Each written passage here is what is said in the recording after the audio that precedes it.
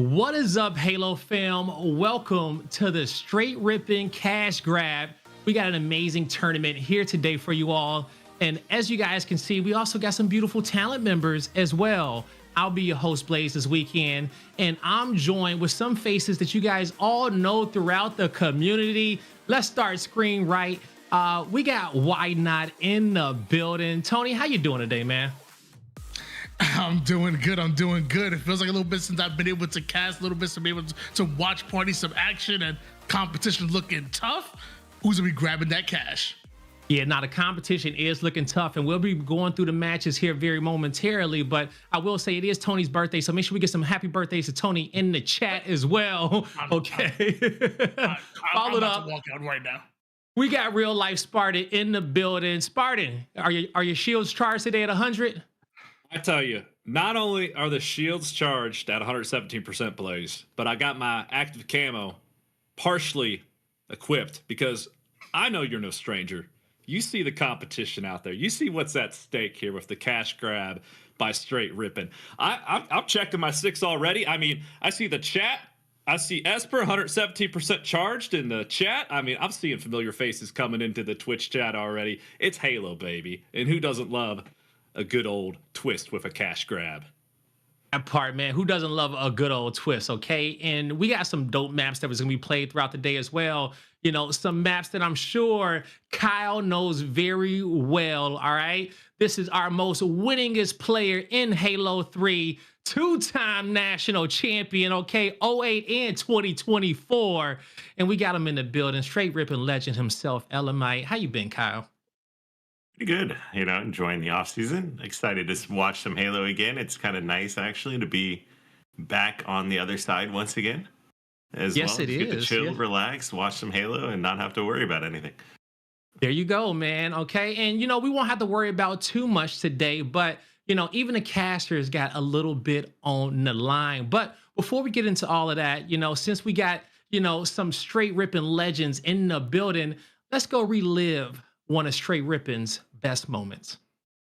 For the counter, Sundance, but they only have 1 minute, 10 seconds left on the clock, and Legit and T-Squared are the only two members alive right now.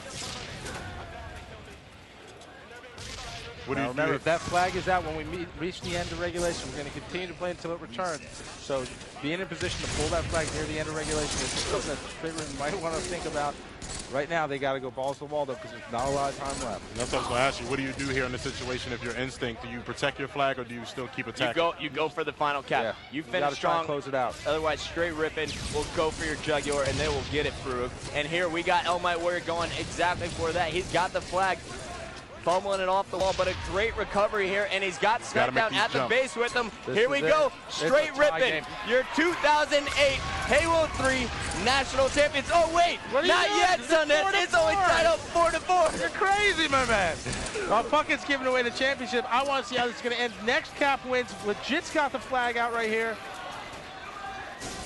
Instinct fighting for their lives, going for the cap. Straight Ripping's got to be worried about the counter cap. Oh my goodness, folks. This could be it. Elmite Warrior. Oh. I'm letting you call it this time, Sundance. Oh, and Legit. we've got a new champion.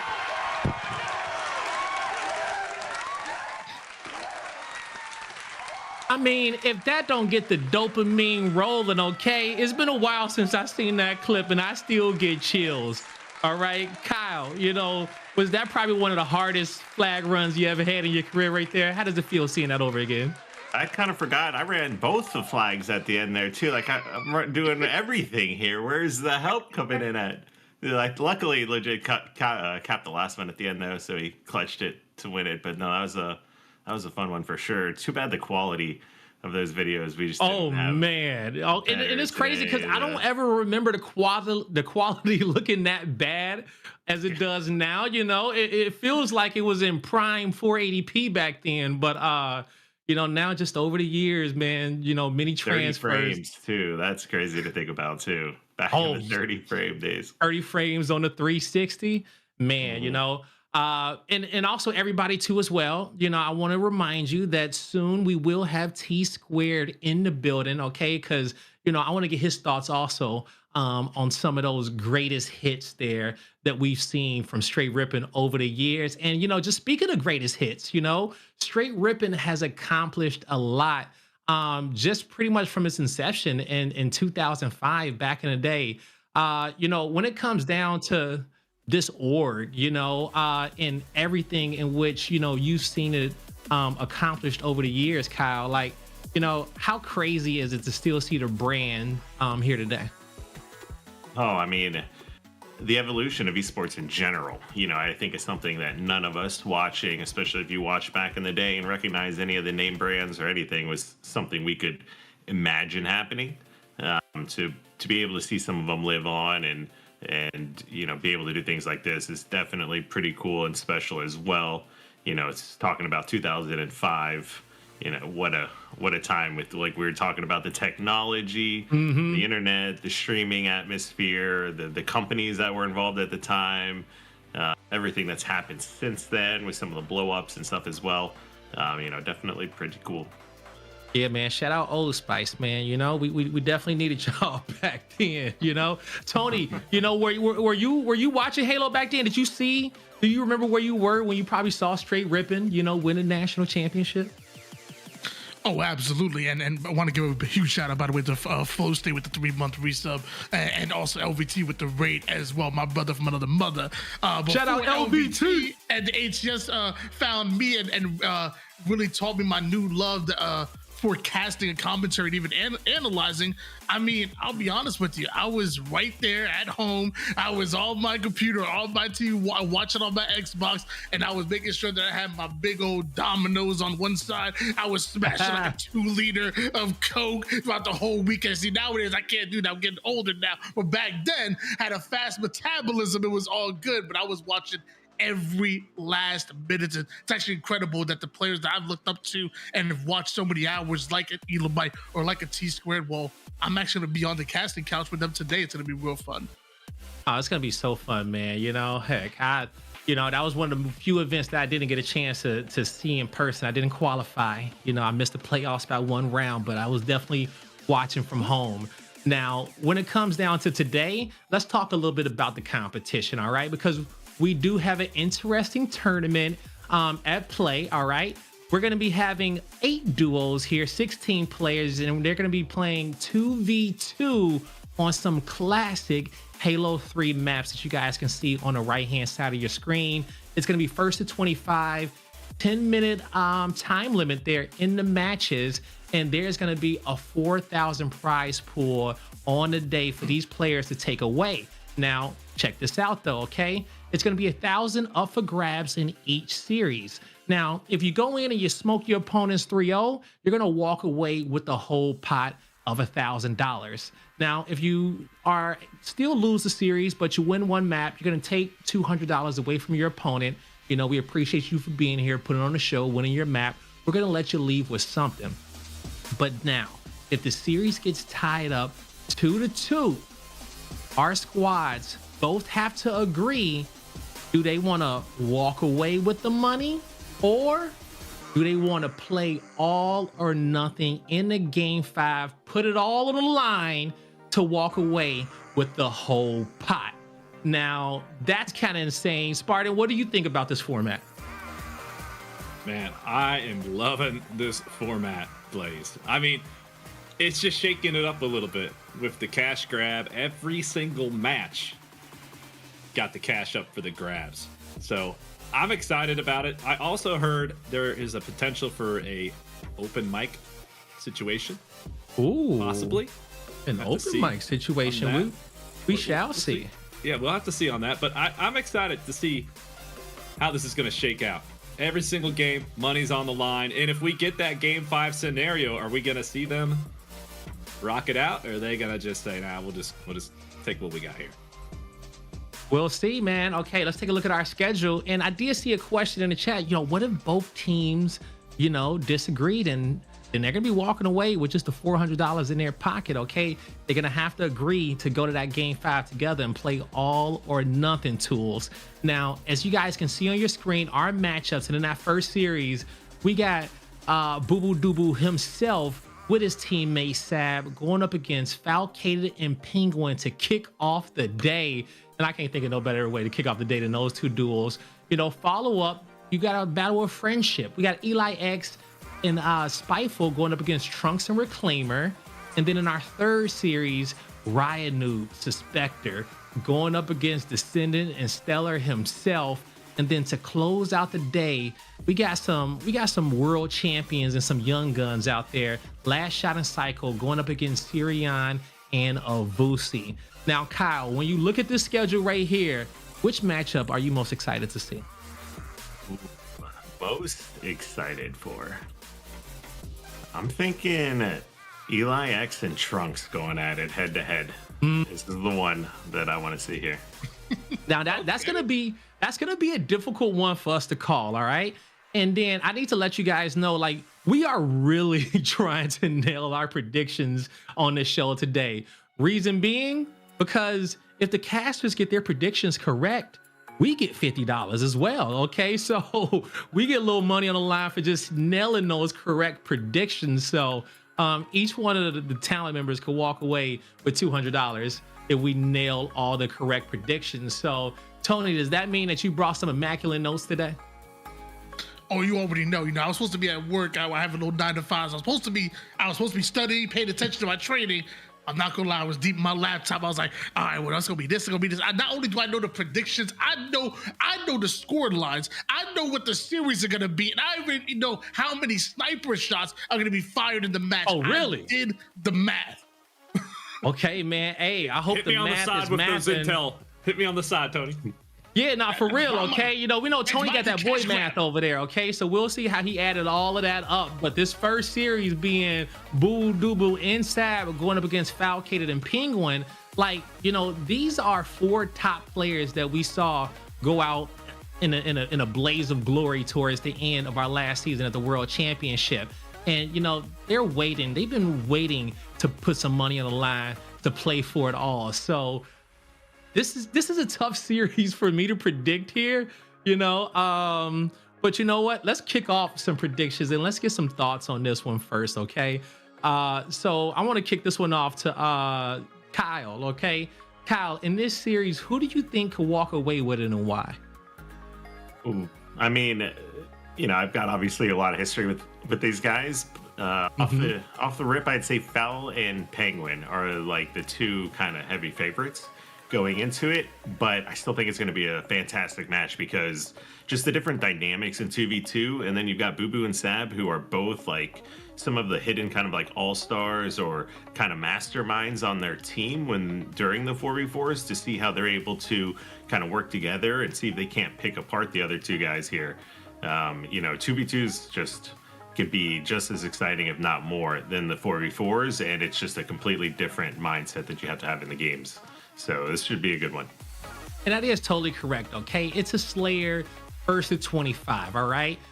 The way that you're moving around the map, partnering up with your teammate, how close you stand to them, just being able to trade out those kills, get them early leads, get them power weapons, it's going to make a huge difference.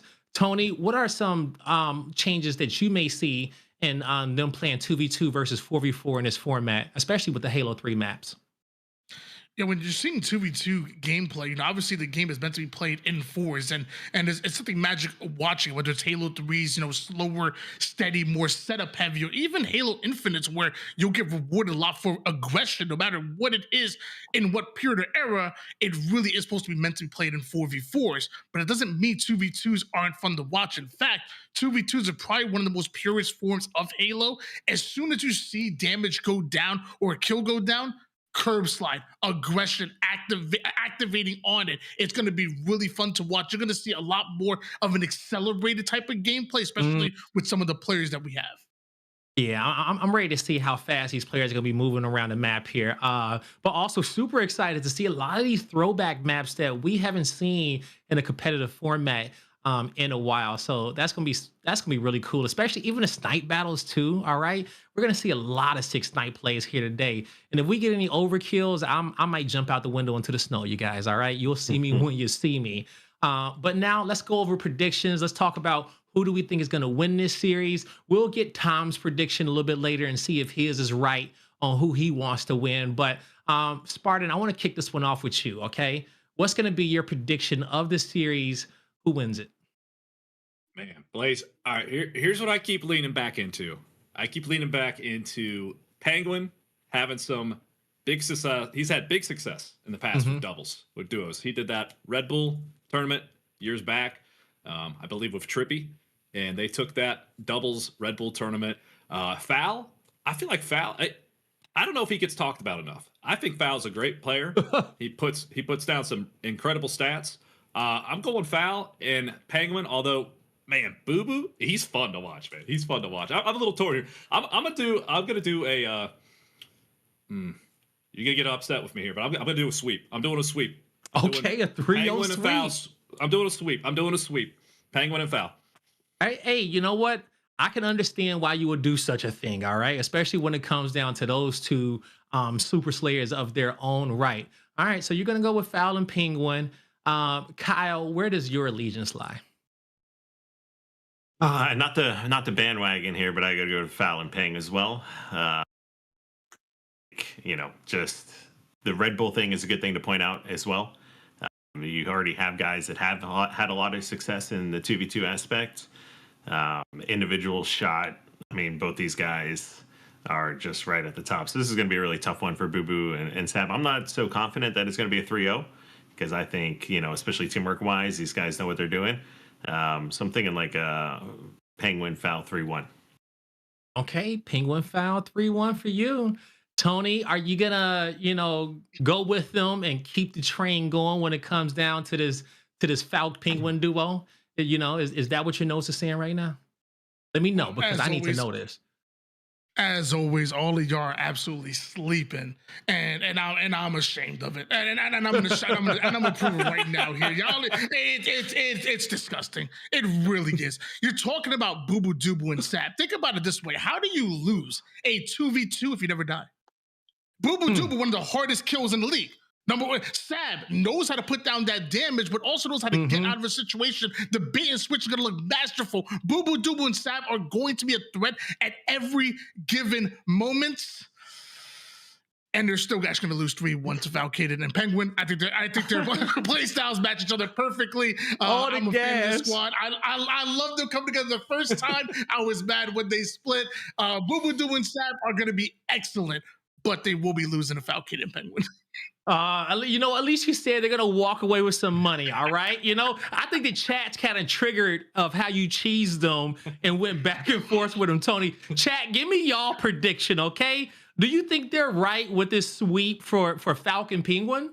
All right, let us know because I may need some affirmations from you guys because as I think about this series and who's gonna come out on top, you say that Boo Boo is one of the hardest kills out there. I think Penguin is one of the hardest kills out there. The way Zane knows how to stay alive is better than most, okay? Happy Feet has some of the best routes in the game.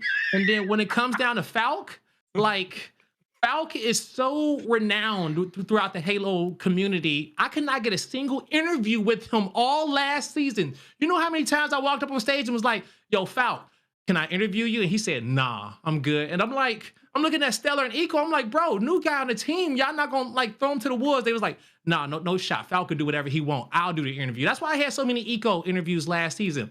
So because of that,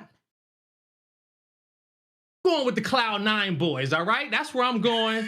Not because they got me a jersey with my name on it, all right? But because I believe in Darth Boo Boo, okay? I believe in Sab, all right? These boys wait for opportunities like this all the time to shut down some people and to shut down some players who are up there and who are so great. And you guys just gassed up Falcon Penguin so hard where I know Boo Boo and Sab is watching.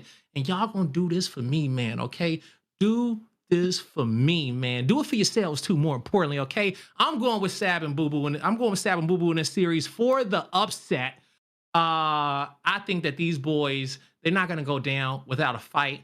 I'm gonna call 3-2, all or nothing. They're gonna double down on it at the end and walk away with it all in a dominant fashion. So that's where I'm going in this mix up. Chat, I think I see some of y'all predictions out there. I know y'all see I see some Sabs out there, some boo-boos. Okay. All right. A lot of fouling penguins. So We might need Zane to check went out recent there. games played because that's going to be a big question here. You know, we're coming in Ooh. fresh off an off season.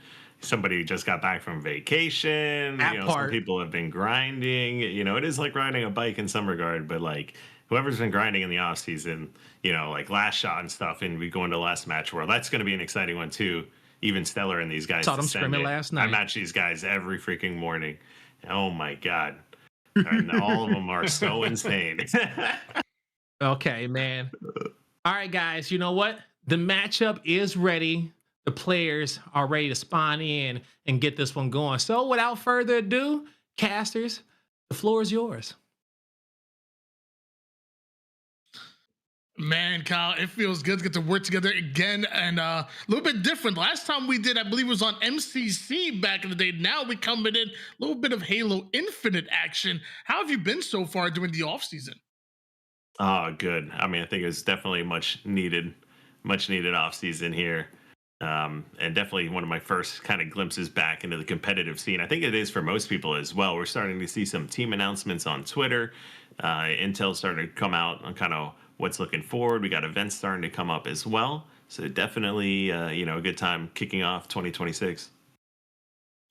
Well, obviously, some of the old school brothers know you as one of the best professional players of all time. You know, some of the new school know you as content creator and a coach, but in between, there was a whole lot of casting there. Have you been practicing up on your casting recently? I mean, I guess streaming helps a little bit, and I mean, it's pretty chill here. Great having you on the desk, Tony. Always a pleasure. Yeah, I think it's like riding a bike as well. When you get to do something that you love, and when a major part of your life revolves around Halo and everything in regards to it, I think a lot of the things carry over no matter what the title is, and of course the passion as well. Well, ladies and gentlemen, match is coming up, and I'm going to bring this a question to Elamite, but also you guys in the chat right now. How are we feeling about taking Halo Infinite's gameplay and switching it up a little bit? We're actually playing on some remakes of one of my favorite Halos of all time, Halo 3. In fact, game number 1 is on Guardian. Is anybody excited to throw things back to the Halo 3? Oh, absolutely. I haven't even played this remake because I think we have another remake besides this one, right? Like in the game? All of them. Well, I mean like another Guardian, like a separate Guardian besides this Guardian. Like multiple Guardian remakes here. So this is a different one, but much more similar to the Halo 3 original remake too. So definitely looking interesting. I think in this lobby as well, everyone was a Halo 3 Pro. So no advantages in that regard. Yeah, this one definitely looks a lot different than the one that I expected to play on. But I will say the aesthetic, it's beautiful. Kind of like an Aztec-y, rainforesty kind of feel to it. I thought it was a stick actually, but big kill by Sab to open things up, make it a double, and most of our predictions might be wrong right off the rip. God bless. Yeah, nice start here from Boo Boo and Sab. They're gonna get the camo, they're gonna get the snipe, pretty much the total of the power weapons on the map, or what we're going to see. I don't know what equipment we're looking at, if there's anything over here that Penguin and Val can actually get their hands on to try to get out of this situation, but it is not looking good. There's nowhere to go, get picked off by 2 snipe shots, and it's going to be pretty easy to predict spawns here as well. They know they're blocking the spawns, forcing the green, and they're in a rough spot once again. Oh man. Oh my gosh. That was actually nasty. 6-1 lead started by Boo Boo Doobu and Sab. Boo Boo Doobu was playing Challengers Call of Duty the last month or so. I don't even know how much Halo he's been playing, but clearly primed and ready, especially with that snipe. Oh, I'm going off right now. But looks like Falcon and Penguin finally shutting him down a little bit here. Yeah, so the good news is there's still a lot of snipe ammo left now that they actually got the kill. I was a little worried at first here. He's still got 4 shots to work with, but only a minute and a half off the game. So down by 4 here, still, you know, anybody's game. Not the start that they wanted, but, you know, I wouldn't be too worried at this point. Actually, weird seeing Boo Boo Doo and Falcon on the opposite side of things. You know, you're talking about best friends. At one point, they were living together. They were roommates at one point. Now, going at it here on the virtual battlefield. Camo Snipe in the hands of Falcon. Wow. Good God. And there we go. That's the Falcon and Penguin we expected to see. Still down by 2. That's perfect timing as well. Camo's up, and now he's going to keep an eye on green. Assuming he doesn't see him spawn there, they're going to know exactly where they are once again. Still has 1 sniper shot, so you can put this to use. He can easily get caught out, though, if he doesn't get help quickly. Nice, perfect. And Penguin gets the other kill as well with Camo. Tie game.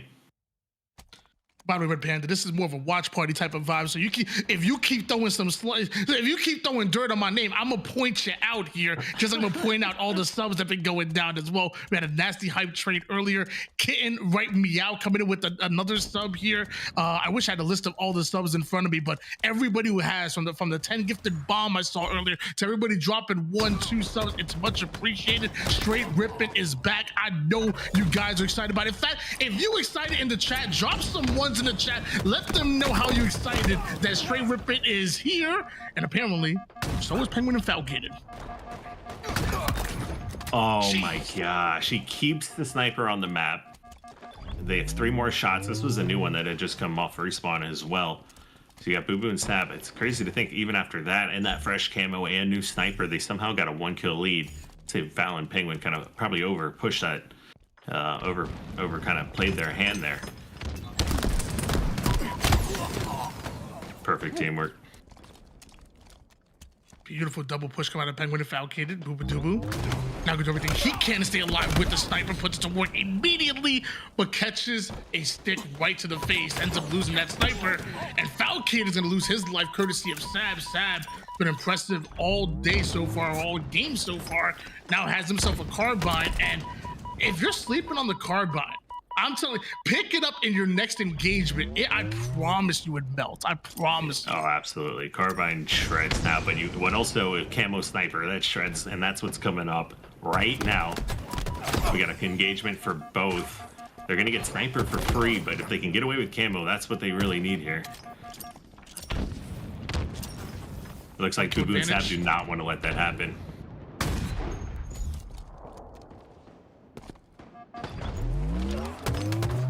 Kill advantage, snipe in the hands of Boo Boo Doo Boo, gets the kill on the Penguin. Falcon it quickly there with the team up now. You have best frenemies going at it right now. Best friends in real life, but on the virtual battlefield, ain't no friends, says Boo Boo Doo Boo. Not only securing the kill, but also securing the sniper and a 2-kill advantage. Yeah, 14-12. Looks like camo goes over to Boo Boo and Sab, or Boo Boo with sniper camo now. This is a tough spot. Val luckily lives there.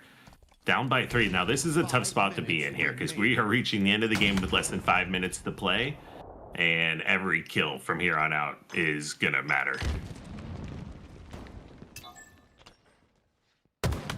Sniping camo in the hands of Boo Boo Doo Boo. Early damage. Height advantage belongs to him. Does enough damage now for Sab. For the flank Sab. Quick with the cleanup. Boo Boo Doo Boo gets his as well, and is this where the game starts to get some separation? 17-13, and Boo Boo Doo Boo still has 2 shots in the sniper. Oh, make it 1. I wonder if they're gonna have an idea of how much ammo he has left in this. Now, camo has run out. They probably are just waiting for that right now and taking their time. They should now have an idea that it's gone. New sniper as well, so they've got about 5 seconds here before they want to make their play.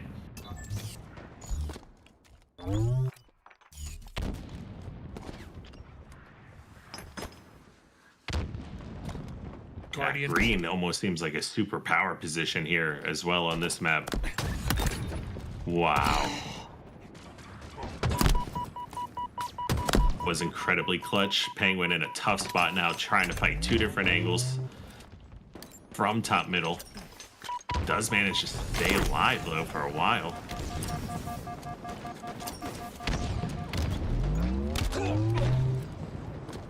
Another trade goes down. Another battle here. It was like Sab trying to get away with the sniper, but he has no shields to work with. An excellent grenade, but somehow doesn't connect. Sab only option is to throw that snipe right off the map. High IQ play from him, but Penguin not skipping a beat as he gets into yet another engagement, another trade that goes his way, but a trade favors Boo Boo Doo Boo and Sab, who still have that 4-kill advantage. Camo is going to be up here. It's a good damage trade so far out of Foul. Oh no. Penguin spawns bottom. Yellow as well takes immediate damage lifting up. Their camo is up. They have to win this engagement here. This is over. Oh my gosh. Perfect teamwork once again. And they take both down. 2-0 trade. 20-18 with camo in hands.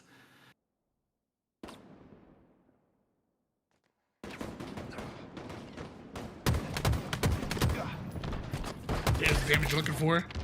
Easy kills. That's ultimately what they're looking for. But as Penguin gets his, Falcated ends up going down courtesy of Sab. So another trade in lives. Still down by 2. Penguin needs to convert this camouflage into 2 clean kills. He needs to be tied up. No trades allowed. Oh, they saw him. Perfect plasma pistol shot. Nice cleanup. Foul gets cleaned up as well. Oh no, what a... They know, they heard the no shields.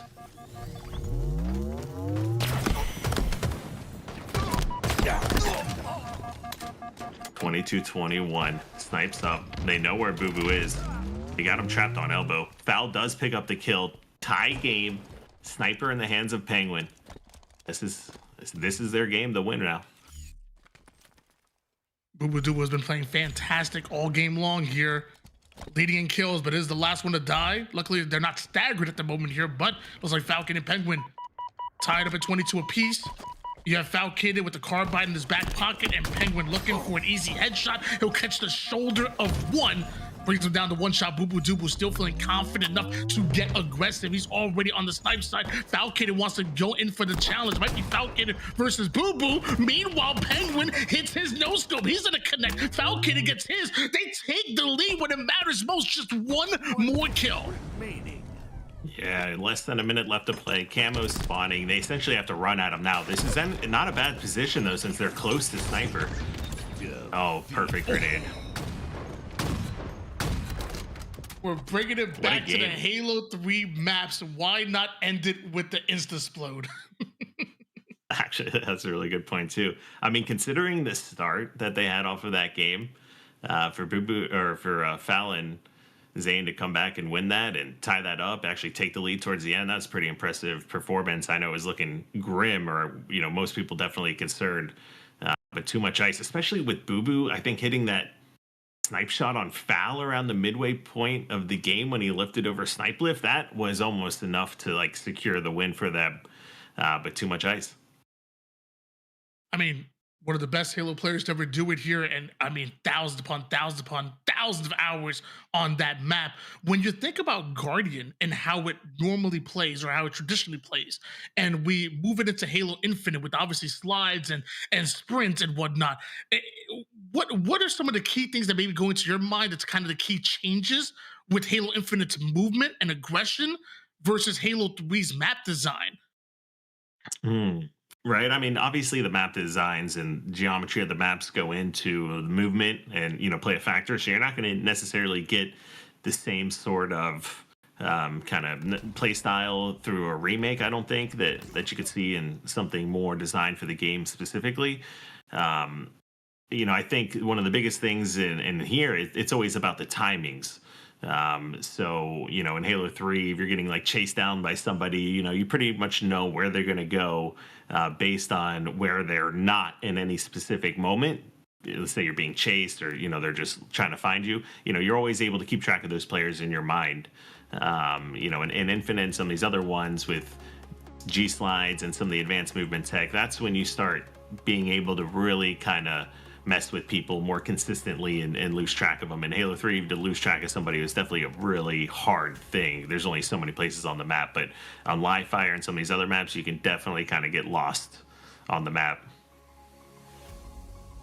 Well, ladies and gentlemen, we already saw game number 1 on Guardian. I saw number 2 is going to be Narrows, and then obviously we have Inquisitor, which could be Midship, and even the Pit.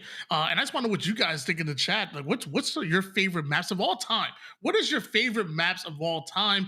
I will be honest. I think Narrows always just kind of. It was funny because like when I think of Narrows, I think of like this long bridge, a couple of snipers, but it doesn't really feel like a map that should be good for competitive, but it was also one of my favorites to play at the same time. What's one of your favorites, especially when looking at this map lineup? Guardian, I was going to put up there as well. It's always interesting to see maybe a Lockout remake. If you're going back to like best favorite maps of all time, I'd say Midship Lockout, are kind of hard to debate with not at least one of those being in the top 2 or top, both being in the top 3. Maps where you can, I think it's kind of one of the requirements is like what map can you spend like 6-7 hours on and literally have like no idea what time it is kind of scenarios. And a Tour de Walsh or some of these other Lockout, like his Lockout was fun for 2s and 4s, and it was fun for like FFA, like 4v4 snipes. It was a good 1v1 map or the 1v1 map. So rarely do you have a map that is a 1v1 map, a 2v2 map, a 4v4 map, an FFA map, all in the same category. And Midship and Lockout definitely fit that bill. When moving over from Guardian to Narrows, again, you have thousands upon thousands of hours yourself on every single one of these maps. What are some of the changes that we should expect to see as far as strategy-wise, as far as game flow-wise, when moving from a map like Guardian to a map like Narrows? Well, I'd say in like any 2v2, the biggest factor of the map and how it plays is just whether or not there's a sniper on the map. I would, definitely considering looking at the layout. It's definitely going to be the Narrows here or the Guardian one we just played. That was going to be maybe their best shots to take one of the wins for Boo Boo and Sab. But considering now we're going into a double sniper map, so anything that goes wrong can get amplified tenfold. Because what was not necessarily a fun 2v2 map to play in Halo 3 was probably Narrows, right? So when you're getting rocketed and double sniped, that's a hard thing to break out of.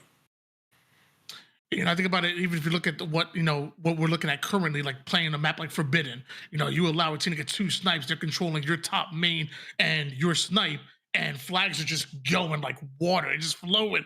And I feel like that could definitely translate to something like Narrows, where you have 2 snipes, you have 4 major spawn points. If you're able to identify them properly, yeah, it's going to go from bad to worse. It's not going to be fun for the team on the opposite end of that, especially if the sniper ammo isn't like, if it's a full sniper in both of them, that's crazy. So you might see a strategy implemented very similar to what Sab did, where he knew was going down courtesy of Penguin.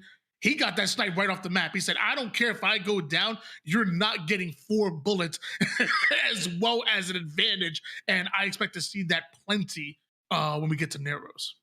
Yeah, predicting spawns isn't necessarily difficult to do in 4v4s per se, but it's even easier in 2v2. And I think one of like the dangers in the 4v4 is not that you don't know where they're going to spawn, but you're trying to assume that you're going to get like 3 or 4 spawns in one area when there's like a ton of different influences affecting it, from vision to gunfire to explosions, anything else going on the map.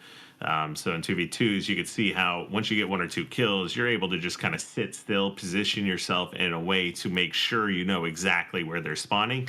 And then you don't have to worry about, taking damage and getting killed by like a 4th spawner, coming out and getting an inconvenient spawn like you would. And so 2v2s, you can definitely just take it a lot slower. If you see one team does get full control of the map with weapons, you could see them play really far back as well. You don't even necessarily have to play and lock down top mid and just play like a keep away scenario. Ladies and gentlemen, make sure you pay attention here, because this is going to be an exciting one. And this is probably, when looking at the entire map pool, is definitely one of those maps that just can snowball out of control. You heard Elamite talk about it. Spawn control is going to be easier. Getting rockets, getting sniper, these are going to be deciding factors. And then also we look at the players in general. I mean, I look at the way Sab plays. He's fearless. You know, he's going to be willing to challenge a Penguin or Falcon at any given turn. Boo Dubu was playing out of his mind even game number 1 to the point where I was about to throw my prediction out the window in the first 30 seconds of the game. But Penguin and Falcon open up aggressive. They go right at the ultra aggressive Sab, Sniper, and maybe getting a rocket for the trouble. Oh, great shot by Penguin here. Takes out Boo Boo as well, who had that sniper. So this is the danger we were just talking about. And as far as like opening strat goes, it was Foul and Penguin kind of like double hitting the same ramp, kind of trying to look for that 2v1 engagement right away. And then you had Boo Boo going for sniper here. So you see that definitely the double rush kind of pays off well here for Foul and Penguin. Start off with a 4-kill lead. And notice how Penguin didn't double up on that sniper before going down right there. He did make sure that Falcon got a second sniper as opposed to doubling up on that ammo. So you see the strategy coming to effect. You also see the dynamo grenades. They were G8 for quite some time, but these are new maps, new layouts. We don't even know what's on it right now. Yeah, those shot grenades coming in handy here for Boo Boo as he's able to grab that kill onto Foul. I think they're force spawning, or at least within this map, you force spawn on the same side here. So they're going to be very careful here when you are in the enemy team's base here, how you're looking to set up and control. By the way, if anybody knows who made the first map, and even here, like, who's forging these up? Beautiful. Yeah, fantastic.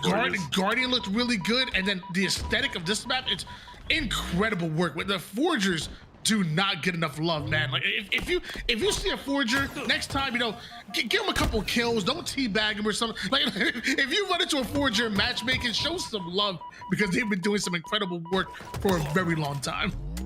And I just want to say as well, like the smooth surfaces, you know, as I've naded myself like 30 times in the last few days off of things that don't make any sense and just send your nades in random directions, especially right back at your face. It's nice to see these smooth maps where, you know, you do something and it does what it's supposed to do. Oh, I should have known it was unique. I should have known. Oh, of course. It's too smooth, too clean, just like the shots from Falcated that squad wipe both Sab and Boo Boo Dubu already having the lead, and Falcated, he wants more. All right, the good news is there are only 2 rockets in there, but the bad news is Sab eats the first one and then Boo Boo the second. So snipers up again. The timing not ideal here. And this is one of those games, way more so than the first one. Like we talked about, it can just get out of hand.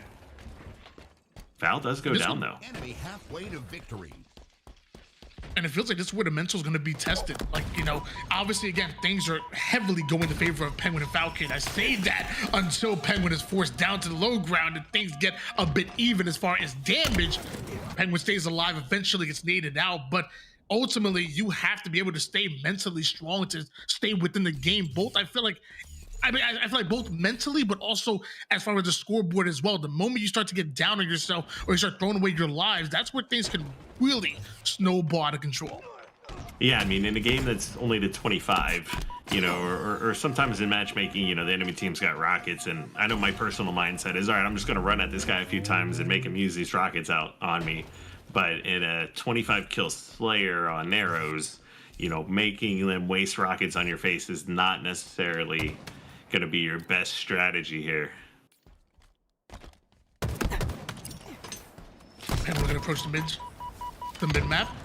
But the both Boo Boo Dubu and Sab, and the damage is way too much. Overwhelms them. Falcon is able to take down 1 and takes down 2, getting kills that he has no business doing so. Falcated, giving them a 16-10 advantage. Yeah, and you can see they got top mid control. Great damage trades. Pushing immediately across. Zane's also there. Sab's got nowhere to go. 2 more unanswered kills here. And now we're getting close to the point of no return. You've coached both Falcon and Penguin in your career here in Halo Infinite. Could you name a couple of things that make these 2 players special? Like, what are some of the characteristics you're like, oh, that's Penguin. Oh, yeah, that right there is Falcon. Yeah, well, actually, Boo Boo as well, because I was with him in the Reach 2020 tournament when we won. Ooh. Okay. Oh, that. I mean, Zane is just, when he's locked in and kind of doing his thing, he is just one of the most impactful players on the map. You know, somebody going back to like the Guardian map where he was fighting 2 players from top middle, the green and sniper guy. There's not many players that can be top middle of a map and be positioning themselves and fighting in a way where they're taking 2 engagements on, you know, different, you know, 100-degree angle and fighting both of them at the same time. Like that's Zane. Love that. 24-12. 1 more kill needed. Falcated, line it up. Boo Boo Doo catches him right in the left toe as he brings him down to 1-shot kill, gets cleaned up, and like clockwork, Falcated and Penguin are dangerous on the map. They go up 2-0 in the series, but I do want to remind you guys, RLS said it best, RLS said it best in the intro. Every game matters. This is a cash grab. So there is still an opportunity for Boo Boo Doo and Sab, even if they don't win the series, to get some cash for themselves. There's definitely opportunity where even if they win 1 game, they get themselves $200, or maybe go back to back and put us in a situation where they can split it 400 apiece, or winner takes all in that game number 5. So not out of it just yet. Falcon and Penguin up 2-0 and looking very good, but it's every game does truly matter.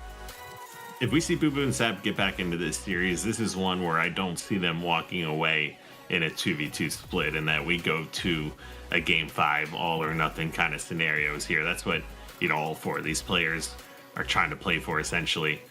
Now, whether or not we're going to be able to go that distance, that's another question, because, yeah, Penguin, I think some people in the chat were saying it as well. Penguin and Foul are looking dangerous, both of them. Shots are on fire, snipes are on point. Even when they found themselves down 6 in the first game, they didn't change their playstyle or hide. They, you know, they slowed it down for a second, but then were right back at it and, you know, tied it up almost immediately. So, you know, this is going to be a tough one, but it's a good point. Like you said, it is the cash grab. So 1 game is what, $200 if Boo Boo and Sab can come out and win this. So that's kind of that's a lot of money on the line for 1 single 10-minute game. So I could see them, you know, this isn't a time to be like, oh, the series is over, we're already down 0-2, we're going to roll over here. This is a time where, okay, we might be able to sneak away with a couple $100 here if we just come out and take one of these wins. You know, you brought up a good point. You talked about, I think I heard the competitor coming out of you. If Boo Boo Doo and Sab were to win 2 in a row, they'll probably go for that winner takes all. That's the competitor out of you. I'm gonna be honest, the coward in me says, why don't we all just be happy, split the $400? If you guys in the chat say the series is tied at 2 apiece, would you be willing to split the $400 and everybody gets paid? Or are you saying winner takes all, game number 5, $1,000 on the line? Let's get it, ladies and gentlemen. Inquisitor is coming up next, and this is the Midship remake. I know how Elamite feels. I want to know how you guys feel in the chat. Map, once again, looking smooth, though. I mean, the colors as well. I just love a smooth map. Nothing better than a smooth map and your nades not bouncing back in your face. I mean, you brought up before, and by the way, you brought up again, it seems like you got something personal against those nades bouncing off, but I feel like we've all kind of been there where you're thinking nades that bounce off a certain surface and move the right way. Well, it really is. It seems like every surface just looks silky smooth. Again, huge shout out to Unique, and also shout out to STR8 RIPPIN for bringing this tournament together. You know, I've been so in love with the Halo Infinite maps. I can play live fire over and over again. If I'm looking for a fight, you know, see me on the streets all day. But I also will say, bringing the nostalgia back, you know, I might grab me a Dr. Pepper when this game is over, because it really feels like it's bringing me back. Oh yeah, this is looking nice as well. And speaking of which, Boo Boo and Sab with a 2-kill lead. We've seen them here before. I think they're kind of got a little bit of experience here in how they want to handle some of these situations against Penguin and Foul as they go forward in this game. So yeah, I like this. They're going real slow and making sure they're playing together as best they can here. Takes a bit of team damage on his way going down to low base and is taken out as Sab. What we'll do, quick to get into the fight, wants to go in for the challenge onto Falcated and wins that one. Boo Boo giving him the Doo Boo. still staying alive. Wants that P3 control. Hey, no way they expect him to go one shot and get that height on him. And with that, able to find the angle onto Penguin. Ultra aggressive once again. Boo Boo Dubu is back. That was a great trade by Boo Boo Doo. I actually really like him playing aggressive there because his main goal was just to like make sure that Sab can get this camo and get out alive.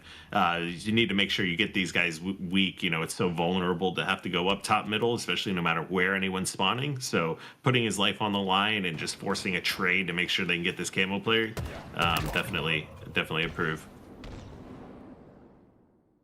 So seeing a newly invigorated Sab and Boo Boo Dubu, kind of what we saw early in the Guardian game right now, a lot of new energy. And let's be honest, Boo Boo Dubu obviously didn't have the best of games in that game number 2. Well, 4-1, 2 assists. This is also what you want to see in Sab, getting every last bit of that camouflage. Remember, one of the most recent updates, we did see camouflage change to 45 seconds, and it's a whole lot of camo for Sab to take advantage of. Yeah, 9-3 lead. So pretty similar to what we saw in that game number 1 here. But one of the biggest differences is there's no sniper here for Falcated and Penguin to use to try to get back into this game. If they play this right, Penguin should go down as well, and that should be an 8-kill lead. Sure enough, it is.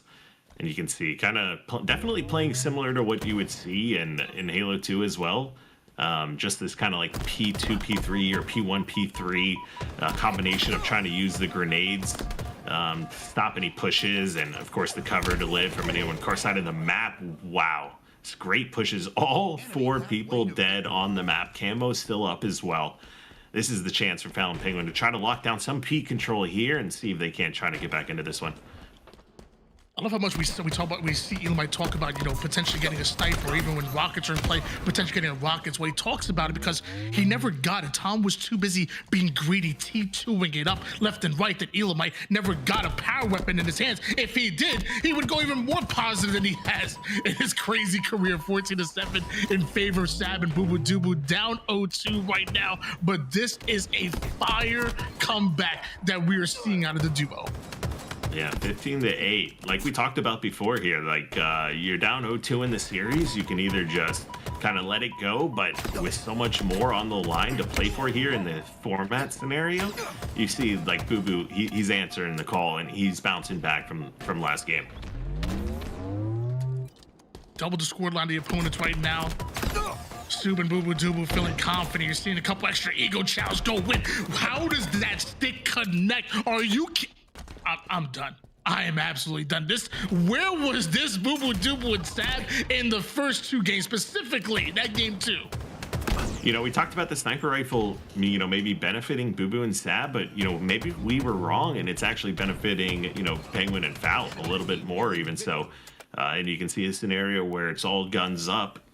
Boo Boo and Sab are, you know, really coming away hot here and coming away with really good trades.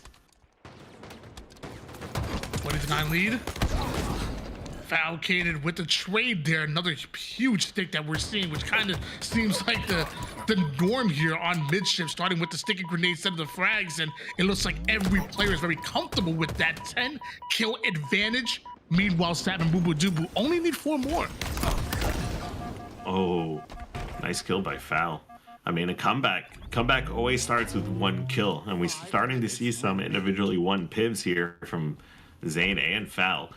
And you know they want to close this one out, right? This is the full 1,000 versus, you know, obviously finishing out the series, the 200 split, or even the risk of going to a game 5. Sab does not want to let that happen, though. Perfect shots while falling.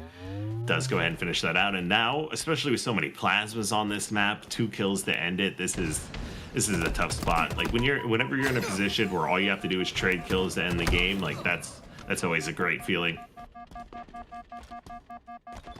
With the way that game number 2 went, Penguin and Falcon, it must have been feeling confident, must have been counting their chickens before they hatch, maybe spending that money too soon, wanting to buy some Pokemon cards or something, while Sab and Boo Boo Dubu remind them that they are still here, they are still confident, and as they're looking for that final kill, Sab is gonna get it, he's going to end it. Sab and Boo Boo Dubu are on the board, and ladies and gentlemen, we got a series. We do have a series. 2-1 now lead. I forget what we're looking at for game 4, but biggest question obviously going to be, Pit, you said? Pit. Yeah, so back to snipers, back to rockets, even more equipment than what we're seeing on Narrows and Guardian as well. So I think that kind of fits to the map, just running at the enemy team. And Penguin and Foul, I think we're in a scenario where they're probably a little bit unhappy with how this one started out, similar to what happened in game number 1. And they're looking to kind of get back into it, run it back to stay. Yes, and Boo Boo Doo, they want that pure form of Halo. They want like the holy trinity, melees, bandits, and grenades, and that's it. It seems like they don't want too many of the power ups and power weapons to get involved. And when you think of Pit, we think of a plethora of all of that. And different to what we saw on Narrows, maybe Narrows might have been easier to spawn trap, but there was also more opportunity to get the power weapons off of the map in a bad situation. On Pit, you kind of hope you either waste the ammo or you're giving the enemy team more advantage after they get themselves a lead. So Pit's definitely going to be an interesting one. What I noticed, one of the fan favorites in the chat, I'm going to be honest with you, as somebody who's always been bad at Halo, there's some bad memories on this map, man. I've been torched, brother. I think it's kind of like a rite of passage. I think a lot of us have at least one bad memory on the Pit in some regard, some more than others for sure, but I definitely am. I'm right there with you, Tony. And you know what? I'll put myself out there a little bit, and I've actually never told this story one time. So, I'm not gonna lie. I thought it was hot stuff. I thought it was hot. Sugar honey iced tea. For those of y'all don't want to curse on the broadcast, but when I got brought into my first 8th game or first 8th lobby, it was Pit was game number 1. I'm not even joking when I say this. I'm pretty sure I went. I think the actual score line was 2-21 was the actual score line. It was my first 8th lobby. I had never played competitive before. I played ranked, but never played competitive with players who actually called out, were actually coordinated, knew the meta. It was not fun. Wait, so what did you go? What were your stats? I'm pretty sure the exact score line was 2-21. I got 2 kills though. Hey, that's 2 more than nothing. Well, it's also the two wins that Falcon and Penguin have on the board right now, looking for that final one. And if the series ends 3-1, if it does, we have a cash grab of $200 going the way of Boo Boo Doo Boo and Sab, and of $800 going the way of Falcon and Penguin, at $1,000 on the line. But again, to remind you guys at home, if Boo Boo Doo Boo and Sab win this one, and the way Boo Boo Doo Boo is sniping right now, if it continues that way, we could see a situation where they split $400 across the board, or they play $1,000, winner takes all. And also, by the way, we also got a little bit of action as well. The casters got to predict things, and we did predict it to go Falcon and Penguin's way. So we got a little money on the line on this as well. You can see we got Boo Boo and Sab. They get both sniper rifles, and they're just set up in the Mauler area, just waiting for anyone to peek. And I do like what we're seeing out of Val and Penguin. They try to rotate around the map, but it kind of gets sniffed out. Boo Boo Doo Boo pushes tower. They set up some new crosses, and right now they are in a bad spot once again.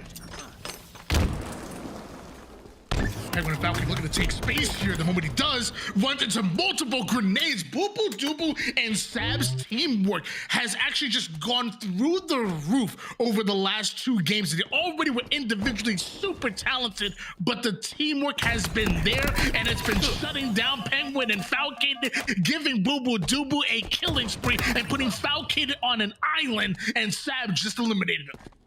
Yeah, 7-1 lead again.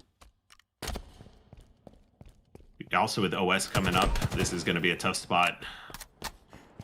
I think we go into a OS now, Rockets in 20.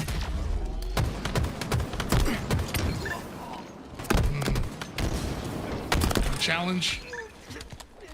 And with Boo Boo Doo Boo grabbing that overshield fresh off of a clean wipe here on Falcon and Penguin, why don't we hop into the comms of Boo Boo Doo Boo specifically and find out what they are doing to just click like this, because they're going to go on a killing frenzy if things continue like this. Dude, I got Rockets. Or snipers, I mean. Yeah, I'm gonna try to go for it. I'm respawn.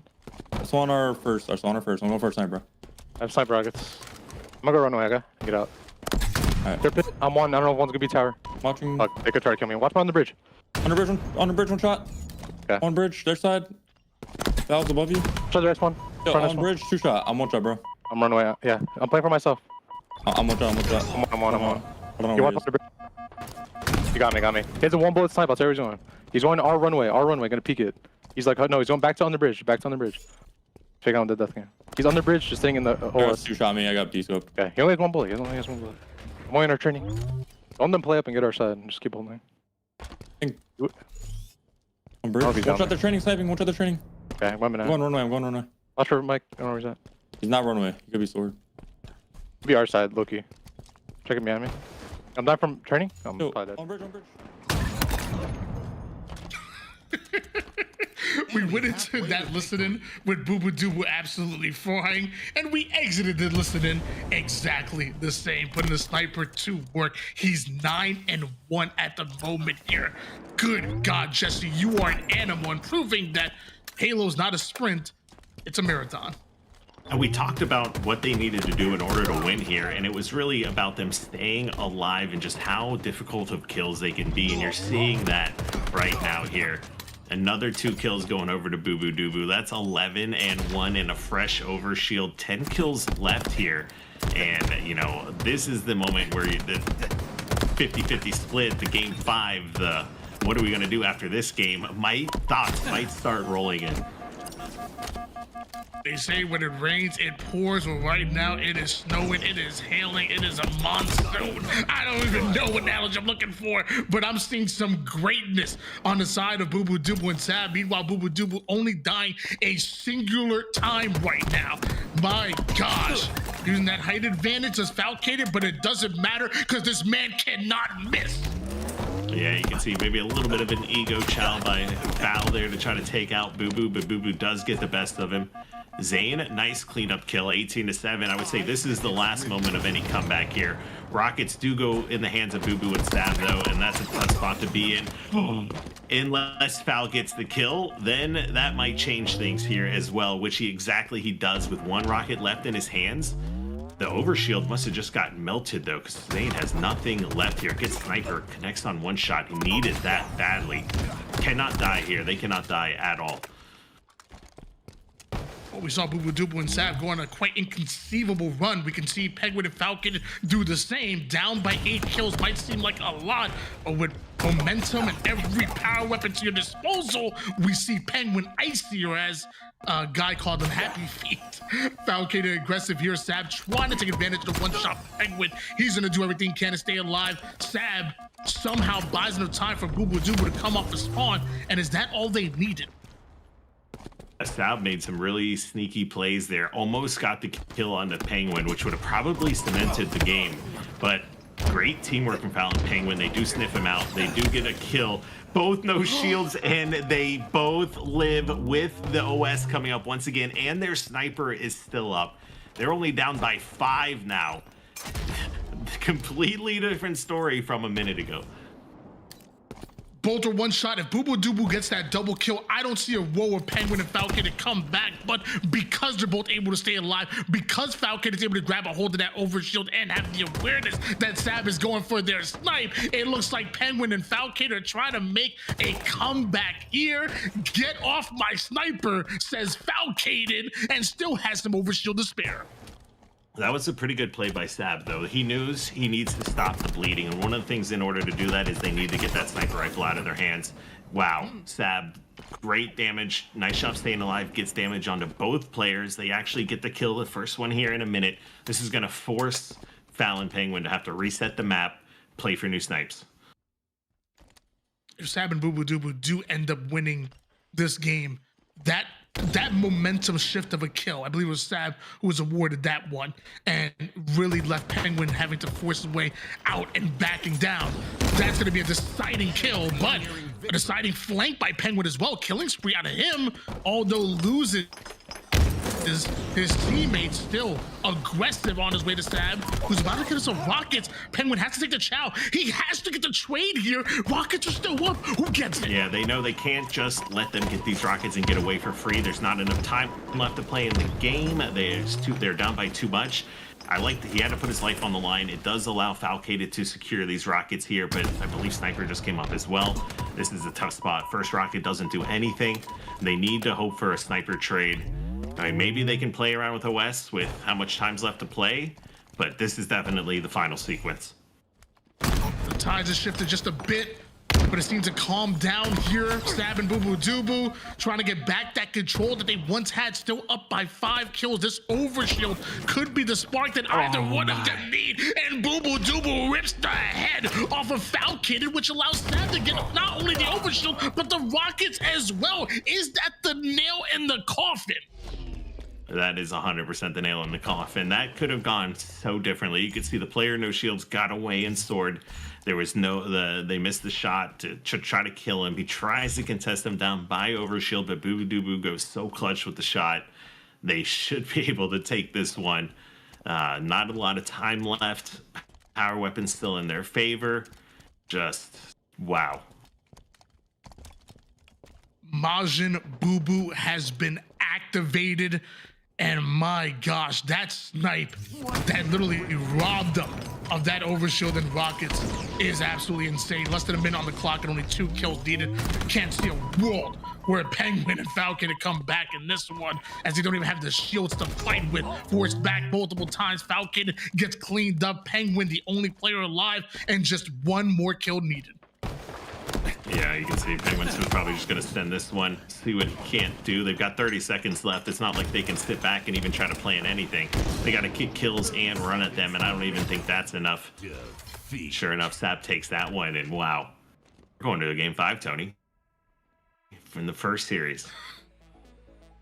I'm going to be honest with you guys. I mean, if you told me at the beginning of that Guardian game that we'd be going to a game 5, I would have believed you. I thought Boo Boo Doo and Sab were out of control, but that Narrows game, it scared me. It really did. I believed in Boo Boo Doo and Sab. I said they're going to both be extremely tough kills, which, by the way, Boo Boo Doo started the game off, 11-1? And probably even better than that. I mean, we're talking about 2 of some of the toughest kills in the game, but I really had faith in Penguin and Falcon right now.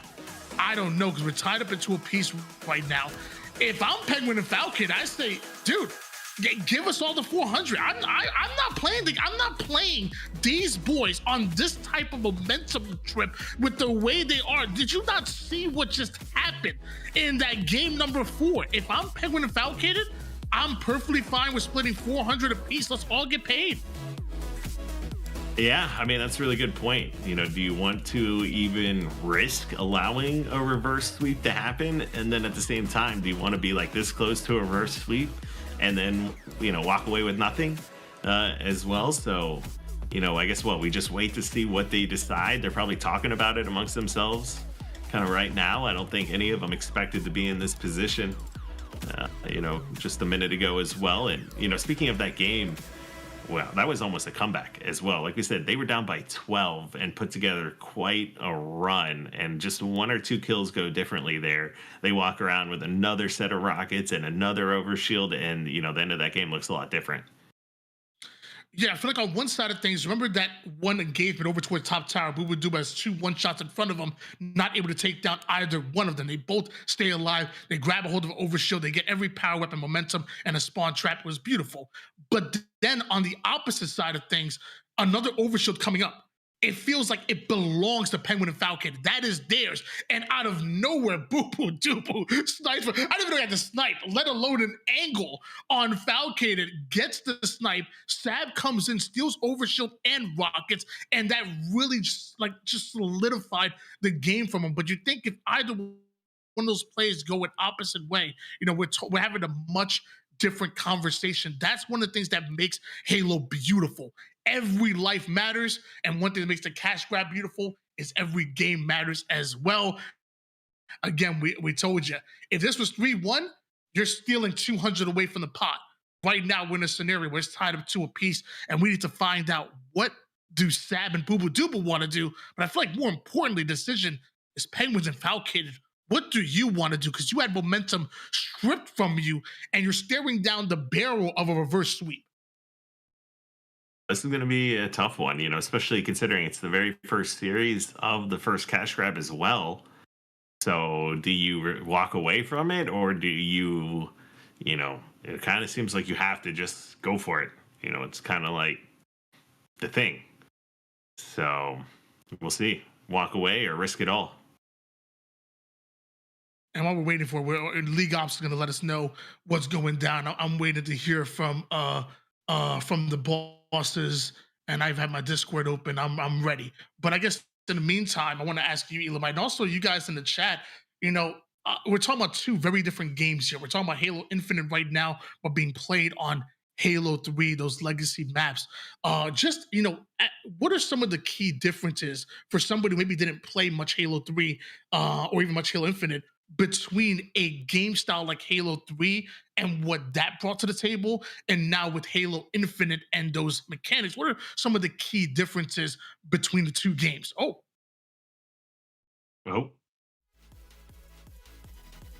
I mean, definitely lots of differences, but lots of similarities as well. I mean, some of the overall premise lives for all of the Halos, and I think that's why you have so many people that play all of them and love it so much. But I think we got a confirmation on, you know, what's going down. Not that we got an update, but like the map is loading, so that can only mean one thing. It can only mean one thing, ladies and gentlemen. Winner takes all. $1,000 on the line. Will it be Boo Boo Doobu and Sab? Will it be the opposition Penguin and Falcon who had control in the first two games? I don't know, but it looks like we drop it on Canopy. And does this map look familiar to you, Elamite? This is one that I think I've seen before, and you know, as we talk about some of the greatest maps of all time, you know, the what a great map like Guardian was just kind of based around itself, the original numero uno piece here. I think we're looking at a lockout. Let me tell you guys, if you had beef, this is where it got solved. We heard Elamite talk about before. It don't matter whether it's 4v4s, 2v2s, 1v1s. You left your excuses at the door. Any beef, any argument, see me on lockout. And I didn't want to hear no talk from whoever lost it. I can't think of a better map to end what is an exciting series right now. We talked about it, Penguin and Falcated. Big comeback in that game number 1. End up coming out dominant game number 2. It was looking like it was all theirs, but Boo Boo Doobu and Sab rising from the ashes like a phoenix, coming out hot in that game number 3. And I don't know what the heck we saw in that game number 4, but it was scary, specifically out of Boo Boo Doobu. This beef will be solved here on Canopy, your lockout remake. Guess they're loading in right now. Or we're stuck in the infinite load screen. Lockout, I mean, really liking the color kind of variations, pretty cool. The background outside of the map is beautiful. I don't even know how you do that in Forge. That's pretty wild. Lots of greenery. Like it. Yeah, if there's anything going to be on the map, put some grass on there, because the grass isn't going to kick your nades back in your face. So that's a good one as well. You got Carbine S2. He's mad. Elamite's mad at those nades. All right, but we're into it. Tiebreaker in the chat says GA super bouncing. Are we allowing super bouncing? Oh, that's a good question. Oh, I wish we had it. Really good damage out of Boo Boo Doobu so far. You can see everything's gonna kind of be played around getting the sniper. It should be able to be naded if any of the guys are able to throw the nades. Perfect. Looks like no one is. This is pretty much the classic 2v2 standoff scenario that you see on the map set up instantly. The sniper in blue versus library top BR controls. You see, we don't see Foul get the carbine yet, but we are seeing a super aggressive push here. Nice shot by Penguin. don't know if we saw that much in Halo 2 2v2s, but Penguin aggressive over towards the BR tower, gets in there, gets almost a flank off a different angle, and ultimately one that Sam and Booba weren't ready for. Well, they better wake up real quick because Falcated has 3 bullets left in this sniper, and he wants to get that lead right back. Yeah, I don't know if he knows both players are right on him, and as Zane tries to push across and help, he'll get taken, no shields. And sure enough, both go out. Foul tried to throw that sniper off the map, but Boo Boo caught it midair. I don't think he knew Stat pushed up through bottom middle, and they got right on top of him before they were able to really kind of find out where anyone was. And that's going to be pretty unfortunate to get that sniper and not really get any kills with it. It could come back to hurt them. This is game 5 again, and a winner-take-all scenario here. So last shot of the sniper by Boo Boo connects perfectly onto Foul. That goes ahead and gives them a lead. Off screen, we saw Penguin serving up a hot 5 over towards Sad, but Boo Boo on screen with that snipe was beautifully placed, and Penguin another BR tower flank. This time is a catch a grenade with a high-risk, high-reward play. Falcated onto the 1v1 against Boo Boo. These two have teamed. They know each other extremely well, and Falcated knows Boo Boo's tendencies and uses it against them, tied up once again at 5 apiece. Stab's just trying to buy some time for Boo Boo to spawn, but he isn't able to get the damage out to get a trade. That's going to allow Penguin and Foul to get the sniper rifle once again, and that is not what you want to see. Boo Boo, he was trying to keep them off sniper rifle, but there's just so much you can do in a 2v1 scenario. Now, we do have sniper back in the hands of Foul. Last time Stab snuck across bottom and got into sniper without them noticing him. So as long as they're able to keep him back, they should be all right here. But it looks like he does it once again. Shark King with a huge prime sub. Stab and Falcated with the huge trades, and Boo Boo the only player alive on the map. He says, thank you for the sniper. 3 bullets to work with. Falcated Penguin still with a slight lead. Boo Boo and Sab, they've got to be feeling great here. I mean, to allow or to shut down Foul and Penguin and prevent them from getting any snipe kills hurts really bad here. However, you do have Foul and Penguin still with a 1-kill lead. Looks like they're in a pretty tough spot though. They're trying to push across, but Penguin's probably taking some damage. Sure enough, he is 1 shot. Doing his best to try to finesse, but can't get away as Foul also goes down. So now we see our first lead change. An aggro Boo Boo and going in for the spawn traps here. Man, have Boo Boo and Sab been scrimming on this map? I don't know, but they seem to know exactly where the spawn's gonna end up. As I say that though, Penguin does take down Sab, leaving Boo Boo by himself, and Penguin and Falcated take every last bit of advantage.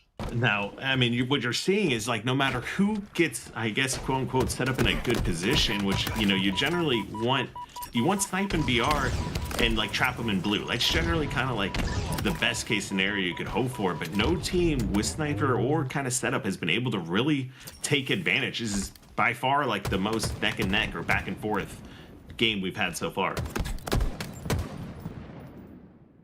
See, once again, same strategy implemented by Falcated and Penguin. Falcated standing far, doing the damage, creating a distraction. Penguin looking for the sneaky play to catch them off guard.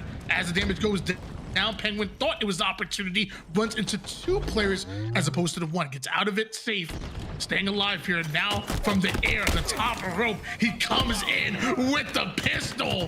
The sidekick looking like the main character, and Falcated doing what Falcated does best, cleaning up the pieces. And that's the perfect time to push. You can see Foul, he was sitting top ER, but he didn't want to leave Zane by himself at Sniper. They also have Sniper spawning right now that they want to get their hands on. See Boo Boo and Stab doing their best to just keep them off of Snipe, but Zane is on another perfect flank this game. He should be able to clean up both here. Sure. Oh, he only cleans up 1. That's big, but it should allow Foul to get Sniper, and he does clean it up as well. Great death cam, great communication here. 16-12. Largest lead so far.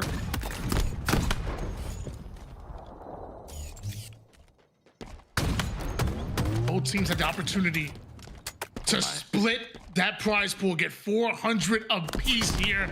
Both teams decided for a winner takes all, and right now it's Falcated and Penguin that might be benefiting from both teams' decision. 19-12 lead right now. Something has to change if we're stabbing Boo Boo Doo Boo. But Penguin, he's going insane right now. The shots go off. Boo Boo Doo Boo's one shot. The nades should be able to finish him off, but the sidekick right now is the strongest power weapon here on Lockout. And you can just tell Foul and Zane, they smell blood in the water. They are just running at them, going for the trades, picking up these kills here.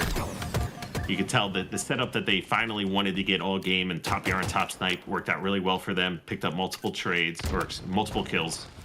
And you can see Foul did go down there. So a little bit of hope for Boo Boo and Sab if they can get something else out of this. But in order to do so, it's going to be tough. So many grenades on the map to nade these doorways, slow down pushes.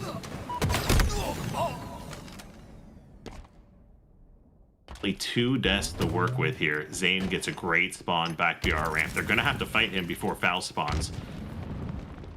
So now they're going to be together on open ramp. They need to try to at least just kind of find out this information here because they can't risk getting picked off. Zane with perfect shots and gets away. Hardly took any damage. Killed Sab S3, and that should just do it, yep. The series was so back and forward. I'm pretty sure people in the chat think it was scripted. That was beautiful, and that starts your straight ripping cash grab. Ladies and gentlemen, home, are you not entertained? That's how we start things off with a game 5.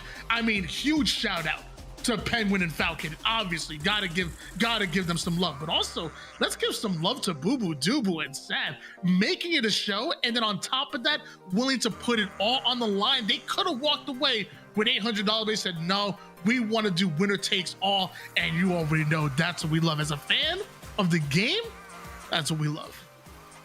Absolutely. Great overall series. Very, very entertaining. Good back and forth scenarios right from the get-go in game 1. Even the 2-0 lead didn't see in any sort of real blowout besides that game 2. You know, only one game probably wasn't really that close, or I guess each team had one win where it wasn't even that close. Yeah. So, you know, definitely some of the recipe to a great series. I'm assuming neither team has like much experience on any of these maps as far as the remake version goes. So, you know, definitely a little bit of first timing on it as well. So, you know, they're around their movement and kind of where to go. I'm sure they're just learning as they go. But, you know, big props to Zane and Foul. It's kind of what we thought was going to happen. But I think Boo Boo and Sab put up a bigger fight than I was initially anticipating. And, you know, being down 0-2, I didn't see them bringing it back like they did. So, you know, big props to them and taking it to the game 5.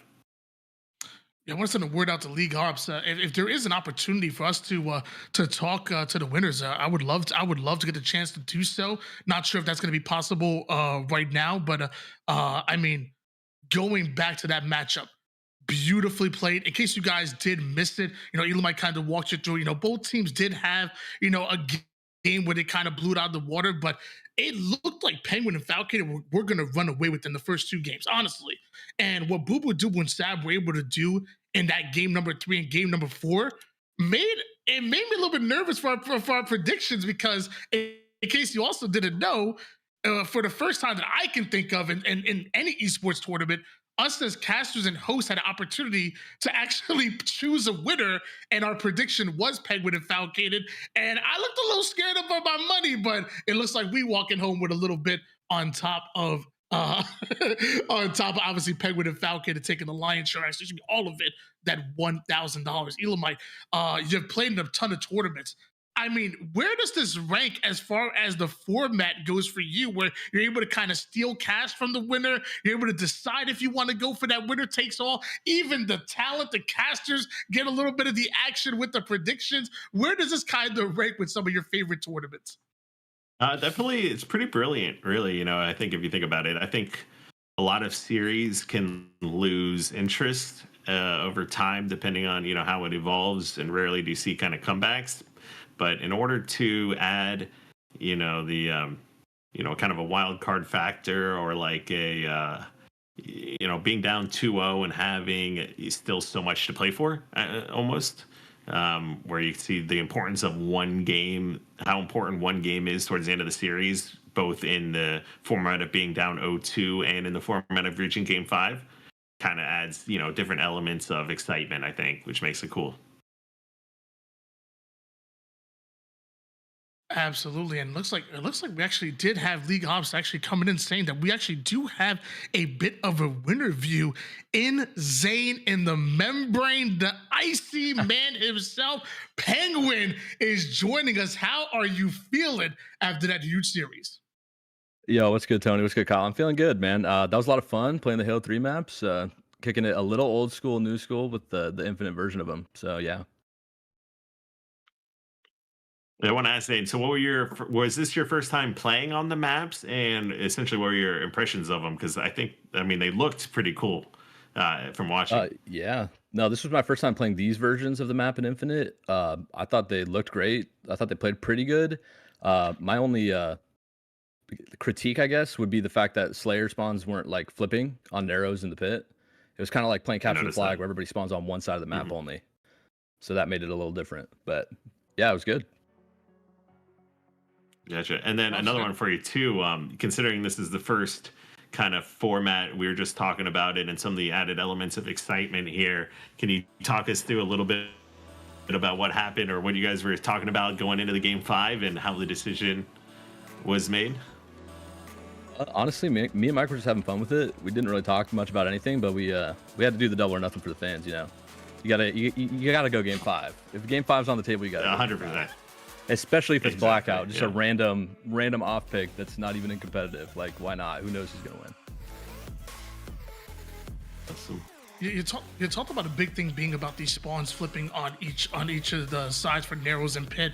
I guess like with so much of the game being about muscle memory, you know, was there anything else that kind of stood out to anything else that maybe was changing the meta when you're playing a Halo 3 map versus having Halo Infinite mechanics? I'd have to play the maps more because obviously there's a lot of potential on the different maps to hit some different drop slides and stuff, or G slides. I call them drop slides to this day, but I'd have to play it more. But it played a lot like Halo 3, honestly, especially the Guardian map. They spawned where they should have. Maybe they got one squad spawn or lifted, I'm not sure, but I thought they played really good. I had a lot of fun, and even on the pit, I mean, even though we were getting kind of owned, having that 2 sniper map, I like that for 2s, low-key. And narrows too. I do want to ask you one more question here. Out of all of the maps here, which I think you might have hinted at it, what was your favorite map that you played? I would say Guardian, just because I loved Guardian. That was like that's like a base map, no DLC, whatever. It's like one of the first maps for Halo 3. I just remember playing it all the time, and I'm just a huge Guardian fan.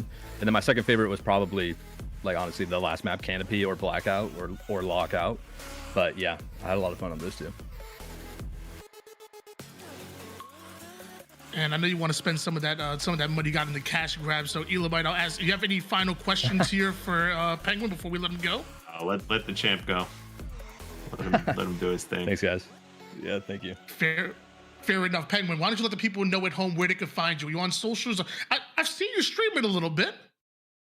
I have been, yeah. I mean, anywhere you can find the name Pazingwin, 9 out of 10 times it's me. So on Twitter, Twitch, I have 3 Z's right now. I got to email them to get the original back. But yeah, twitch.tv/Pazingwin, PZNGUIN.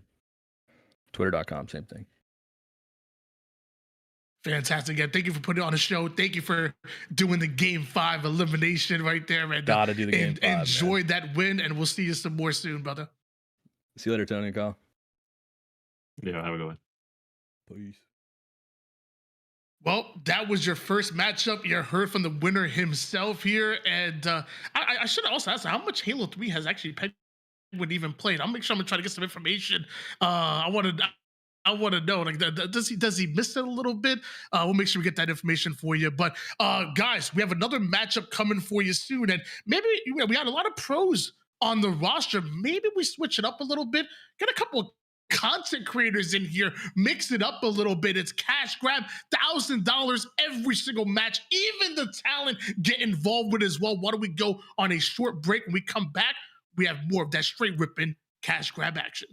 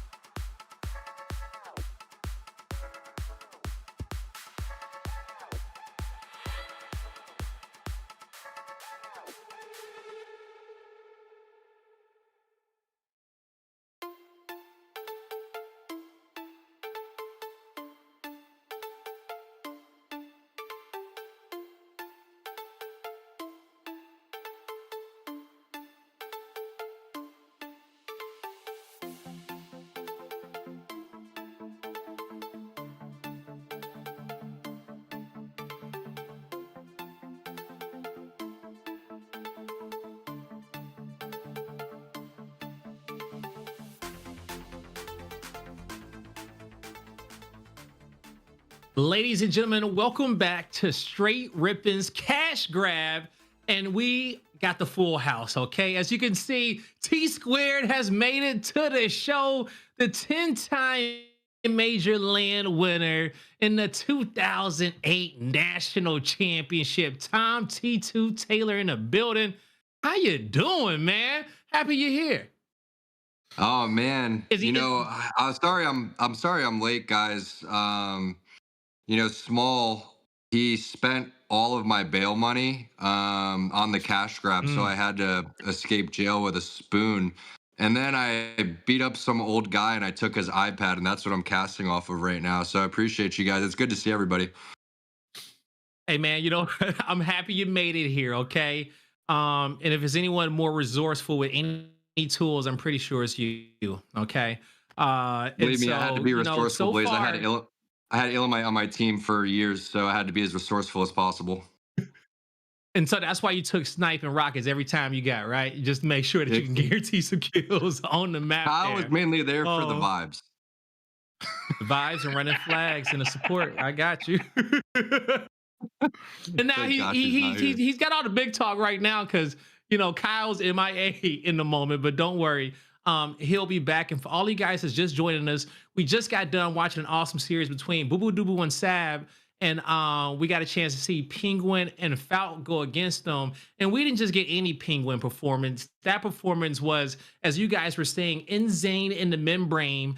And we got a beautiful performance from Flow State Falk. Okay, so they win it. They denied the reverse sweep in a very exciting series indeed, in which it was. But the next one coming up is going to be a special one. We got some of our community's favorite creators here. We're going to be having Trunks go up against, or Trunks and Reclaimer go up against Spiteful, and Eli X can't make it. So in his place, we got Carson Lutz. All right. So Eli, we hope you're feeling better. We hope you get well. I know you're in the chat out there. Make sure you drink plenty of fluids. But when it comes down to fluids here, you know, Tony, how do you think this is gonna flow? All right, because when it comes down to these two groups of content creators, you know, who's gonna have the edge here? Can you tell us a little bit about Carson Lutz? Yeah, Carson Lutz, mouse and keyboard extraordinaire, and mostly known for his big team battle gameplay, which Spiteful plays a ton of as well. But both players have plenty experience when it comes to ranked, when it comes to even 2v2 gameplay, and they both really are a serious duo. The problem is, on the other side of things, is you have Trunks and Reclaimer, who not only have been there, done that on the competitive side of things, but I'm pretty sure they probably have even teamed together as well. So I know if Carson or Spiteful get themselves some power weapons, they can go off. If they manage to get a hold of every rocket, every sniper, I give them a huge advantage, even against the likes of Trunks and Reclaimer. My problem is the other 60% of the game. I think Trunks and Reclaimer have the advantage, and that's why I'm going with them to win the series. Okay, all right. So we're gonna lock that in as Tony's prediction right now for Trunks and Reclaimer. Now, you know, after, you know, kind of really hearing a lot of that, you know, I know one thing that, you know, Carson Lutz, he's on mouse and keyboard, okay, and we know how filthy these mouse and keyboard players can be. But I don't know if Trunks and Reclaimer are one of them are on mouse and keyboard as well. You know, Trunks may be, not sure, but nonetheless, this is gonna be a banger, man. This is gonna be good. Let me move the question on over next towards real life Spartan. Okay, Spartan, you know, some of your fellow content creators out there, you know these guys very, very well. What's gonna be your prediction in this series? Blaze, I'll tell you what, man. I was so torn when it was Eli and Spite going up against Trunks and Reclaimer. Because Eli is Eli, and if he gets sniper, it gets scary really quick. We all know that. He's been up on the main stage. And it's a lot of double snipe maps in this cycle. There are a lot of double snipe maps in this cycle. And when he gets sniper in his hands, I've been next to him, competing with him on the main stage down in Charlotte, North Carolina. He popped off of a double kill, crowd erupted. So Eli and Spite, I thought, had some scary stuff going, because look, Spite is a competitor. He is a BTB player, but shout out to all the BTB players. Hey, if you're a BTB player, let me see some love in the chat. My BTB homies out. Come on, there. blow it up, the BTB community. We need to get some fun online BTB games, man. All right, we had a few online, but on LAN, but we need some good ones online. I agree with you. No, Spite wants to win. Look, he's a competitor at heart. I've played Spiteful before also. He does not like losing. Where it gets interesting is he's overseas. Okay, so we got a little bit of a time zone difference. Tom, I know you're getting a little sleepy. I thought you were going to say old. Midnight. Yeah, okay. Well, you know, you look good. Right. That beard. Now, you look younger than you ever have, all right? And we just saw a clip of you to kick off the show when you guys won the national championship. So you're looking better than then, or maybe it was just the quality of the video. I don't know. Yeah, I distorted my camera's a little blurry, so I think you're tripping a little bit. But I appreciate that, Blaze. You're looking good too, man. Everyone's looking good. I think it's the yoga. Okay, I think it's the yoga. And I don't know why you said all those horrible things about Kyle, but I just want you to know I think Kyle's a great guy, and he did everything to help you guys win. And Kyle, you should have heard him, man. Welcome back. Welcome back. Don't watch. You should have heard him. He was yapping. He's grabbing some food. Yeah. What I missed. Oh man, you know, just Tom telling us about all his great feats. You know. Hey, I know this is getting a little bit off topic. Can we just say shout out to the Halo community and shout out to Straight Rippin' while we're here. Oh, I And shout out appreciate to all the that. competitors out there making this happen tonight. I mean, we just finished a hell of a series that went to the distance, went to a game 5. I know, Blaze, you were asking me my prediction here. I gotta say, probably gonna be, I'm torn on this one, but I'm gonna go Trunks and Reclaimer. Okay. 3-1. But don't Okay. count out Carson. Don't count out Spiteful. They want to win. They can compete. But my prediction, 3-1. I think Trunks and Reclaimer, they've played together before. They got the chemistry. We'll see. And best of luck. All right, now. So we got Tony's pick for Trunks and Reclaimer. We got Real Life Spartan's pick for Trunks and Reclaimer. Tom, I don't know who your pick was last series, but this is going to be null and void. I don't know if you put it in the chat. I don't know if you was able to, get some money off that initial cash grab. But for this series, where are you locking into, Tom?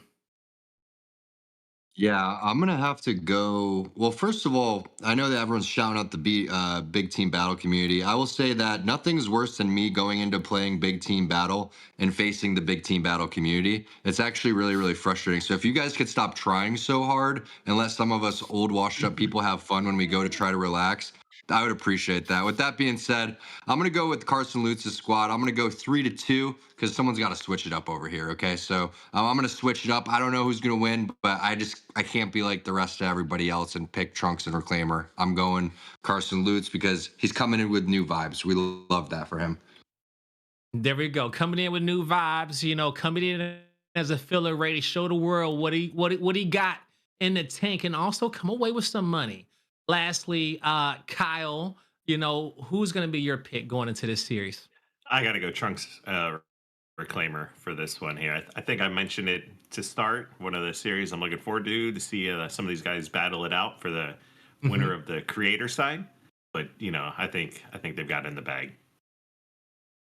Okay. All right. So far it's 3-1 in favor of Trunks and Reclaimer. And I'm gonna throw my pick out there. I went against the grain last series, and I'm not mad that I did. Okay, I believed in Boo Boo and Sab. You know what I'm saying? No matter what happens, I believed in those guys. And coming into this one, I'm not gonna hold you. I was Eli X, Spiteful. Those were my guys, man. Even despite the time zone change with Spiteful, him being across the pond probably, or he might be in the US right now. I don't know. But I'm gonna have to go with a duo who I know is tried and true. I'm going with Trunks and Reclaimer. My big team battle teammates from the Bonanza. I got nothing but faith in those boys. Please put 50 in my pocket. Okay, it's the off season, man. All right. You guys got my pick right now. I'm going with you. And I do believe that the matchup is going to be ready. Yep, we got all our players in the lobby. They're ready to go. So without further ado, Real Life Spartan, Tom, take it over. All right, thanks, Blaze. Real Life Spartan, it's our first cast together, man. Big fan. This is epic, man. I can't believe this is real life right now. The only thing I'm missing, T-Squared, is I need my Dr. Pepper with your face on it right now. That would just bring the full circle moment in. But it's been an honor to watch you compete all those years, and I'm looking forward to casting with you, buddy. Oh man, appreciate you, man, and likewise. So we got 5 potential games coming up over here. What do you think of? We were talking about the format before. What do you think of this format? Mainly, what I'm going to ask is, what happens if someone doesn't go for the game 5? Are they ever going to be allowed back in this tournament ever again?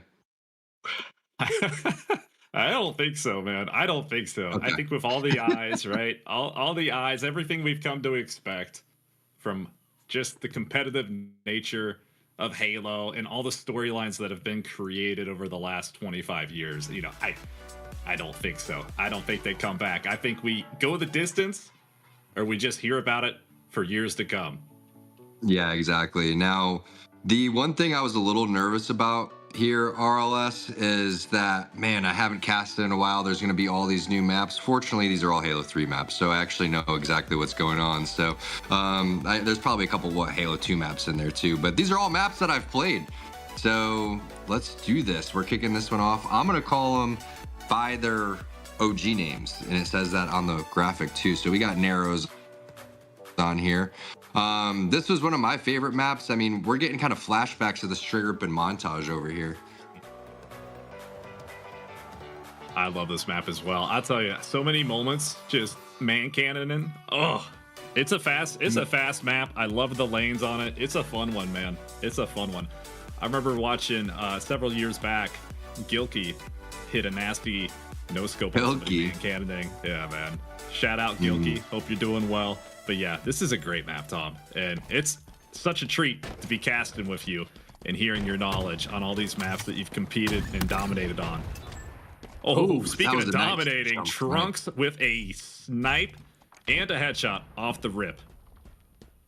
That's one of the best things about this map and Pit as well, where you get these dual snipers and you have so many different options with that, but just jumping up and challenging is always the most fun, because then you can just immediately establish dominance on the map. As you can see, a nice kill there from Reclaimers. So they start to push up, and what you want to do is really just control past the 50-yard line and get up onto their L1s and R1s and start forcing them in their lobby. And it looks like RLS, they've already started to do that on the blue side. Sure does. Looks like they're pinched back by Mohawk here, despite trying to break towards man cannon side. Meanwhile, Carson holding up over by Flag. Good job staying alive, though. I got to give them credit. They're not overextending here, trying to be disciplined. Yeah, I like that they're also pushing lobby. You can see that on the red side, they decided we're both going to push up lobby. Not one person kind of went low. Great nade there from Trunks, but they do end up clearing them out and getting control of the map here and putting them on spawn with control of the sniper rifle. So great job by the red squad. Shout out to BTB. The knowledge coming into play there. Doesn't matter how small or big the map is. That was impressive. Getting back top mid, Spite looking for something here. He's got 4 shots, make it 3, but a headshot going in there on Trunks. Oh my, double kill. My goodness. T-Square, you gotta love that, right? I love that. I even love that he's looking for the spawns faster, though. So no one spawning over towards the back cannon side. He's going to kind of reset, jump around over here. This is where you're on the blue side. You got to try to just get a couple of shots on the sniper rifle player and then push out. I'm starting to wonder if Spite was listening to the predictions here before this series started up. Nice bait and switch. Good teamwork.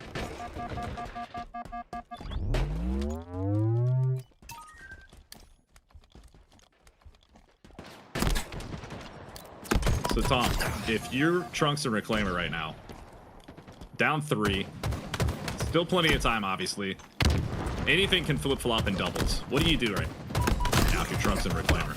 Well, Snipe's coming up right here. It looks like they're going to trade kills, but they do have 1 extra shot on the opposite player. Now Reclaimer is also 1 shot too. So whoever wins this battle is most likely going to be able to regain map control. Both players are going to back off, get their shields. They're going to go for the sniper here. So basically the map is just completely reset. But what you're seeing is just great baiting and switching overall from the red side.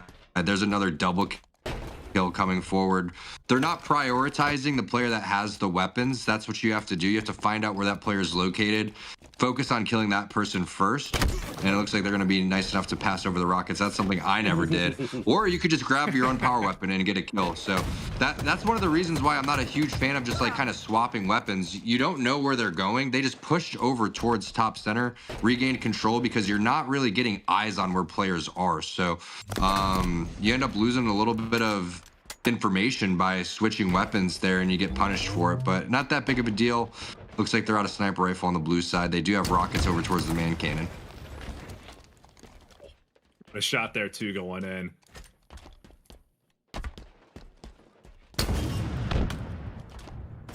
Two kill deficit now as well. Nice shot. Both players are no shields, so I like that they're not over pursuing it. One player's gonna actually fall off of the map. Now they're gonna just have to work together to push into the lobby. This reminds me right at the beginning of the game how they did that, and it's tough because the spawn cycle is a little messed up, and there goes the bait and switch coming through. So it looks like we're right back to even Steven. Really nice job by both teams so far to start this game. Wouldn't want it any other way right now, T-Squared. I'll tell you what, that first series went the distance. So far we're tied up, like you said, 9 apiece here. Very fast, very aggressive game. Flowing along. Trunks and Reclaimer both taken down again, though, man. Carson and Spite, I'll tell you what, they are holding their ground. And again, they are taking top mid control here. Yeah, you really don't have to push that far. Either way, great grenade. Minor mistake, but when you're feeling yourself and you want to get aggressive, you might as well do it again. Every time the weapons come up, those are the most important kills. And that's another one of those instances here. In 10 seconds, you can see sniper rifle popping up. So you got to try to regain all of your shields. It's a double bottom push coming in from Carson and Spiteful. So this is where you got to play it smart. Not going to drop. Okay, I was going to say dropping is definitely a good play. I like that play. Nice. Catching him fully off guard. It's going to be a trade of kills as well. Carson doing what he can to stay alive here. Trying to play that life. 13-13, Tom. This is it, baby. Are we going to see somebody man cannon with that sniper? You know he wants to. I was hoping to let the shot fly. You know, you only have two options right there. You can cannon back, which is the more passive play, or you can stay aggressive and get on their side. That was very well done by Carson and Spiteful, just to make sure they weren't popping out, getting over aggressive. It's not an easy snipe to hit, but they were able to secure the rockets. So a little bit of a passive play. Let's see if Trunks and Reclaimer, if that's going to come back to bite him a little bit. Copy that. We got sniper on both sides of the map here too. Both teams possessing sniper at the moment, if I'm not mistaken. I love maps with two snipers, baby. Let it begin. Just absolute carnage. Great aggressive play. 15-15 here. One sniper left in the chamber. They do spawn over towards the flag side. That is an unfortunate spawn, but what a great snipe there from Trunks. Also, I want to give a shout out again to the chat. I'm reading the messages right now. We got some W's for Carson. We got some let's go for Team Cobra. We got Ivory Guard dropping. Nice play by Trunks. I see you, Tony. Why not be casted in there with the Spiteful on 200 ping is better than me on 20 ping with rockets. Tony, come on now. Give yourself a little credit here. I've seen you on the battlefield.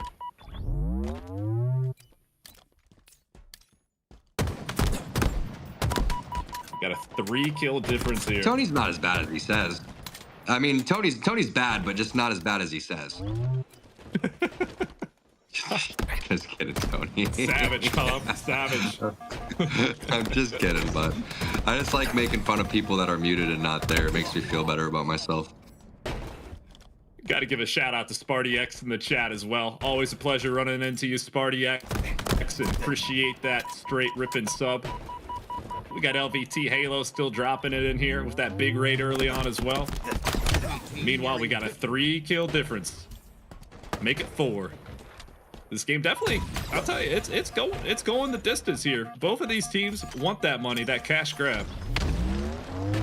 Yeah, I mean, this is started off as a good game. It's going to continue to be a good game, and I think it's going to be a fantastic series right here. Power up control starting to go on over to Trunks and Reclaimer. That's not a good sign here for Carson and Spiteful. They're now pushed inside their base. That was huge, though, from Carson. Oh, my.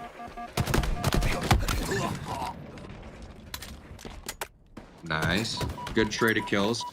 All right, so you really can't afford to give up any more trades here. I think that trade was absolutely worth it, RLS, but you got to play it smart here and stay alive. And Reclaimer just getting hyper aggressive. This is when you want to just start challenging stuff, because it doesn't matter if you end up giving up a death or two to at least get one more. So 24-18 with complete control of the map. This is looking like Trunks and Reclaimer and their game to lose. Defeat. There it is. Well played, fellas. Well played. Yeah, that definitely was a fun one to watch there. And it was neck and neck. At one point, it was 13-all. I saw Trunks really getting comfortable that game. I want to say Trunks went +5, and Reclaimer had double the assist. Last I checked, I think he was around 6 or 7 assists. So you know that those two were working in tandem together there, just peppering down some shots. So I'll tell you what, the snipers though on these maps, I think we got to look at that map rotation again, Tom. But I know there's at least one more map coming up where both teams are going to be able to have an opportunity for the snipe boss. That's a good point, man. I love seeing the double snipes as well. That was one of my favorite things about, you know, the pit, Narrows.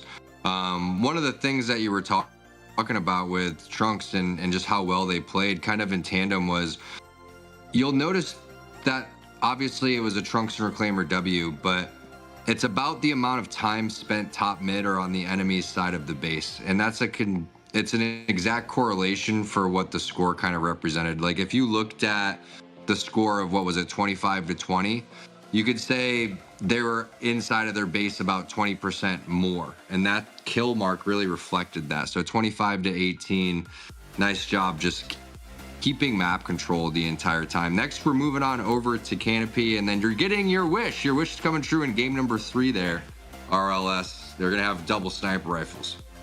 Oh, and on the pit, that can get so scary. I remember Elamite talking about it a little bit ago. That is a dicey map. I know Tony was talking about it too. It could be a very unforgiving map.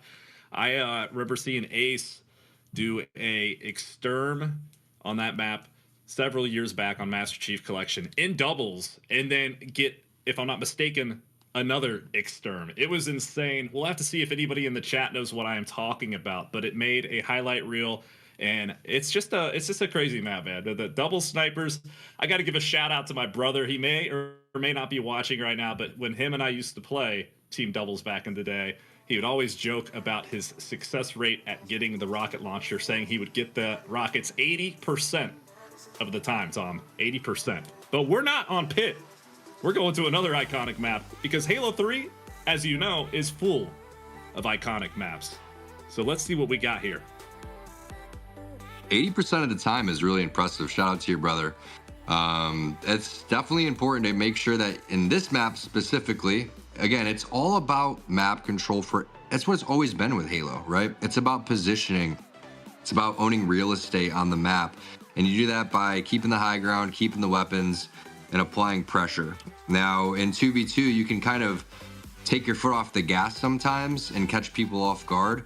So we'll see what each team's kind of style is. I have a feeling that we're going to see another close game here. I thought that the last game got a little bit away from Spiteful and Carson Lutz. I think that if they can just get out of their base, if they get on spawn, just focusing on staying alive and trying to regain map control, they're going to be in a much better spot. So we'll see who gets this initial sniper rifle right off the rip. Good shots there with the BR. Bring that BR up to BR3. Trunks and Reclaimer definitely could have a good job. No, wow. Okay, Carson with that keyboard and mouse, Tom. Quick to grab snipe from S3 and just backing off a little bit here. Interesting on this map compared to Halo 2, where you could see through that ramp a little bit right there to kind of get an eye on the enemy. No transparency on the stairwell there, though. Looking out to top mid in library. Oh, nice little shot with the tap down on Reclaimer. Does Trunks challenge here, or is he back? Oh, wow. Wow. Nice job. Good And death nade right there. So one of the things I don't know if it was Carson, whoever had the sniper rifle, they were no shields and they had 2 grenades still in their pocket. One of the things that is super important, you have a good spawn coming in, a nice flank coming in from Trunks. Whenever you're no shields, you want to make sure that you're kind of chucking your nades right there, just so you can cut off angles for people driving. That's the only minor little nitpick over there, but either way, it was a great start just getting control of the sniper rifle and getting some kills. I mean, Trunks is just popping off. You can already see 3 kills to start this one. He's looking like the MVP so far this series. I gotta agree with you after the first game on Narrows. I like this spot. This is a good little sneaky spot here. Dropping. That's a bold play to drop B1, though. Okay, trading it out.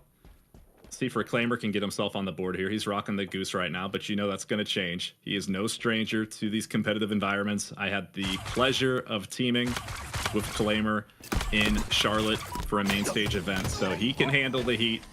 I gotta say, Carson and Spite, though, they're keeping it very close here and have just taken the lead and are trying to get themselves in position for this next snipe respawn. Nice teamwork right there. So, unfortunately, gets a little bit too aggressive looking over towards Reclaimer. He did get the information on that. Unfortunately, it's going to cost him his life. You got to stay alive with your shields here.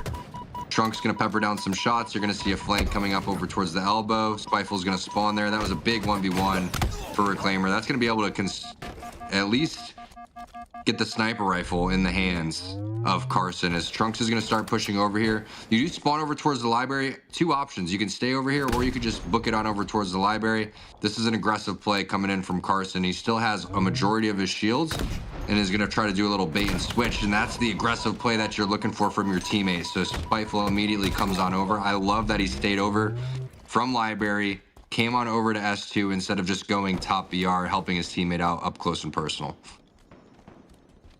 Absolutely. A lot of carnage just happened there. And now it looks like we got Trunks going B3, Spite trying to maybe make a play from library. Going to be kind of tough with the lower angle, I would say. But now they're just going to try to hunt him out here. I also want to say we got Cardinal Redbird in the chat. I'm seeing a lot of familiar faces from the Halo community come on over to the chat. So shout out to all of you for coming in for the straight ripping cash grab. Every single game, Tom. Money on the line. How do you feel about that, man? How would you have felt about this back in the day? I mean, I think I already know my answer, but what do you think it would be like to earn, what is it, a couple $100 every single win? Not every series, but every single match you're earning some money. Back in the day, how would that have been? Yeah, I mean, back then we were just playing for Stride, Gum, and Hot Pockets, so it would have been great to get some cash. Speaking of hot, I just saw a nice little sticky coming in there towards an enemy going elbow side. Didn't catch who it was, but I do see that we are 11 to 10. I love the shout out, by the way, man. I might have to go get my 4 cheese hot pockets here in a minute. I don't know. What's your go-to, man? What's the flavor of choice, chat, for all of you on those hot pockets and T squared? What do you like?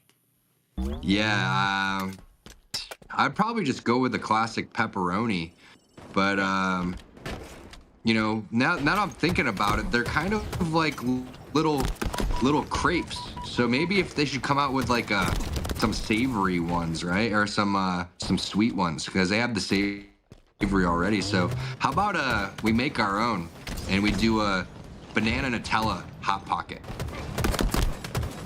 Okay.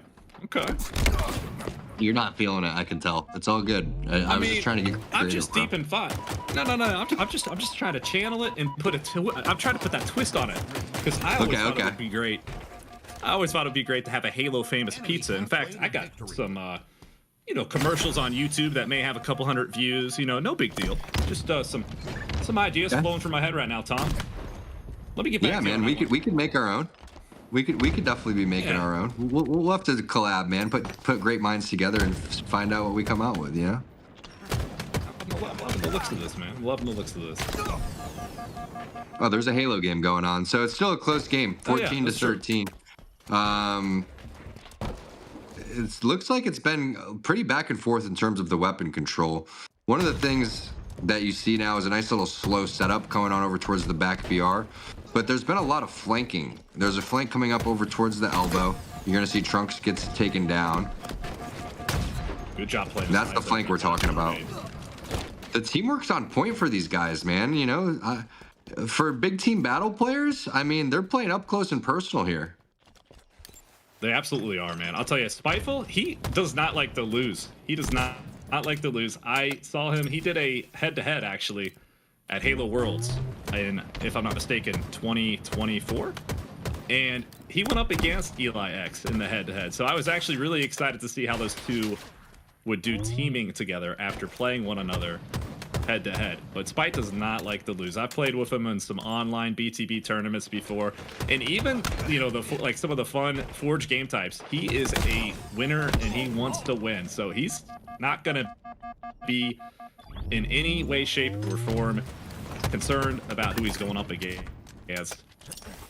He's just going to give it 117%, which you can see right now with that +3 stat line. I think, dude, it's like 4 a.m. over there where he is, I think. So, honestly, man, shout out iSpiteful. You know what the kids call that these days? Cracked. He's cracked, man. It's absolutely nuts. Copy you love to see it. You love to see it. 17 to 15, and the more you talk about Spiteful, when he's on the broadcast, the more he just starts absolutely destroying. So some really nice shots right there. He's going to drop down. I love the play to go down towards the shotgun area, but this dude doesn't miss. I mean, Carson Lutz is just trying to find people, but he can't because they're all hiding because there are no shields because Spiteful just ripped him a new one. There goes a team nade coming in there. Oh, I can't believe that Spiteful doesn't get that kill. I really felt like that player was weak enough to die from a melee, but what do I know? Sure. I mean, you're a champion, but you know. No, appreciate We that, just got bro. to get that the Nutella hot pocket inside your system, man, and wake you up a little bit more. I'm telling you, man, we could do like a peanut butter and fluff one. Maybe I just need a sandwich. Legit needs Meanwhile, a sandwich. It does. Sniper in It's the an hands of Reclaimer here. inside joke. So I'm gonna say why I said that. For some reason, we were at a LAN and Hysteria's trash talk to Legit was, "Go eat a sandwich, Legit," and we were all so confused because it was just so bad. But then it got in our head because we thought about what the heck does that mean, and we actually thought about it for quite some time. We're still thinking about it 20 years later. I wonder if that's why they got the sandwich in Halo Infinite. Did you know that, Tom? There's a sandwich that you can pick up and melee enemies with in Halo Infinite. That just goes back to our point that we need sandwiches ASAP. Copy that. I believe Spartan, and I also believe in this being a damn good event. I'll tell you what, both games, back and back, neck and neck. First series, we got, I mean, geez, Pete, man. I just saw Penguin was in the chat a little bit ago. Shout out to him, shout out to Boo Boo. I mean, all 4 of those competitors in that first series put on a show for the Halo community. Yeah, Boo Boo at one point was dumping. Oh, Melee's gonna miss right there. That's a huge kill from Reclaimer. So 20-20, 50 seconds left here. Are we gonna see an overtime? Are we gonna see an OT? Or is someone gonna step it up? If someone steps it up, someone's gonna choke. I love the idea of using the carbine here. What it does is it really takes the other players out of scope. Faster rate of fires. So let's see if anyone gets the BR versus the carbine too. So Carson Luke's gonna be weak. Spiteful gonna bait and switch with it. Sniper comes up in 24 seconds. Maybe they just slow play this one here, RLS. What do you think? What's your style? Do you just full send it or do you play it safe? I'm full sending it at 117%. I'm just flying top mid. I'm not even worried about that sniper right now. You know what? I'm just flying top mid. I'm believing in my 70+% accuracy that I always have with my, some would say, grandpa look sensitivity settings being so low. But let's see what happens here. 2020, and now we're going OT, Tom. Oh my goodness. The cojones on this guy, Spiteful, jumping up over towards Snipe, getting the sniper rifle, both players shooting him. He backs off. Carson comes in with the help, and now they have a 2-kill lead. Got to be careful. Still no shields. It does not matter. This guy, he's got the nuts, and he is nuts. 4 kills right there. Absolute ridiculous play from Spiteful. We got, I'll tell you what, Chilltacular in the chat saying, dude, this game is all caps intense. I mean, chat's going crazy right now. We got the GOAT Penguin back in here as well. This is a good one, T-Squared.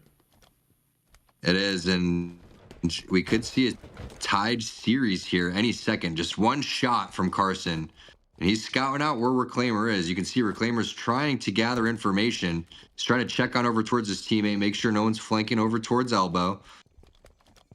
Trunks is sitting bottom blue now, slowly starting to make his way. And you do got to start making a play eventually, and it doesn't matter. No scope. Tied up. Great overtime victory there by Spiteful and Carson Lutz. Man, what a shot to put the exclamation on what was an insane game number 2. And with that, Tom, we are tied up 1 apiece. It was back and forth that entire time, man. I'll tell you what, I'm getting a little... I thought I was getting a little chilly here at Lockout, but damn, I'm warming up quick because it's getting hot around here. Yeah, do you ever sweat? Not a series that you want to walk away from, chat. Do you ever sweat in that suit, RLS? Let's see your armpits. Well, do you even have armpits? Do Spartans have armpits? I occasionally maybe have a little bit of sweatiness and raunchy stank under the armpits, but the undersuit never gets washed, Tom, and I'll tell you in the chat why. It deters. Okay. It deters the enemy away. The smell alone. I love it. It would draw me in. I'm actually, you're pulling me. Your essence is pulling me closer to you with how bad you stink. I'm into that stuff. I mean, on that note, okay, all right. Well, I was gonna say that it deters even the flood away, but hey, if it could get the GOAT T-Squared. Listen, I would have my good luck briefs that if we're feeling ourselves on Friday, You know, I'm wearing the same boxers. I'm wearing the same jersey all weekend, brother. I'm not showering. We're keeping that dub on top of us.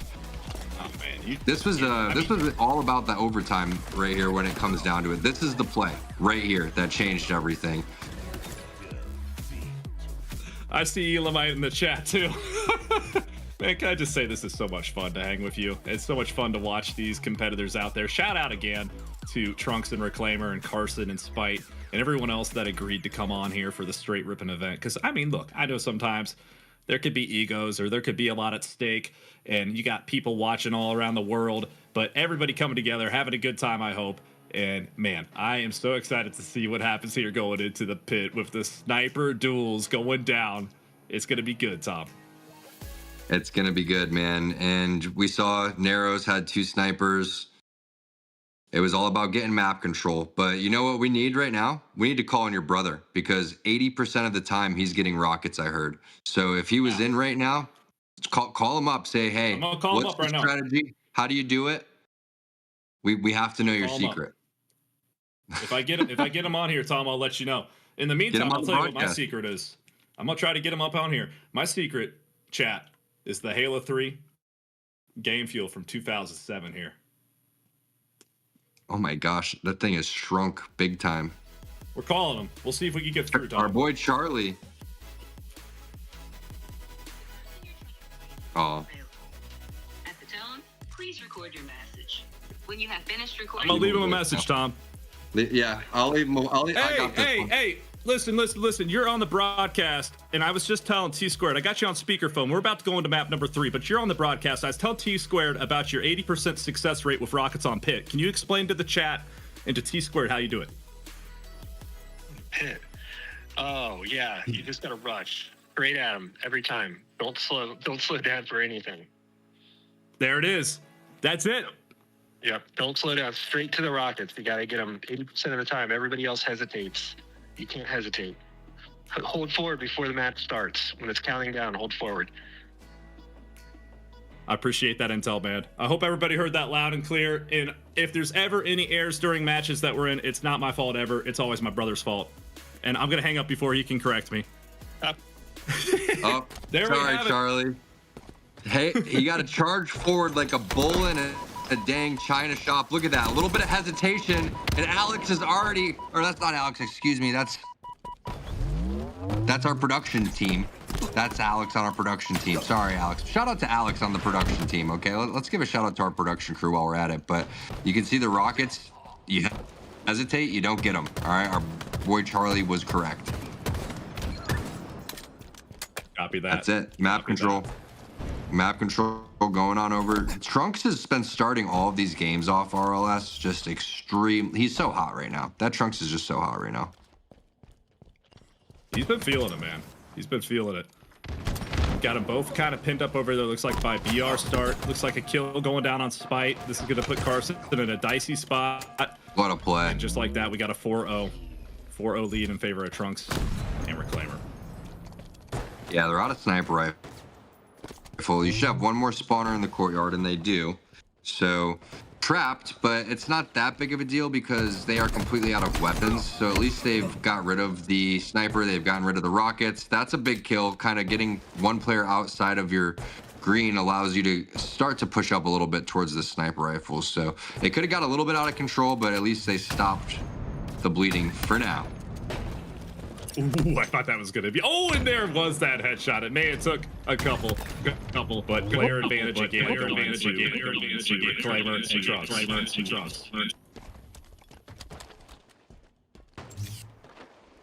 Nasty. Oof. A lot of aggression here. Yeah, that's a really, really good play. I mean, I was a little concerned once they lost control and died over towards the green box, but as soon as Trunks picked up that sniper rifle again, I mean, here's the thing is, it looks like he's just absolutely carrying because he has 7 kills, but you got to give props over to Reclaimer for really being in the right spot at the right time and opening up the map for Trunks. Absolutely. Overshield coming up here as well. Looks like Carson's going to be getting a hand on that. Is that Carson? I think it's Carson. Yeah, that's Carson. Yeah, okay. Carson with OS in hand. And looks like Spite taking some heavy damage here. Does Carson push with a little OS left, or is he going to try to go for a combat evolved on the Rockets? What's going on here? Oh, nice. Well, yeah, he was going for something like that, but I also have a feeling, RLS, that he was checking maybe just in case someone could have been hiding there. So some nice little preemptive nades to make sure that it is clear so you can just aggressively push forward. And they do end up, what was it, 7-1, now making this 8-5. Yeah, just like that, the flip of a switch. That's what's so wild about team doubles. I mean, personally, it can just get lopsided so fast in team doubles. I feel like you got to really be disciplined and you got to calculate your routes. But more importantly, Tom, I think doubles, it's doubles. You got to be in tandem with your teammate. And I have a hard time with that sometimes. I'll just tend to run off, get kind of crazy, get aggressive, try to make that double kill play by myself. And you get punished so fast if you cannot work side by side with your teammates to kind of pepper and put down that damage. Well, it's not your fault that they can't keep up with you, RLS. All right? Just keep being you, bud. I appreciate you. I like you more and more every single minute. I'll tell you what, this undersuit is never going to get washed. I love, you know what? Maybe next time I'll just show up in my own Spartan costume and we'll be double Spartans. I mean, I don't think chat would object. I know Elamite wouldn't object. All right. Well, let me carry on. Copy that.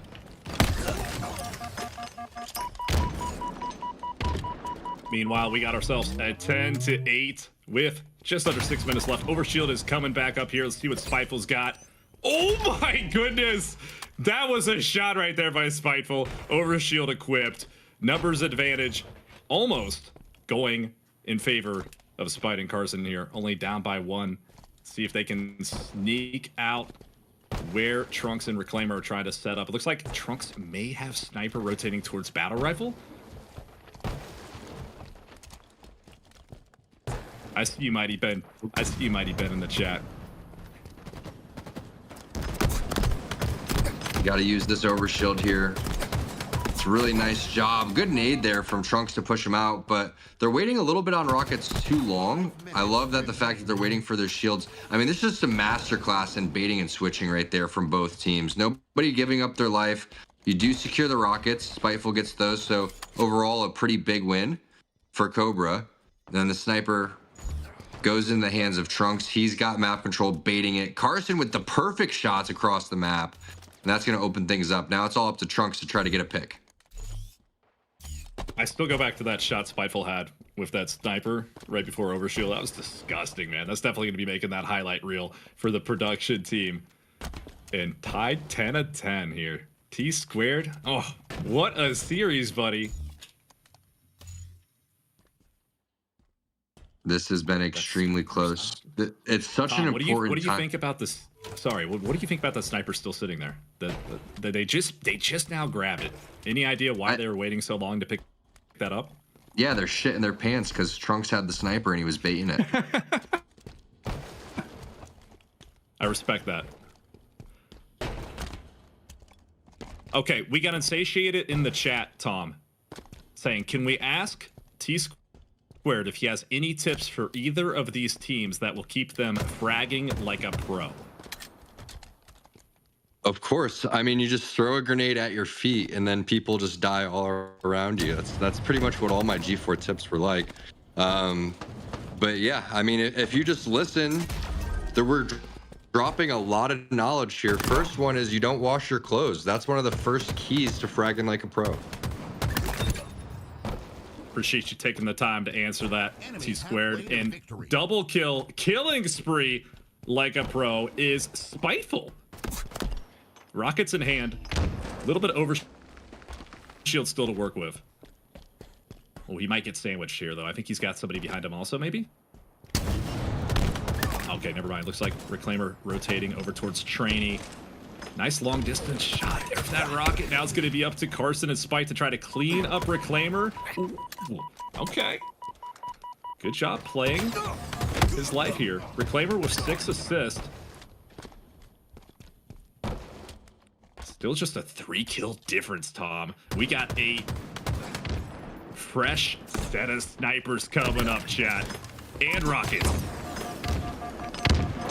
Still anyone's game. Great double nade there from Trunks. There's the bait and switch. Reclaimer comes in with the rocks.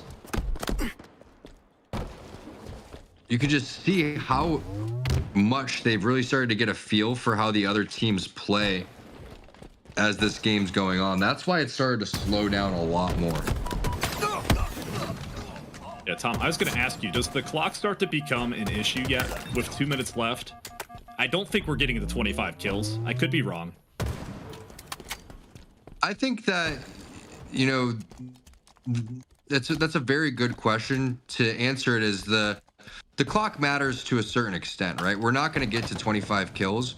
You're thinking about it in the back of your head, but right now everything just depends on each spawn, right? So now that it's tied, it completely changes the scenario, right? So every single second it's constantly changing. Now that that kill has taken place, the whole dynamic of the game is going to switch, and the same thing will happen again with the next kill. So you can see Overshield goes on over to Reclaimer. They have map control. This is where they're going to want to get hyper aggressive. The clock does not matter right now that you have that Overshield ticking away.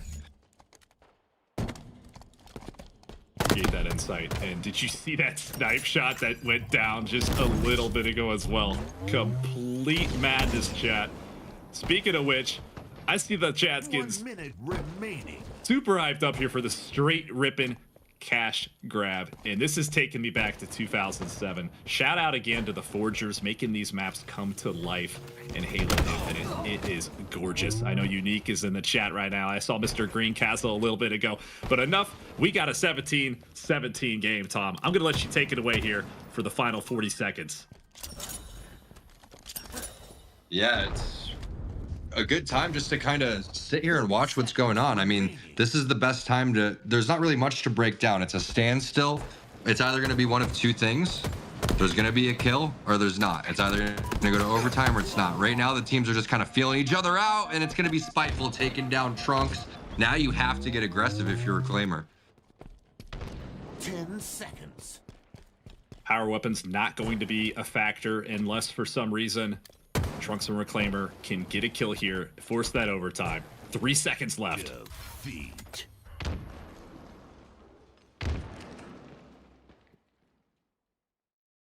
What a game. Oh! Can we get some W's in the chat? Can we get some W's in the chat? I feel like I need to teleport there so that we can be whole, T-squared, but wait. I got you. Don't worry. Give me 3 seconds. Cortana, teleport me out of here.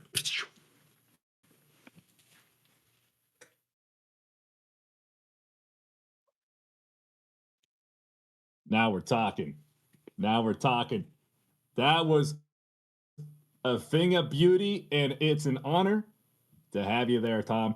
I will say, Cortana still needs to plant internal uplink speakers in here, so I'm going into this blind with you casting, but I got absolutely no doubt this is perfection right now. Yeah, she kind of cheaped out on my outfit, and I don't think my lights Tom, work. I want to show you something else. Give me a second to find the switch. Okay. Chat, check this out. Check this out. Check this out.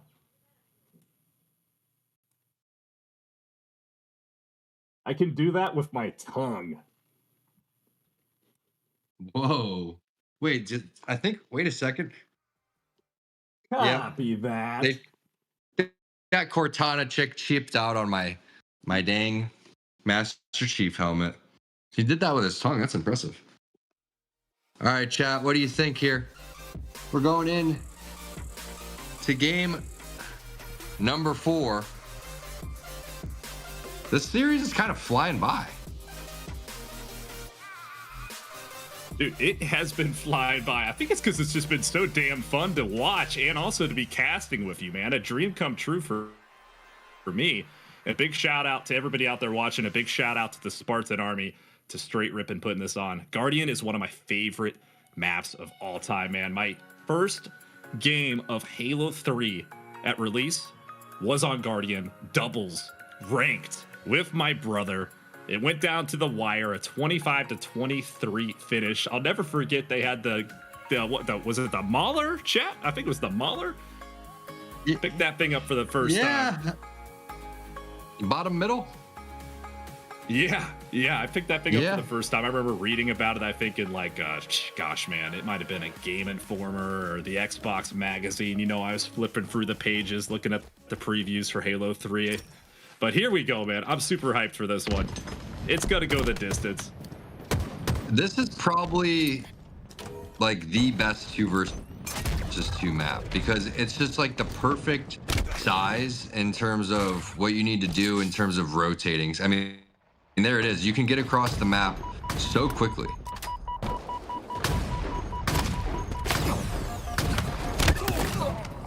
Not taking any chances with the sniper reserve either. Getting a kill there and trading out with Trunks is spiteful. Looks like we got Reclaimer trying to work this camo. Let's see what he's got here, T-squared.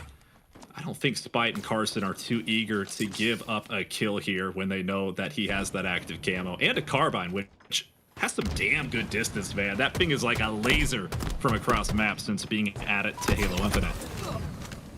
Yeah, one of the things you don't really ever want to do is as the camo player be the first person to kind of push out. So that's why they wanted to do a little bit of a bait and switch right there. So far it's been a trade of kills, but Spiteful is full shields and now Carson is full shields. So either way, a good push on over towards blue.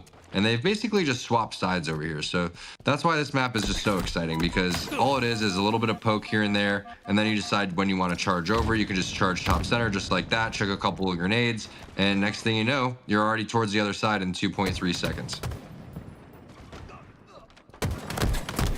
Tom, where are some of your favorite spots to be at on Guardian? Really anywhere. It doesn't really matter where you are. It's about like what you're doing in that particular spot, right? So you can basically fight from any single spot. Getting snipe and being over at snipe is probably like an ideal situation. So I think that's the power spot. But if you got the snipe and you've gone anywhere, that's the beauty of this map. There really is no bad spots. You just don't want to be stuck bottom middle.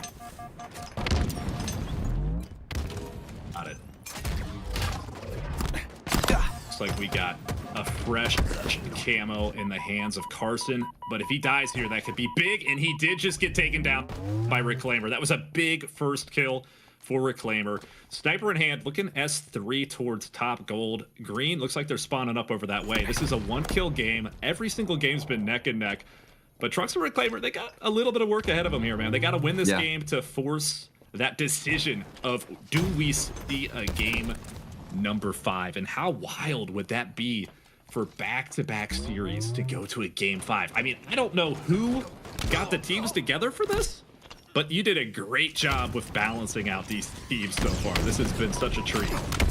Thanks, man. Yeah, that was all me. I actually put all this whole thing together. Small did absolutely nothing. Guy needs to step it up.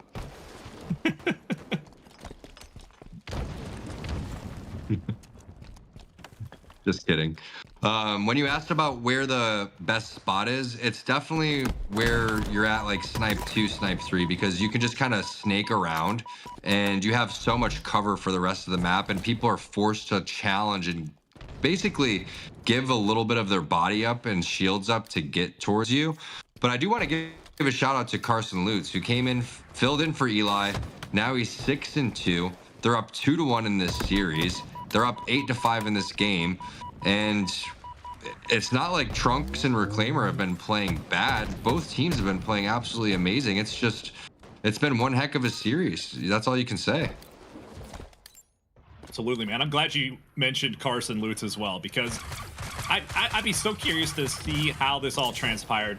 Hopefully Eli X is feeling better soon, man, because you know he would have loved to be here right now. But for Carson to, you know, get that call or get that message, how much prep time did he have? And, you know, doesn't matter. I know he's also playing keyboard mouse, if I'm not mistaken. I think Why Not Be Casting dropped that intel a little bit ago. So shout out to Why Not Be Casting for the intel and also just being an all-around awesome dude. But keyboard mouse players, you got to be excited right now seeing Carson popping off a +3 so far and a 1-kill. Make it, oh, no. I was gonna say make it a 2-kill advantage, but Spike goes down, so we're tied up 8 apiece. 5 minutes left here. For real, shout out to Tony. I mean, we really do have the best talent that we could have asked for this event. So I just want to thank all of you guys for being a part of it. Shout out to the chat. Shout out to the Halo community. Nice back smack there, baby. Woo! Coming in from Reclaimer. Can he get the double? He does. And that's going to tie this game back up with 5 minutes coming in. This is great, man. I could watch this all night. This is so much fun. The maps are just so beautiful. I mean, the gameplay is completely separate, but I could just look how awesome this map is. It's gorgeous, man. I love how it's true to the original in terms of just the color overall, right? You know, it's got kind of that blue, kind of gloomy hue to it, man. You see the little, I don't know, fireflies or whatever flying up their top mid, where the people used to sometimes try to get up on top of. It's just a great map in general, and it's awesome to see in the year 2026. We got such a great game going on right now with it. So we have 4 minutes left. If we were going off of the pace of the previous game, this is about where we're at. Trunks with the sniper rifle just doing some dirty work right there. This is about where we're at in the previous game, RLS. Yeah, neck and neck here. Absolutely. Trunks, how many? I'm trying to see how many shots he has to work with. He has 7. He's got a lot. Okay, so Reclaimers? Yeah, wow. He stacks them. Oh, okay. no, Reclaimer has 7. Okay, yeah. Wait, do they have two snipers? Yeah, Oh, looks like 2 bullets. 2 bullets. Oh my. And then you have multiple bullets on the other side. See, what they're doing is just baiting and switching that. This camo is crucial right now. Spiteful cannot die. And again, you're going to need Carson to distract first, because all Trunks and Reclaimer are doing are looking for the camo guys. So you do not want to go top center here without having a distraction first. Oh, he gets away with it. I would love to see Carson get aggressive here. Perfect shots. There's Carson. Carson's gonna start the push now. That's how it's done. If you don't get caught right off the rip charging top center, then you're gonna be in a good spot. The last thing you want is for them to be scouting. The one mistake that Trunks and Reclaimer made is Trunks was just being way too passive towards bottom green, and that allowed for them to go and charge over towards top center. You have to be keeping eyes top center looking for the camo guy.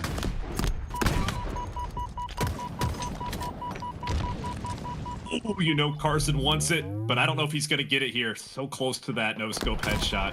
Carson trying to hold that S3, though, but he's got both pulling on him at S1. Oh, my goodness.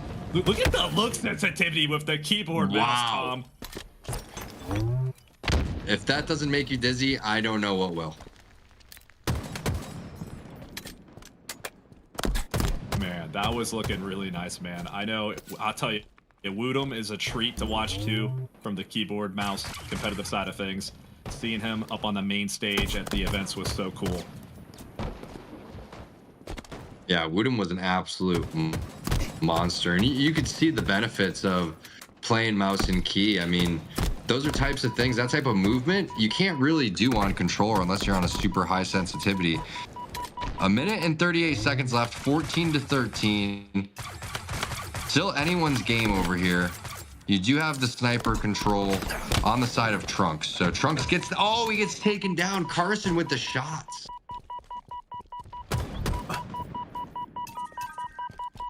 This is wild, man. I'm having a hard time just talking right now because it's just so neck and neck. And, you know, the gameplay speaks for itself right now. By all 4 of these competitors, this has been an incredible series. Trunks with the camo. I agree. Absolutely incredible series. 1 minute left. 1 minute remaining. Thank you for reaffirming that. Top center not going to shoot. Carson really exposed himself there. I am shocked that Trunks didn't pull the trigger. Ooh, and then pulling it there when he's man cannoning, and it pays off with a perfect. Trying to live here, though. Strong siding it up towards Library. And now it's pressure for Carson and Spite. They got plenty of time, though, Tom. Plenty of time to work with. But it's getting a little dicey, especially seeing Trunks still with a little bit of camo left. Rifle just has not been able to find anyone. Now you're running out of time. 20 seconds left. You got to make a move. They know Trunks is bottom green. They know that those players over towards the camo as well. Trunks lands some really nice shots. He's going to end up almost 2v1ing both of these players. Absolutely ridiculous play by Trunks. Right. He's still alive. I can't believe that. Trunks does where it. Was wow. And I think Reclaimer may have been top. What was he? Top gold, top camo. Trunks at the end there though, holding down Tom. That was huge. I mean, if Trunks dies right there, then you're gonna see a nice push, you know, coming from the camo guy top center, and then they would have 2v1 that guy. So just by Trunks staying alive in that instance, I mean, that there was a lot of reasons why they won the game, but that was one of them right there. That was wild, man. That was wild. I know the chat is hyped about it. And here we go. Production already getting us into some beautiful replays. My goodness, man.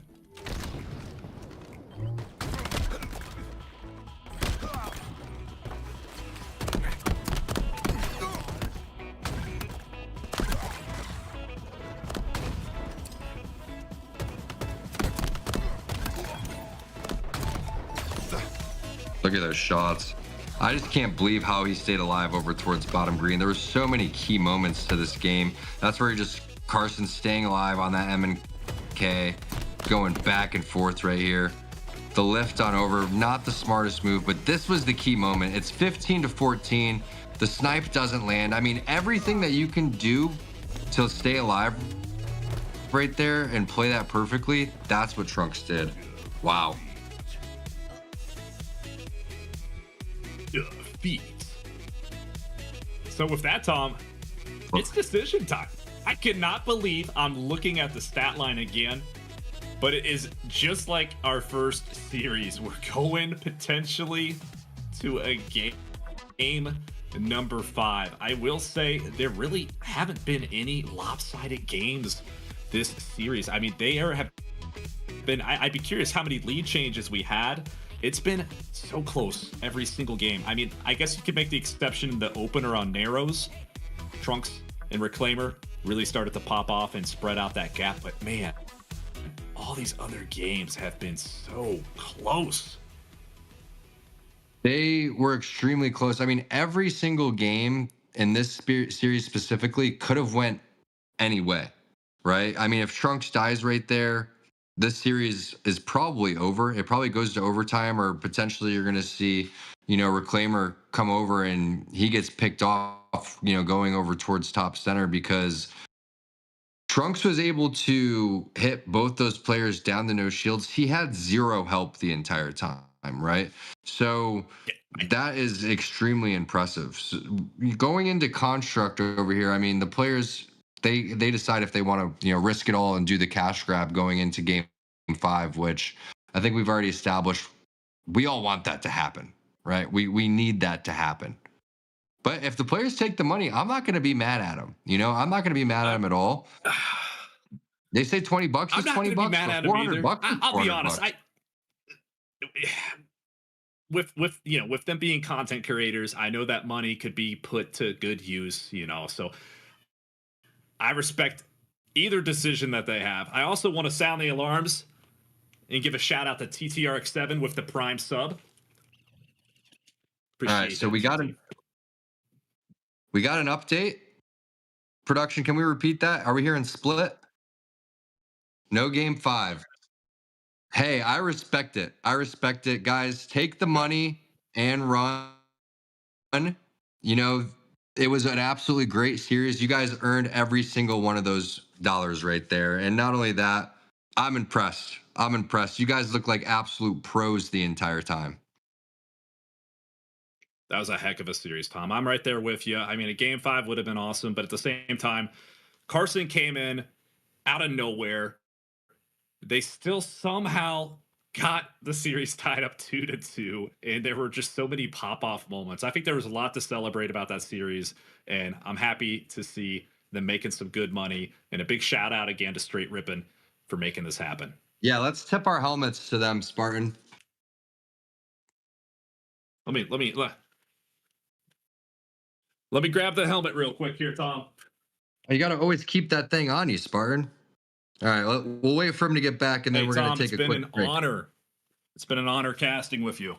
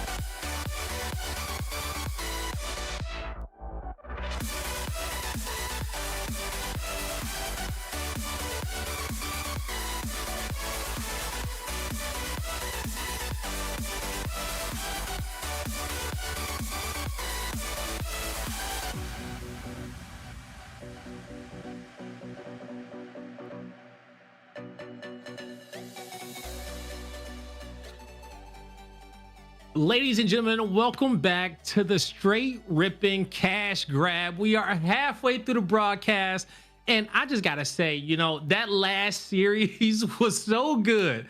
Okay, the amount of clutch snipes that we got on Pit, on Canopy, all throughout the series, just to get that one tied up. And much respect to the players for taking the pot. Okay, those are our content creators. They said, "Yo, we're gonna walk away here with something." All right. And that's exactly what they did. Also, I want to give a shout out. Shout out to Big Game Trip in the chat with the big host coming through. Get some love out there for you. We got plenty of subs out there, plenty of primes, plenty of tier 2s, tier 3s. All of that goes so far in supporting the stream and to make sure that we got more cash grabs out here to give back to the community. So just want to give a lot of love from Straight Ripping to you guys for that. Chat, you have been awesome all throughout this. Am I lying or am I not? You know, they've been so good. Easy. So now as we get into this next series, all right, it's gonna be Ryan Noob and Suspector going up against Descendant and Stellar. Now this is gonna be a great one, you guys. So far, I don't know where my prediction is gonna go. I'm gonna have to, you know, wait for you guys in the chat to start making your predictions, which you can do right now. Let us know who's gonna win. Because I don't got nothing. Okay, you know, I'm not mad that the boys took the money, but you know, I think, you know, Trunks is my son. The way he be sniping, I think he could have went for it. Okay, I think he could have took the whole bag. But Tony, where does your allegiance lie in this series? Yeah, I mean, bringing it back to the United days. You got Ryan Noob and Suspector coming together. Really actually excited about this. I feel like their gameplay actually kind of complements each other really well. They can kick it up in any gear at any point in time, but they also have like this like maybe ratty kind of slower gameplay that can really throw many duos off guard. I think their actual gameplay almost perfectly complements each other for twos. And the only problem I have with that is that so does Descendant and Stellar's gameplay. Like when you think about Descendant and Stellar, you just think about two players that are going to hold forward, that are going to be aggressive, that want to challenge you in every single engagement. I feel like this is the worst matchup for Suspector and Ryan Noob, and that's why I'm going Descendant and Stellar. It is stylistically heavily in their favor. I like how you put that, man. It's hard to go against Stellar and Descendant there, especially in this 2v2. So we know where your allegiance is lying. Let me go on ahead and shoot this question on over Kyle, because Kyle, you know, you've had the pleasure of, you know, coaching and teaming with Stellar on SSG, and you know the type of plays in which he can make here. Now, seeing the way the map cycle is going towards the first half, we got a lot of our double snipe backs on the back end of this series. So we saw, you know, especially even in that first series with Boo Boo Doo and Sab, you know, how they were performing without that snipe on the map very, very well. You know, do you think that, you know, Ryan Noob and Suspector can, you know, kind of get that edge on the first two maps?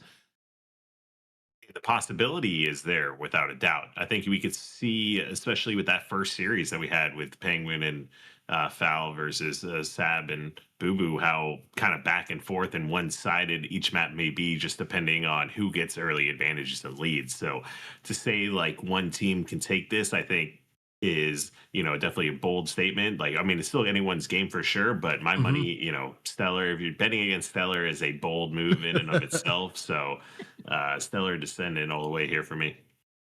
Okay, all right. So that's going to be two there for Stellar and Descendant on the picks. Spartan, how you feeling when it comes down to this series? Where are you going to go? Man, I'll tell you what. I definitely am leaning Stellar and Descendant here initially. I mean, Descendant, he was rolling with Envy. They really started popping off towards the end of Halo Infinite. They had that third place finish at Worlds with Coach Fug Nasty. And Stellar, like Elamite just mentioned, man, I mean, Stellar is Stellar. I mean, watching him in person at events is just a treat when he gets in the zone. But on the flip side, you got Ryan Noob, and dude, he's been around. He's still competing. I have so much respect for Ryan Noob for still competing. And he's got a kiddo, if I'm not mistaken, as well. So he's still out there popping off, doing his thing. And, you know, Spectre, I'm looking for some aggression out of Suspector. I'm gonna go ahead now. I'm gonna go ahead and I'm gonna take. I'm going 3-1 I'm going 3-1, believe it or not, in favor of Ryan Noob and Suspector here for this series. Hey, look, I'm just putting it there, and we'll see what happens. I'll update my whiteboard. It won't be too much effort to do because I just gotta wipe off Trunks and Clay at the top here and replace it with them. So I'll get that done here in a minute.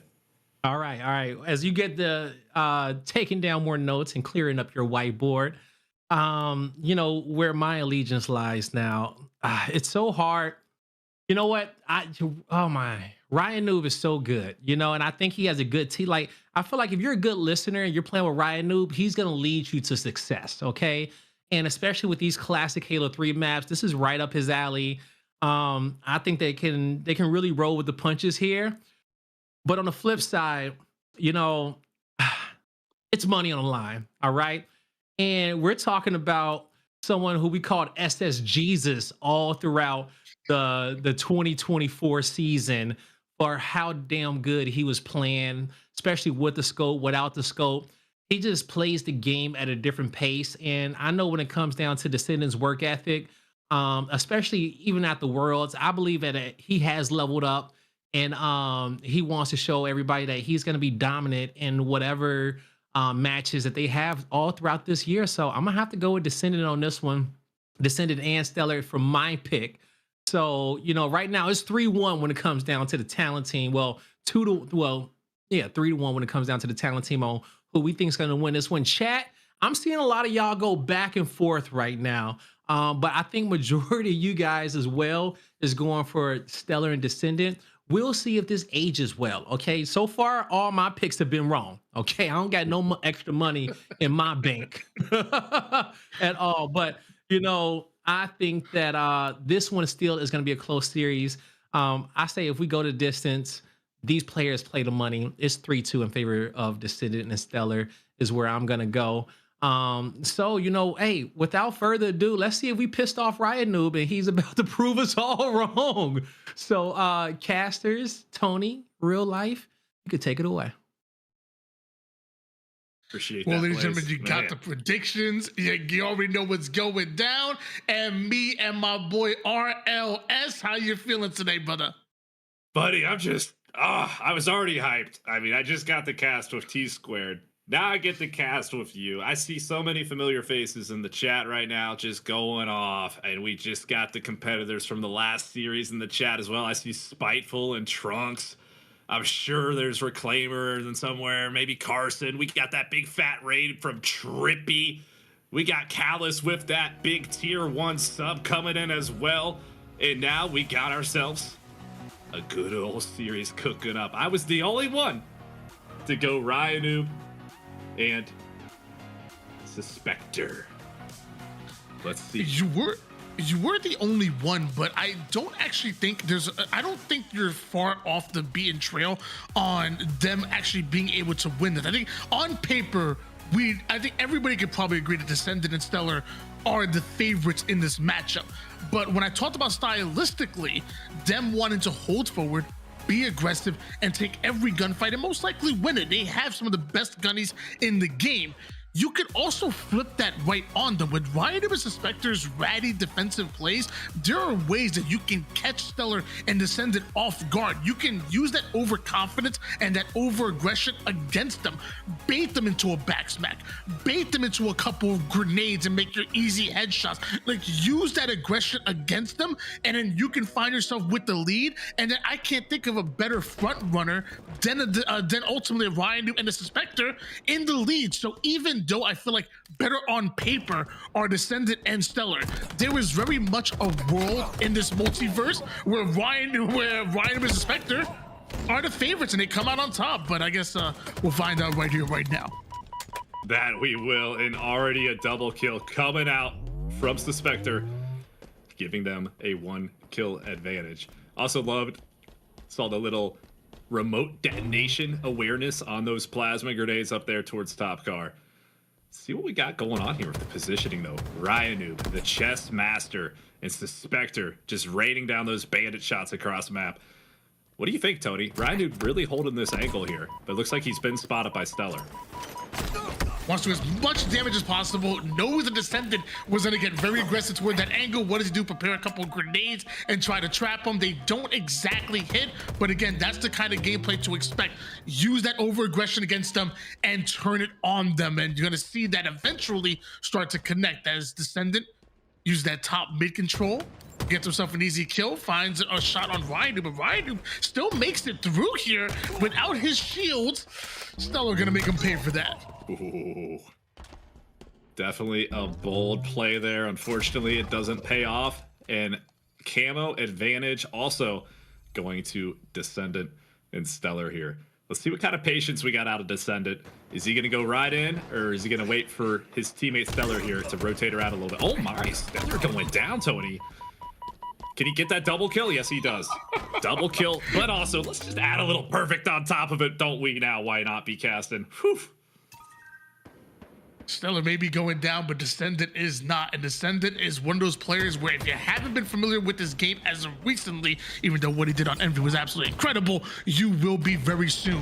He's young, but he's also hungry. The man hits shots. The man has every bit of confidence in the game. So much confidence that he held that camo all the way to the point where he pops it in their face. You have to have confidence to make plays like he does. And Descendant, he's on the hunt.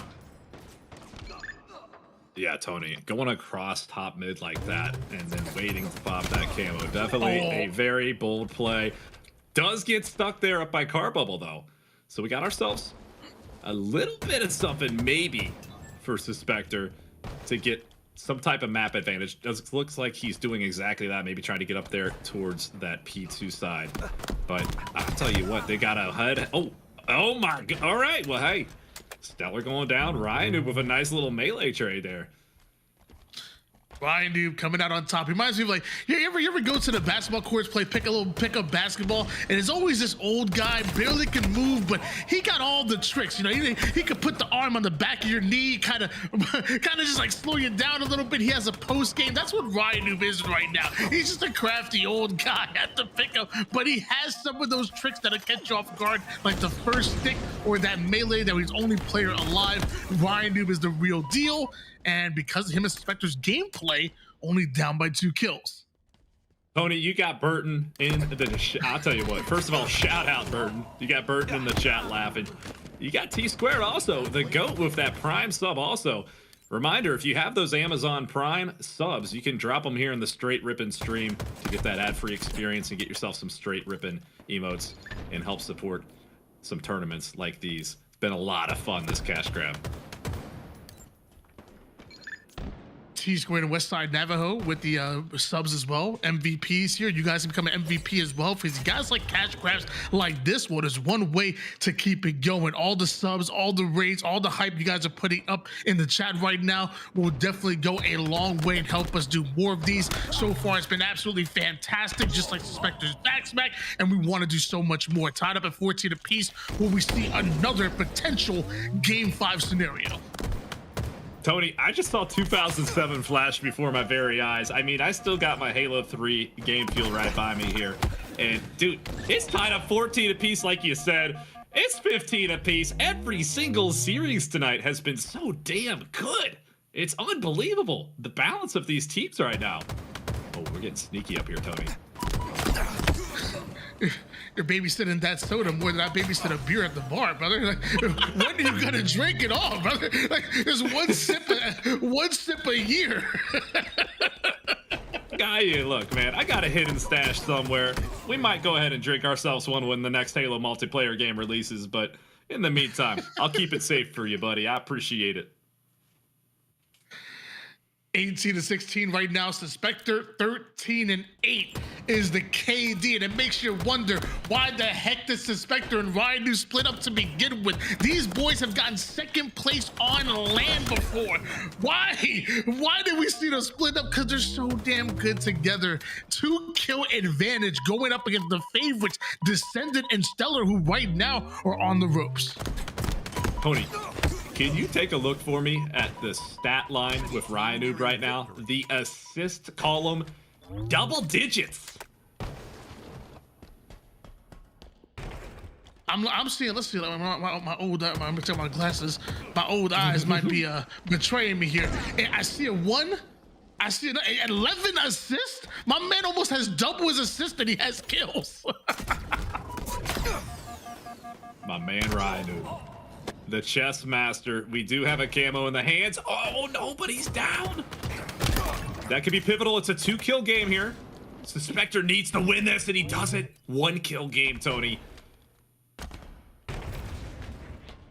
Clearly, all 4 players in the lobby are fragging like a pro. So is Z1 Tyler with a prime sub. He's fragging like a pro. So much so that we're on a hype train, ladies and gentlemen. Again, if you're loving the cash grabs, you want to see more of them, the support does really go a long way in making that possible. 22-21. Descendant and Stellar have the lead. This is what we expected to see. Now, Ryan with Suspector fresh off a spawn. Love to see it. It is so close. Clock, absolutely not an issue at all. This game is going to go to 25 kills. No problem whatsoever with the pacing. Even with Ryan Noob having the discipline here, using that high IQ to help get those angles, get those advantages with his teammates, the Spectre. And I also want to give a shout out to Westside Navajo. I see you in the chat. Westside Navajo, such a massive part of the Halo community, along with Eli X. Eli, we hope you're feeling better soon, buddy. Descendant with the 24th kill.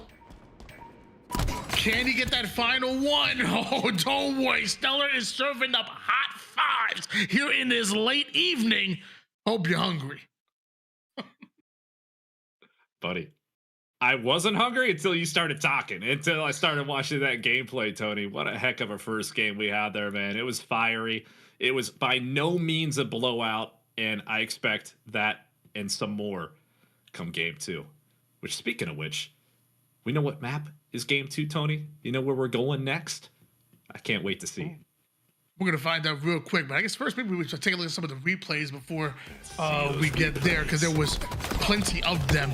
And when I think of the matchup with Ryan Noob and Suspector versus Descendant and Stellar, and for lack of a better term, but it feels like a kind of a brain versus brawn kind of matchup. Like I see myself when I'm looking at Ryan versus Spectre trying to be crafty, trying to be creative, and find ways to go at Descendant and Stellar, which isn't just in a holding forward, head-to-head, plant your feet, 1v1 challenges. Where Descendant and Stellar, like we kind of talked about, that ultra-aggressive play style, which perfectly complements each other. It's what they want to do. They want to hold forward. They want to take space. So again, for lack of a better term, it feels like that brain versus brawn kind of matchup. And let me tell you, Ryan versus Spectre, they're putting their heads together, and they made that quite a competitive game number 1.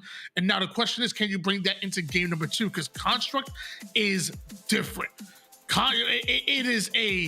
It's a matchup which can be extremely frustrating, because as soon as the team gets that top control, they're going to hold on to it. You know, both of these teams want to fight for top control. So once you lose that top control, how do you get back up top? Taking a lift makes a whole lot of noise, and you can run into a bunch of grenades. As soon as you hear the lift, nade goes down, you're dead. So you got to be real careful with which lift you pick out, and then maybe taking the ramps for the best play. But even then, if they don't hear lifts, eventually they'll be checking the ramp. Once you get that top control, how do you hold on to it? And then more importantly, if you lose it, how do you break your opponents? I cannot wait to see the airlift plays. I can tell you, I personally don't have the discipline to wait around, Tony, in chat. And I'm hitting those damn airlifts all day long. I don't care if we're down by 10 kills. I'm still hitting that airlift until I can get up top and survive up top. And it happens eventually. But with these pros and the top caliber that we're about to witness, it'll be super fun to watch and see if anyone can indeed control that top area, can get the pivotal areas on the map that they need to. And we got White's Edge with the 5 bomb in the chat, Tony. I see LVT Halo, Eli X, Angel Beauty, Alex890, and Thumper Hero getting some love by White's Edge with the 5 gifted for the straight ripping cash grab. And lots of W's and hype in the chat to go with it from other in the Halo community. Also, give a shout out to Infamy earlier who subbed as well. I saw that a little earlier. Don't worry, Infamy, we saw that. Again, if you want to be fragging like pros, just like everybody is in the lobby right now, man, you can definitely do so and help us out big time. If you want to see more of these cash grabs, again, your subs go a mighty long way. Meanwhile, Ryan Noob and Suspector down 0-1 in the series, going up against Descendant and Stellar, and Suspector. That was a wall, buddy. That was definitely a wall. We have a little bit of a pocket rocket there. I can mess with it. That's my boy. That's my boy. I was toggling my feed, so I didn't see, but if it was a pocket rocket, it was a pocket rocket. I did just see a 360 by Stellar, followed by a double kill. Actually, I'm sorry, that was the Spectre, wasn't it, Tony? That was the Spectre with the 360 medal, and then the double kill. And rockets in hand. What are we doing here? We lifting? We waiting? We just gonna blow up and take one with us. That works. And I talked about it being the battle of controlling top side. Well, with Overshield coming up, Stellar Noob was on the line. He had to play for the bottom side. And Suspector said, I have rockets. We're going to make sure we secure this Overshield. And right now, every bit of the goodies on the map have belonged to Ryan Noob and Suspector. Ryan Noob now also taking the rockets here. So rockets and Overshield is a deadly combination. But so is Descendant and Stellar's Bandit, who puts Suspector down to one shot. Ryan Noob comes in for the bait switch, covers his back. This is beautiful play coming out of Ryan Noob and Suspector. That was just a textbook rocket there. I mean, it was incredibly impressive, especially given the stakes right now. I don't know. That was just a damn good rocket. The placement of that, it may have looked easy, but I assure you, at least for me, it's not so easy, Tony. Really good rocket placement there.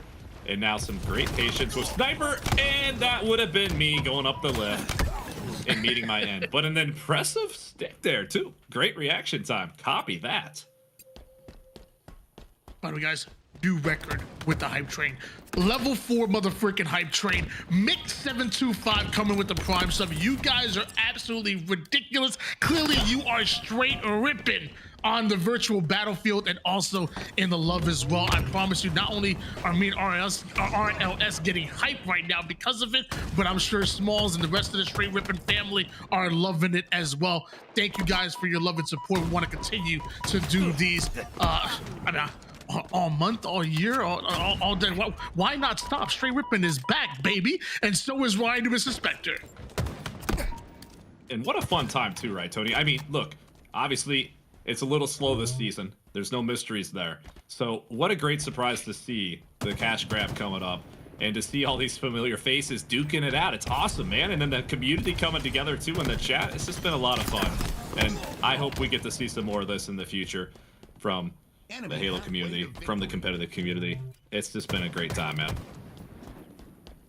That it has been. So is Ryan Noob and Suspector having a damn good time on Construct here. Ryan Noob has been around the block a few different times here. I'm not coming at him because I'm calling him old. I'm not. I'm just saying. He has wisdom, experience, and definitely looking good here on Construct. So is Suspector 9-4 right now. No assist to his name, but when you have rockets in your hands, I don't expect you really be throwing up dimes here. Ryan Noob and Suspector currently have the lead. Descendant and Stellar, uncharacteristic-like, slowing it down. I'll say Suspector is the demolition specialist, and that is why, Tony. Double kill 360, get him out of his face, lifting up here, looking for that height advantage. A big shout out to OG Ruiner and Burton in the chat with the tier 1s going towards the Straight Rippin' cash grab. In that level 4 hype train just keeps on going, and so do the double kills for Suspector, Tony. My goodness, what do they gotta do to slow this man down right now, Tony? Give me your pro analytical take. You know what you do? You pray. You unplug his PC. I don't know. You want to stop him? You can't even hope to contain him. You ain't stopping Suspector, and it's crazy because the last time I played ranked with him, he told me he would never play on a slow sensitivity, and because the plays that you've seen him make, you can't make that on a slow sensitivity. You have to be on that high sense. You have to be confident enough to challenge SSG shots. 20-9, Ryan Noob and Suspector are destroying Descendant and Stellar. This is a whole big old can of whoop ass right now, Tony. And I will be very curious to see how Descendant and Stellar respond come game number 3, because you know they're not happy about it right now. But on the flip side, this still isn't over. We saw what can happen in team doubles. Well, okay, with that kill, maybe now it's over. But team doubles is a whole different beast. I don't care. We're watch party. I ain't caster. This ain't the HCS. I'm not in the HCS. We're not supposed to call until the game is actually over. You know, it's better for broadcast. It's freaking over. Descendant and Stellar did not come to Construct to play right now. This is not their map. Check him the freak out, and let's move on to game number 3. God bless. Mercy rule, please. Suspector is daddy. The plasma grenade there, bro. Hey, man, I appreciate the honesty. I appreciate the energy, and you called it, man. You hit the nail on the head. That's a GG. That's a wrap. I thought maybe, but not. I don't know, man. Maybe a chance. Maybe a 7.7% chance of a rally, of a crazy comeback, like we saw in Fort Worth, Texas, a couple of years back. I can't recall which team it was that was going up against Ace's team on the open bloodbath, but it was absolutely insane. There was like a 10 or 12 kill deficit. Chat might know what I'm talking about. I think it was on Aquarius, the final game. But what a game we just had there, Tony.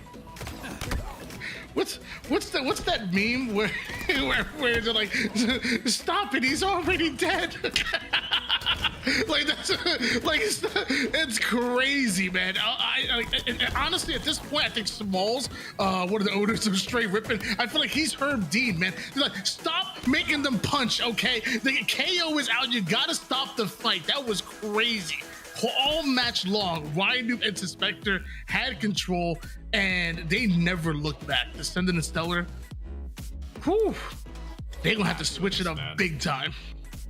You know, I feel really good about my notes I took down on Suspector earlier today, Tony. I put down that Suspector is a heavy hitter and always holding forward, and it felt very true to note that game on Construct there.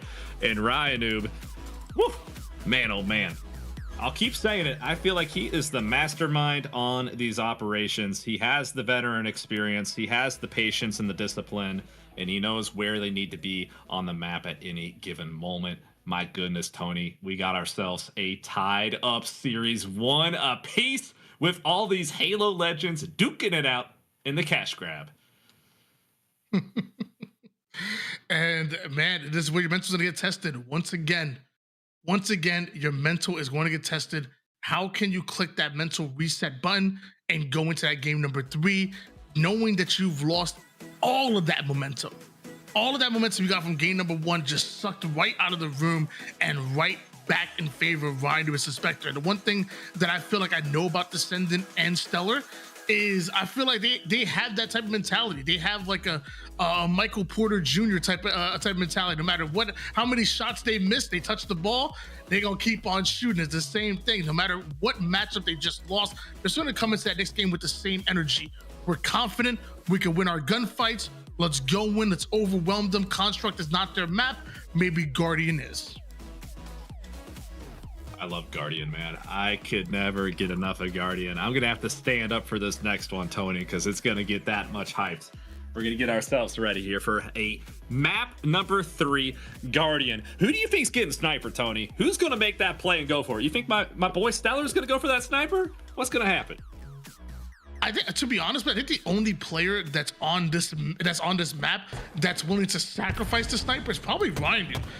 I mean, Stellar is one of the most exciting snipers that we've ever seen, but Descendant don't back down from any challenge, and he's one of the best snipers in the game as well. I think Ryan might be the only one who's willingly going to be allowed, or willingly going to be willing to allow Suspector to grab that sniper and go off, because I promise you, when Stellar has it, you see magic just like that, just like this. 3-0 start. Oh my goodness. Stellar getting that sniper off the rip, and I'm having flashbacks to him up on that main stage doing stellar things. And he's looking for more. He's got, oh, I like this spot by Ryan Noob. Absolutely.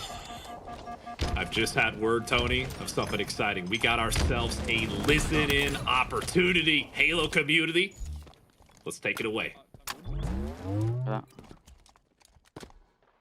Still there? Not weak. I'm running at it. I'm running at it. Ron's weak. Is it gonna be 2? Trying to find the other guy. They're pushing you. They're pushing you. They're top code stuff. They're both going barrels. Both going barrels. Fusion bros. I'm watching this. Yeah, our nibs in there. Yeah, this 2. Not taking it. Give me a second. I'm your home. Both one shot. Both one shot. Oh shit.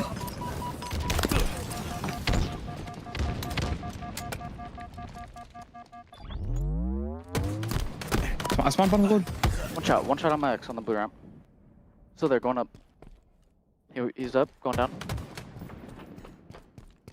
See that? Nice. Sniper. I shot him once. I shot him once. See it, snipe? Yeah.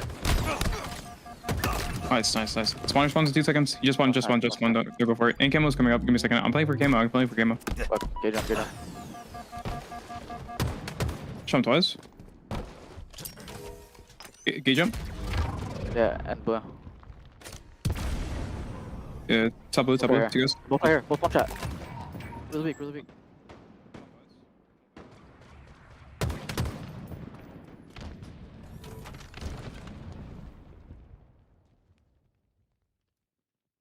Nine's a three advantage here. Listen in.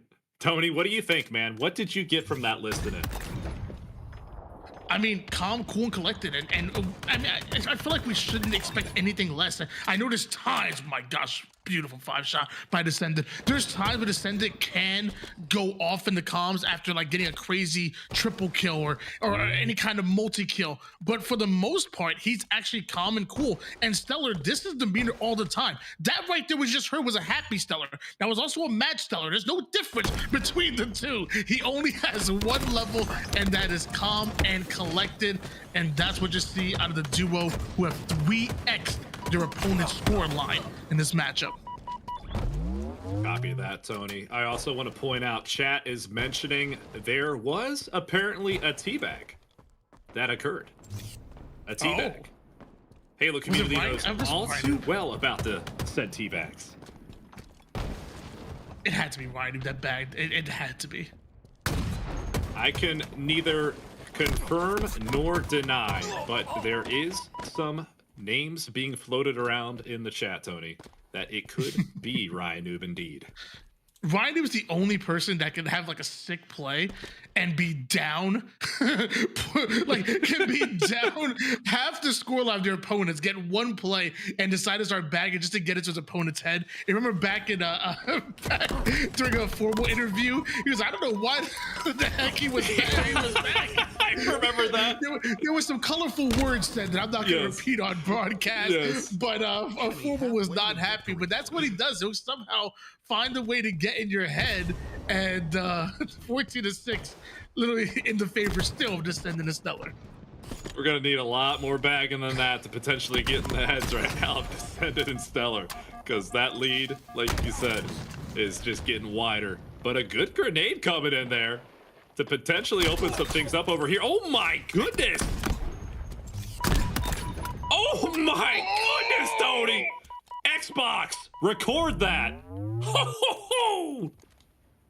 Descendant, he's ascending. Oh my god! Oh my goodness! There's no shot, bro. There's no shot. There's no respect here. It doesn't matter who's on the other side of it. Descendant is gonna rip your face. This is a statement being made by young Jason. We got to get these clips over to Riley so he can start working on that montage for 2026, because what I just saw was disgusting. Descendant making a statement here saying, hey, I may be new to the league, but I'm here to take over. And it feels like that's exactly what he's doing, playing on Halo 3 maps. You know what Descendant was doing when Halo 3 launched? He was 2 years old. I don't know. He was 2 years old when this You're making me feel launched. too old right now, Tony. You're making me feel too old right now. When Halo 3 launched, when Halo 3 launched, I was extremely single, constructing my armor with my bare hands, starting my freshman year of college. What a time to be alive, Tony. 22-9 lead. I said it before, Descendant and Stellar didn't come to play on Construct. Well, they came to have some fun on Guardian, and that's exactly what they do. Beautiful map. Shout out to my boy Unique. Absolutely incredible. And shout out to Descendant and Stellar for showing us what every last inch of this map is, as beautiful as it is, while dominating here in the Swing Game 3. Absolutely, man. A solid copy of that to Unique. Gorgeous looking map.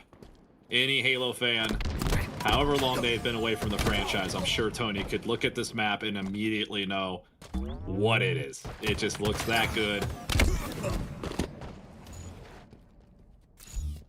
Just one more kill needed here. Suspector and Ryan Noob, fresh off of that dominant Game 2 performance. My gosh, Suspector with another impressive shot right there. If the scoreline wasn't a double-digit lead in favor of Descendant and Stellar, I'd be screaming as Suspector continues to knock Snipe Shot into Bandit, making it look easy. And at this point, Descendant and Stellar have to start thinking, hey, maybe we should stop lifting. And look, you know me, I love my lifts. But look, regardless, Tony, I mean, it's over. It's a wrap. But with that being said, Suspector just went on a killing spree at the end of that game. So if he can channel that, you know, we might have ourselves another series that could potentially be tied up 2-2. And then it would be decision time. That it would be, and not the decision, the combination Descendant and Precision, which may be coming back, by the way. But when we're talking about the decision of, do you play that game number 5 in a winner's take all, or if we go down to a game 4, all players can agree to take the $400 and run away with it. And we're going to find out exactly what they end up going with either way. After that game performance, I promise you, if the decision is in the hands of Descendant and Stellar, I think they want to go for it all. They've been looking hot. They have been looking hot, man. And there was definitely some highlight real snipe plays that happened. I think we're getting ready to come up on them here in the replays, Tony. It was quite the spectacle to see some of those shots hitting. Ninja. The Ninja into the double, and then like shortly after that, getting a third kill over toward the blue side. Like that's a contender of play. That's a contender of play of the year, and we're only in February of 2026. That was beautiful.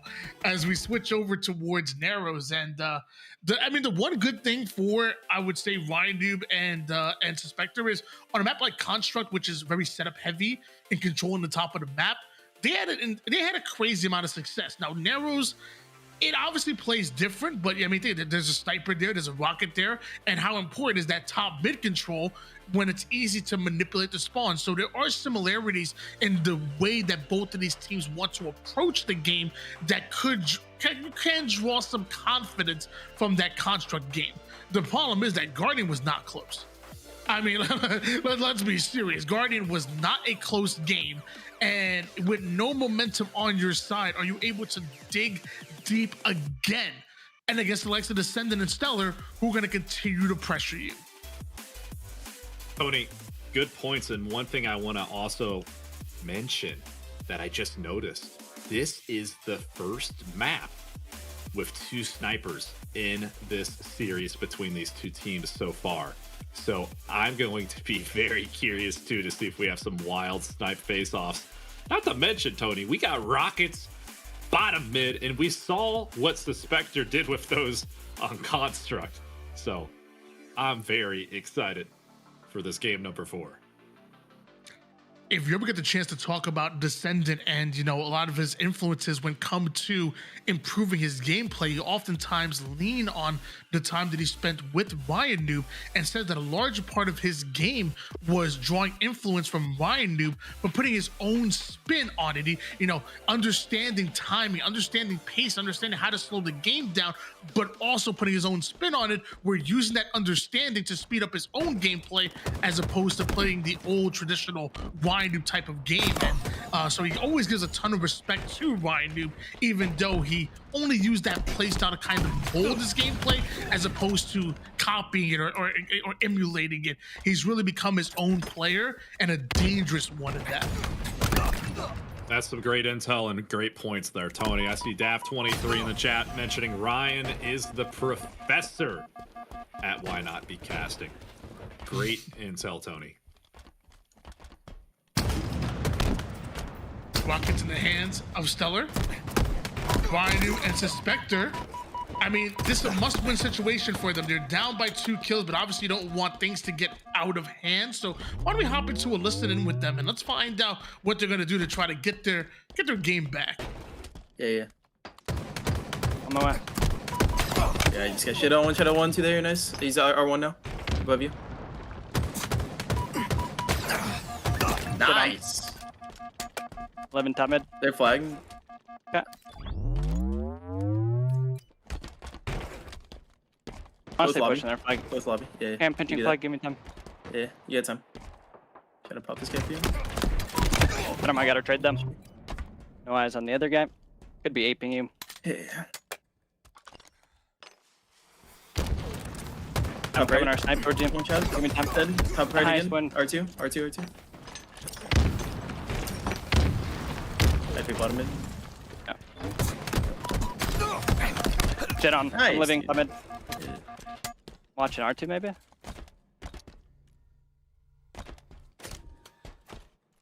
Your flag. I don't see that yet. Right attic. Stellar. Could be anywhere. Jason's missing. He lifted. Did Watch lift out. Got him. L3. Popped him. Watch out 3. I'm living. Oh, you. I'm walking. Heard. With you. I'm dead. No way. Nice, dude. Let's go, baby. A little bit of trash talk there, Tony, and I love it. How about you, man?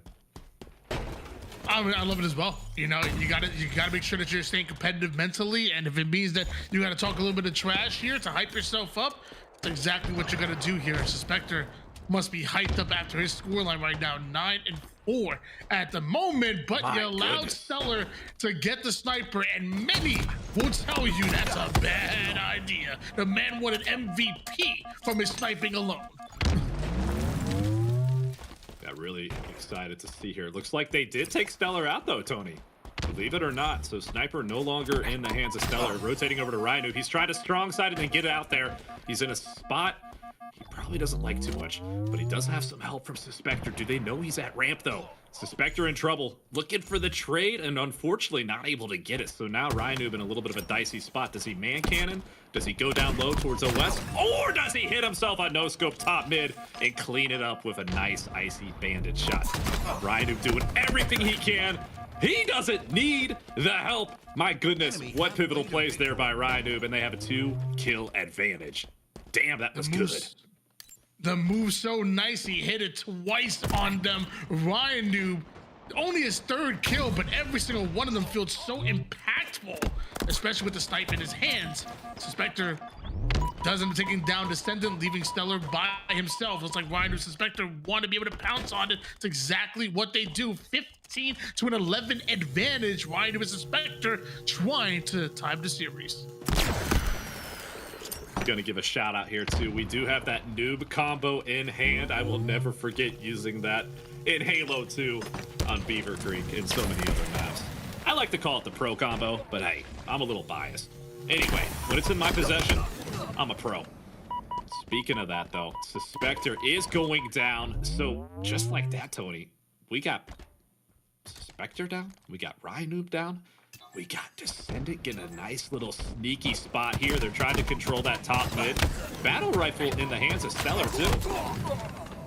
It's interesting, Tony, to see who goes for that battle rifle, who sticks with that bandit. What do you think about that, man? Are you a bandit guy? Are you a BR guy? Is it just a scenario-based situation? I think a lot of things come into play. Like, if from long range, I definitely feel comfortable with the BR. When I'm on a lower sensitivity, I feel really strong with the BR. Where if I'm on a higher sensitivity, or even like mouse and keyboard, I feel stronger with the bandit. So I feel like there's a couple of things that come into play. Sensitivity, and then also your distance away from your opponent. And then also lastly, I would say the BR is a cleanup machine. If you need headshots, the BR will clean those up, as opposed to the bandit. You have to be a little bit more accurate. Those are kind of maybe the three factors that I would think of 20 to 15 in favor of Ryan Nubis Spectre. Copy that, Tony. I appreciate that intel. And I'm telling you, man, I don't want to speak too soon, so I won't say anything, but I know the chat's thinking what you and I are thinking. We want to see this go the distance, baby. We want to see it go the distance. Just 4 kills between them. Ryan with that sniper, a very confident position, goes down to the low ground and get a quick scope right on Descendant. Stellar trying to get a clean up. He's able to take down Suspector and does some decent damage. Does he chow here? Does he chow? He does! Ain't no way he was getting that. Oh my goodness. Look, here's what I'm going to say. Yes, Ryan Noob's -4 right now, but he has 7 assists, and he has had so many pivotal moments just like that, Tony. Hit another headshot with that sniper. He's had some outstanding moments this game with Sniper. That he has. Ryan Noob is a Spectre, only needing 2 more kills here. Ryan Noob awfully forward over to the L3 side, and that's because he knew he had Suspector with them. They absolutely shred the shields of 1, get the cleanup, and eventually it's Suspector that puts his 18th on the board. But for every volleyball player that gets a spike, there's somebody there for the setup, and I promise you, Ryan Noob set up Suspector constantly throughout that entire game. He was feeding them that platter, and I'll tell you what, it was paying off big. And I want to give a big shout out to the production team, Tony. They wasted no time putting a 2 up for Ryan Noob and Spectre, because they're as excited as the whole Halo community is. We are potentially going to a Game 5, baby. I cannot believe every single series tonight has gone the distance, but here we are. It is decision time. What is gonna happen? So, ladies and gentlemen, just to remind you guys at home, this is your straight ripping cash grab, and I don't think we expected for every series to go down to the decision, but very simple. If a team wins a 3-0 fashion, they win the entirety of that $1,000. Now, if a team ends up winning 3-1, well, they grab 800 while their opponents are able to grab 200 of that.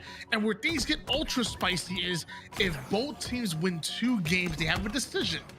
Either $400 a piece, or they play 1 more game to finish out the best of 5 series in a winner takes all. The grabbing is gone, and it's Game 5, do or die. So far, we've seen 1 team in the beginning in series number 1 play for it, and Penguin and Falcated became your champions.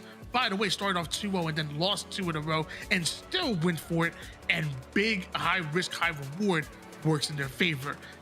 Can't say the same after that, because it was series number 2. Both teams go down to game number 4, and we never got an opportunity to see who would have won that Game 5, the team with momentum or the team without, because they decided to split the cash amongst all the competitors, also robbing us as casters of our money, because we actually had money on an outcome here, because even the talent get the chance to predict who's going to win. Everybody could get paid in an opportunity like this. And now we go down to our 3rd decision here for the 3rd time in a row. Descendant, Stellar, Ryan and Spectre can split the prize pool, or 1 game to decide it all on the pit. What would the decision be? That's a great point, Tony. And also, like you mentioned, we had the content creators, shout out to the content creators, put on a hell of a show, man. What a series. They ultimately decided to both walk away ahead. So I'll be curious to see here, man. These are the competitors, Tony. These are the veterans that get up on that main stage, that grind it out for multiple days. I feel like they won a game 5, but we'll see what they decide, right?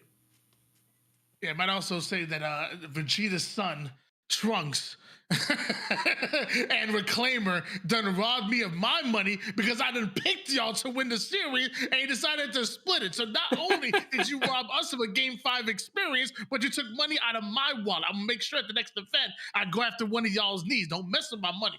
Yeah, there's my wallet right. Don't mess with my money. What about the hair? What about the hair, Tony? Because we got Topher in the chat. He's loving those curls right now. He's loving those curls. And might I just add, that is a good looking. Ooh, is that UNSC? What you got around the neck there, Tony? It looks like it, right? It looks like it. It looks kind of Halo related. That's why I got it. I've been growing my hair, my beard out. I don't know what I'm gonna do. Eventually, I'm thinking about just shaving the whole beard off. I'm thinking about shaving the whole beard, all the hair off. I'm thinking about going for something crazy. I don't know. I don't know yet. Maybe I'll do a stream challenge. I'll do a stream challenge where first I dye it green for like St. Patrick's Day if we hit a certain goal, and then the next month shave it off. Hey, I need to know when that stream's going to be if it happens. That's all I'm saying, man.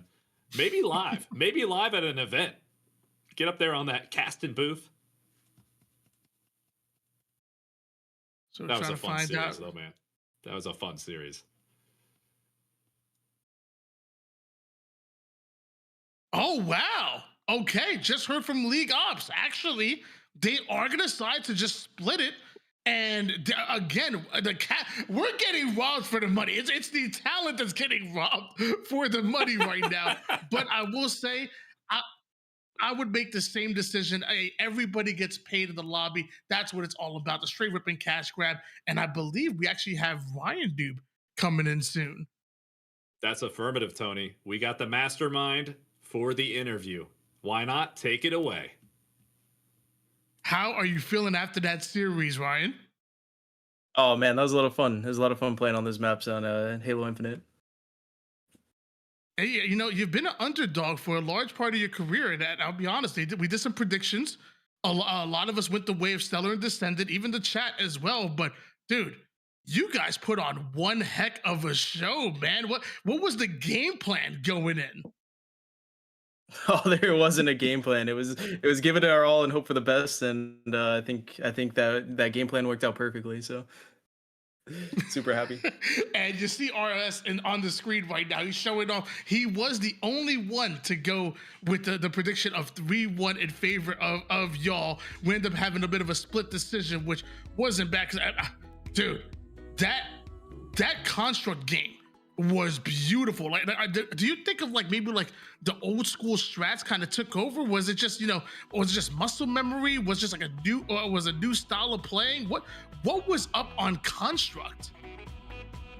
Yeah, construct really felt like you know, the old construct where you could really control the top and look down on your opponents, and it felt like it was really easy to play on that map compared to like all the other ones. The other ones kind of feel like Halo Infinite style, but not construct was its old self to me. Ryan, dude, can I just step in really quick and say that on Narrows, you had some insane plays with that sniper rifle.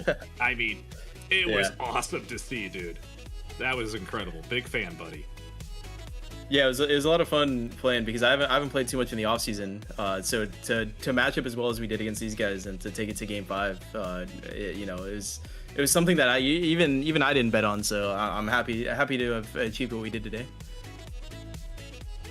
Well, since we're talking about the maps here, was one of these maps kind of your favorites? The aesthetic was looking good. We even had Elamite talk about earlier where like it seems like the surfaces are real smooth. Not gonna have any nades bouncing backwards on you.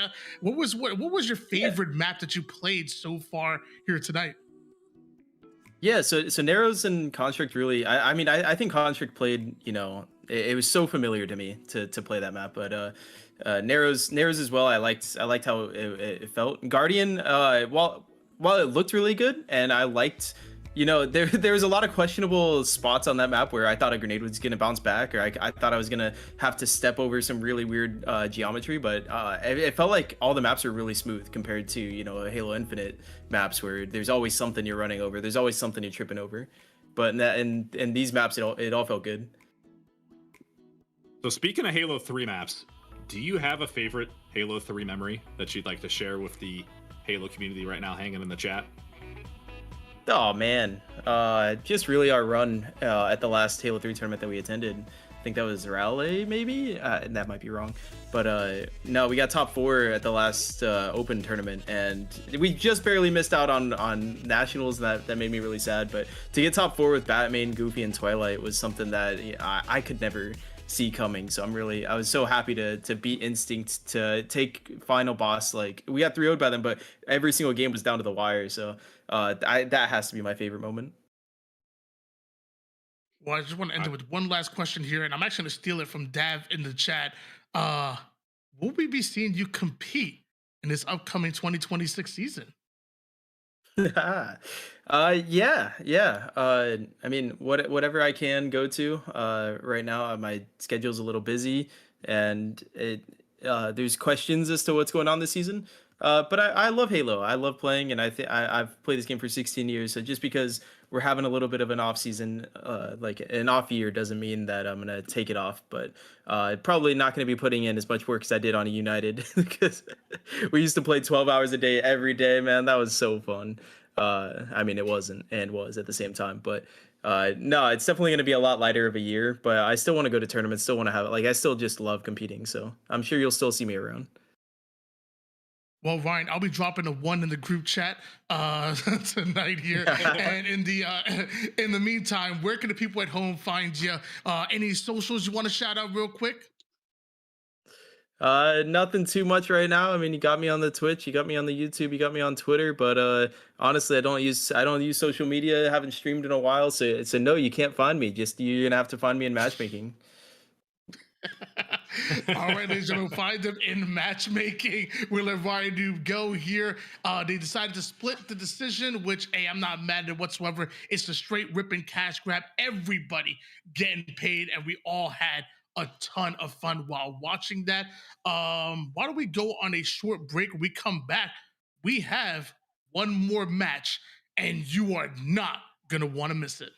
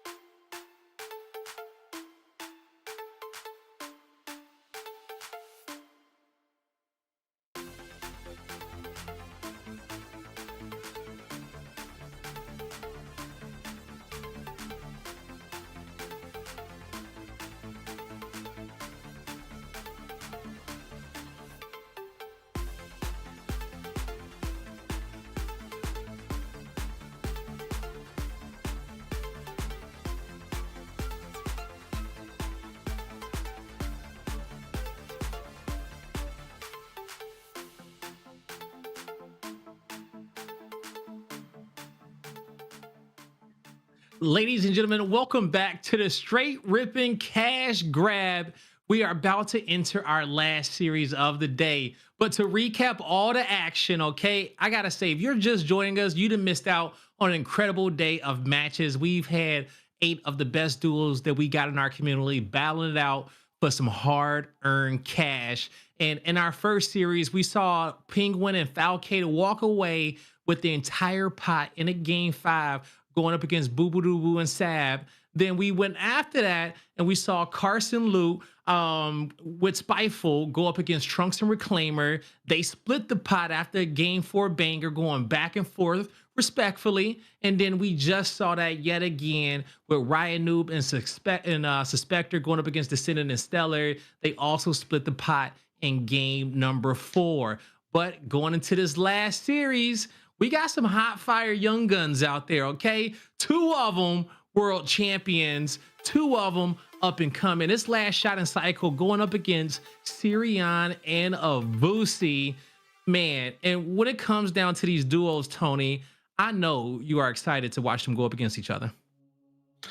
Yeah, I really am. It's crazy to say that Last Shot at Cycle are world champions because it feels like just not too long ago, just last season, we were talking about Syrian, and we were talking about Last Shot at Cycle the same way that we talk about Syrian and Advocacy. Like, they're young up-and-comers who have a ton of talent and who are given the opportunity to be put on a championship roster.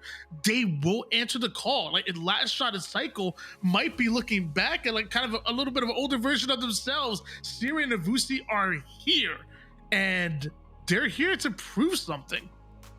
No, they truly are here to prove something, man. And if it's anything that we've learned throughout this whole tournament, is that these games may not go exactly how we expected. So you definitely don't want to count out Avusi and Sirion in this series because they want this bad. They know that the community's watching, right? This is something, this is 2v2s, not 4v4s. They can take over this game all on their own. And as you see the map cycle, we got Construct in map 1, Pit map 2, going to Canopy for 3, Narrows for game 4 if we needed to tie this one up. And then last but not least, we got Guardian going into map number 5. Kyle, you have prepared to play up against Cycle and Last Shot, you know, throughout the last few ACS seasons. You know, do you think Sirion and Avusi got what it takes to take them down? I mean, this is definitely one where you would just assume it's going to be Last Shot in Cycle, but I think we could be in store for definitely somewhat of a slugfest. Like, I think like one aspect, it's not like live fire and recharge, right? So you're talking about like a clean slate for a lot of these players when they're going into this. So it's going to be a lot of like fast action, a lot of BR fights, a lot of ego challenging, I think, and you know, especially in an online environment as well, new maps. I think it could still be anybody's game. All right. You know what? I agree with you, Kyle, and I'm ready to get this game started. So let's lock in our pick'ems. Chat, let us know who you think is going to win this series. And then to kick off the predictions, we're going to kick this one off with Spartan first. RLS, who do you got in this series and why? All right. I gotta just say, first of all, the graphic. You got both of them wearing the Rebellion jerseys. I feel like the chemistry is there for those two. Last Shot and Cycle, man, they're hot. They're world champs, like you just said. Goodness. At the same time, you got the young guns on the other side, and hey, they finished strong themselves this previous season. So I'm gonna go ahead though. I did this at the beginning of the night. I'm gonna do it again, and I might regret it, but I'm going to sweep. I'm going to sweep. I think Cycle and Last Shot are going to sweep. Okay, all right. That's your pick locked in. Tony, who you got?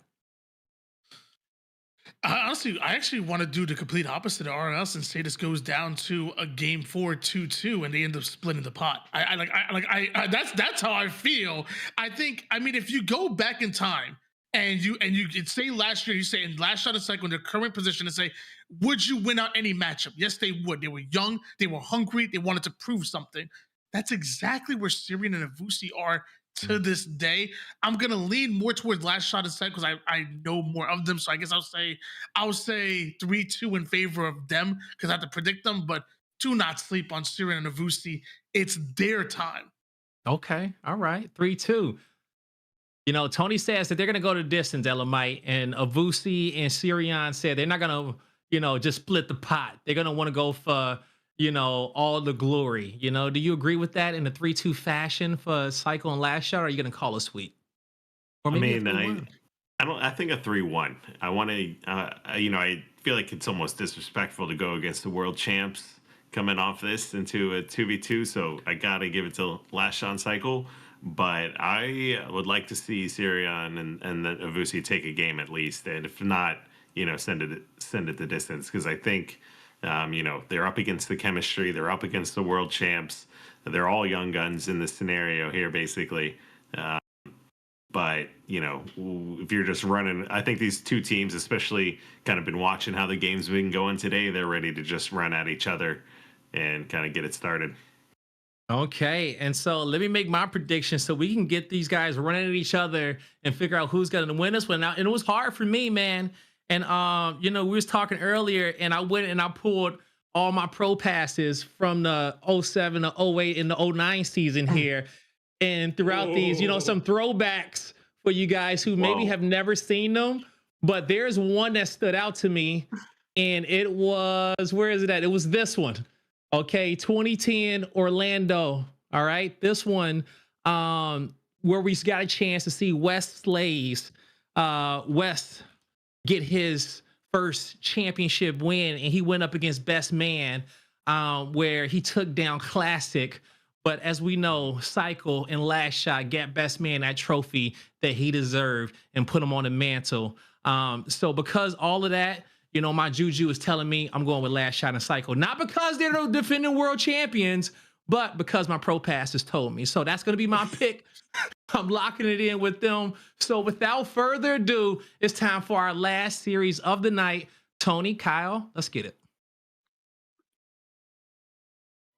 It has been an exciting night so far for Halo. We actually seen 3 matches in a row go down to decision. In our first series, everybody mutually agreed to go down to that game 5, winner takes all.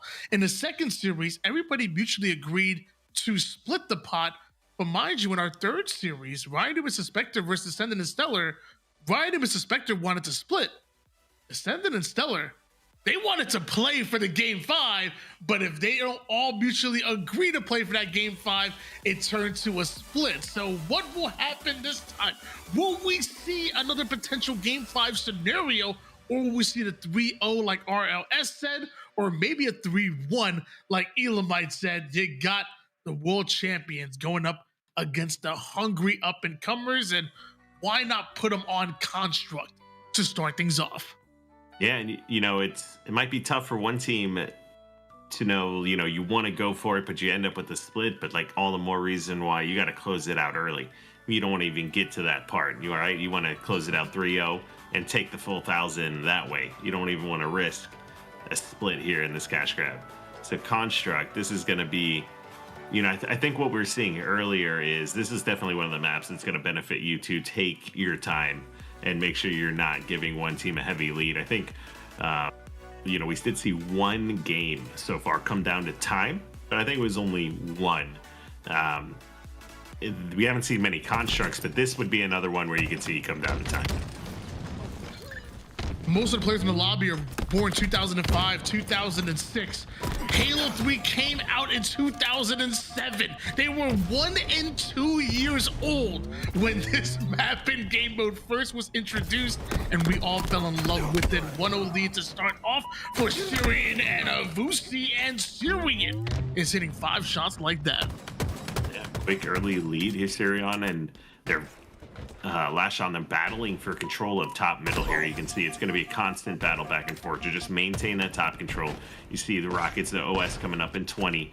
Back and forth split though. I like seeing both teams though. They're playing really fast, really aggressive. Last shot took a whole lot of damage here, but Cycle comes in for the bait and switch. Switching off here, Cycle have a lot of confidence in Last Shot to lift up in that engagement. That's gonna look like power weapons and power ups are coming up. Syrian with the 5-shot off the screen. Sniper being fought after. Overshield coming up. So many goodies here on Construct. Yeah, you can see he is pushing in. Sirion gets the snipe kill. OS right behind him. He can't get away in time. They might be able to grab Sniper, though, if they can get up top. OS chasing. May be able to get the kill here on Avusi, but he's doing everything he can to try to milk his life for a little bit longer, see where Sirion spawns. They want to focus control on getting the Sniper. Overshield just about depleted here, but has just enough of it to go right after Sirion and strip the Sniper off his lifeless body. 6-3 lead for Last Shot and Cycle. The good news is he only has one shot left in the snipe here, so it shouldn't be too difficult to try to break through top, or at least they won't be able to continue holding you down without any ammo left here as he uses that last shot. So they're still in a pretty good spot and only down by 3. We'll see what they elect to do here, how they want to push this. This is what Construct is known for, getting to the top of the map and holding it down. A 2v2 scenario, though, maybe there's enough of a gap for a team to sneak through. Sirion sees the opportunity, gets up top, but sadly can't say the same for Avusi. He gets 5 shot, and now Sirion by himself, 1v2, trying to isolate at least one of them and buy time for Avusi to come off a spawn. 2v2 now is a scenario. This next round of slays is so important. Sirion and Avusi need it. They don't want to fall themselves out of this game early.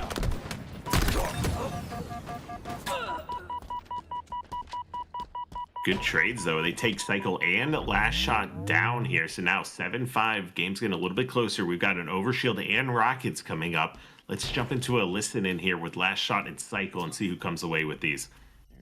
Round's fucking on us. You look at me, baby? Oh, shit. You're about to die, bro. You're about to die. I know. Wait, rockets are up. Oh, fuck. Wait, they're down. No. Wait, why didn't they grab rockets and drop down? Wait, oh my god, they're actually. Wait, oh my god, he's at rockets. Rockets, watch out, rockets. He didn't drop. You're good. Yo, I'm lifting up. Hold on. Yo, close street. Yeah, and lobby, rockets. Oh shit, he's one shot. I think he's one shot. He's inside there. Yeah. Wait, how many rockets? Yeah. Yo, I don't know. One more. I think he's close left. Watch out. Get drop. Wait, watch out. Watch out. Watch out me. Wait, oh, you fuck. Are you good? Yeah, watch out. Oh my god, he fucking all rocks on. Where the fuck did he go? Wait, under me. Let's go me. Yeah, open. Wait, yeah, I see him. I'm pushing him. Alright. Oh shoot, he needed me. Oh shit. Oh, You good? Oh my god. He's actually terrible. Holy shit. Wait, where's the guy? He lifted up or something. I heard him. Wait, where's that? Wait, the sniper's up, by the way. Here, over there. I'm challenging him. I'm going gold. Let's go gold. Wait, which gold? Yeah, on you. Wait, on this side where you killed him. Okay. Wait, I'm flicking this guy. I'm down, fuck. I'm just gonna LT zoom, so he's fucking dog shit. All kill. Yo, sniper's up, so he might go first. Wait, hon. They don't know I'm here. Wait, I'm just going. Wait, on site. What guy? Wait, going up legs, I think. That was the greatest comms not only have I heard of today, but so far have heard ever in Halo. You hear the excitement, you hear the love, you hear the passion, but you also hear information as well, and it being acted upon. Last Shot and Cycle were working perfectly together. Meanwhile, Sirion not able to connect with that sniper. A 5-kill advantage for the boys in blue. Got OV coming up in 10, and I think you left out one thing that we're hearing in those comms, Tony, that you didn't point out, and that's some smack talk that we're hearing, and a lot of it here between these two teams. Love to see it, though. You can just see, though, it's all ego chows left and right.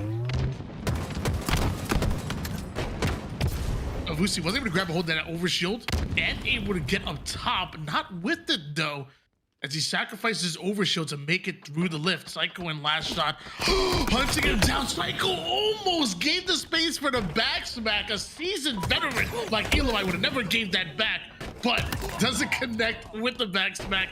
Last Shot ends up cleaning him up, and yet again, another round of slays do not go the way of Sirion and Avusi. Yeah, it's like Avusi, he's got to be careful here. He's just giving up a lot of deaths when there's just no opportunity for trades, and you can see that's something Last Shot and Cycle just rarely do. There have been a few this game, a couple of overchallenges as we just saw there as well. But you know, the point of trading is now gone. 18-12 with 7 left to win, especially a map with rockets and sniper on it. Like, this is the last moment to really try to lock this down.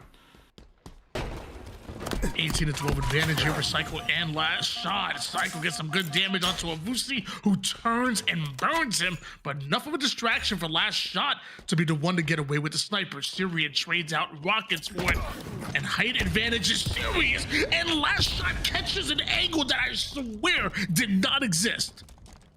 Yeah, that was a really nice shot, and definitely one Syrian was not expecting. You wondering where that sniper player moved, but he really hardly moved at all. He's just covering the angles. They're trying to watch each other's crosses. It was kind of a vertical cover that they had going on, and they get rewarded with rockets back.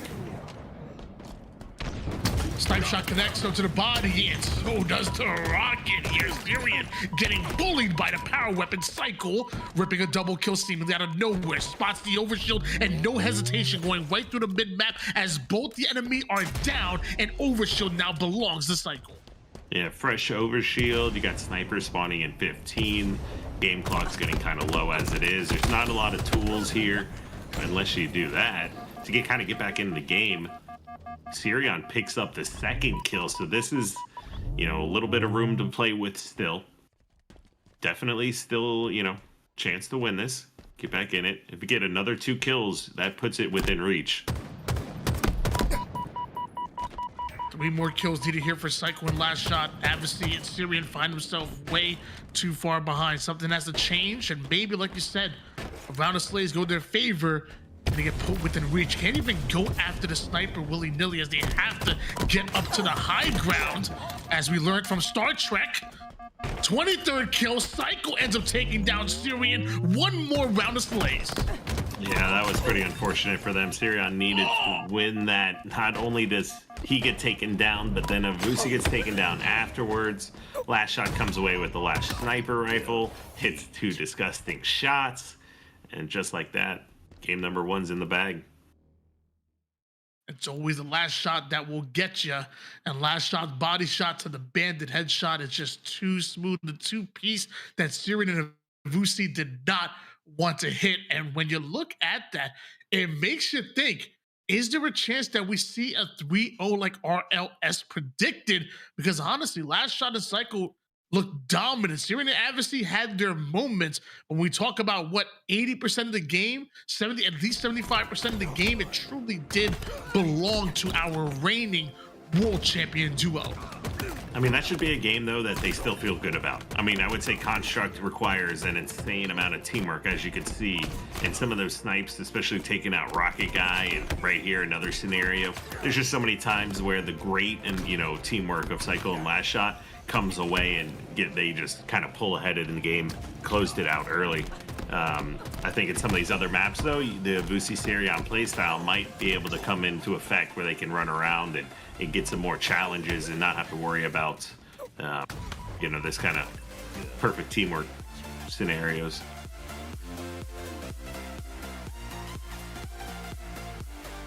Game number 2 will eventually be on the Pit here, and I feel like the Pit is just that map that kind of everybody learned how to play Halo on. Like it is just that stereotypical Halo map. Oftentimes when you think of Halo 4v4 action, your mind kind of jumps to the Pit, the classic.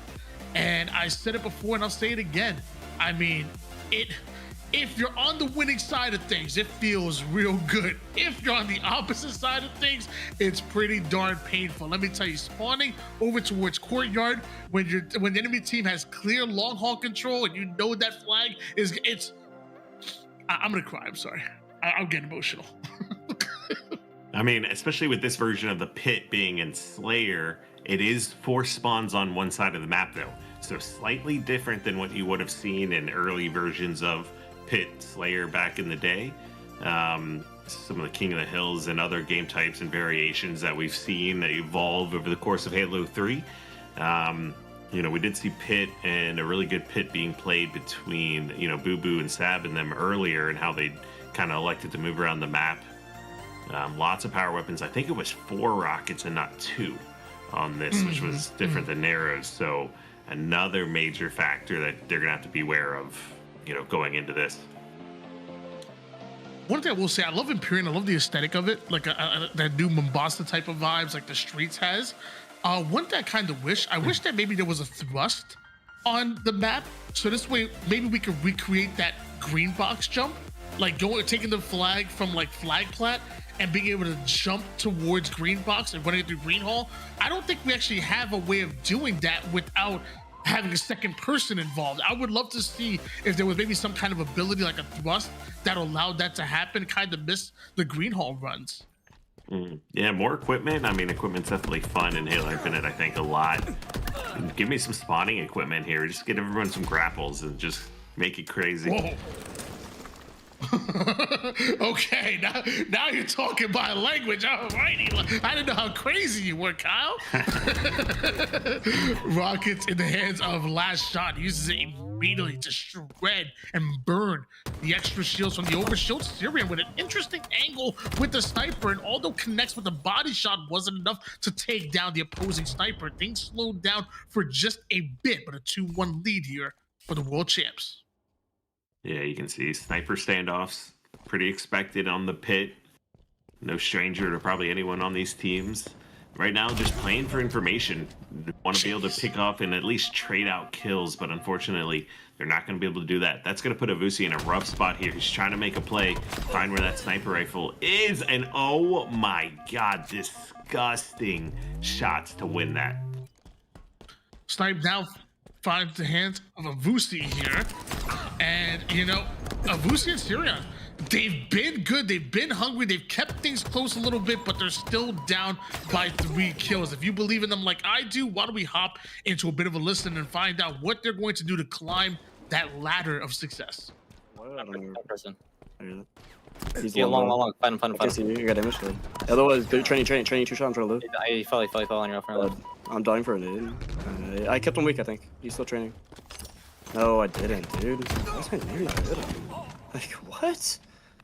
He's our mauler.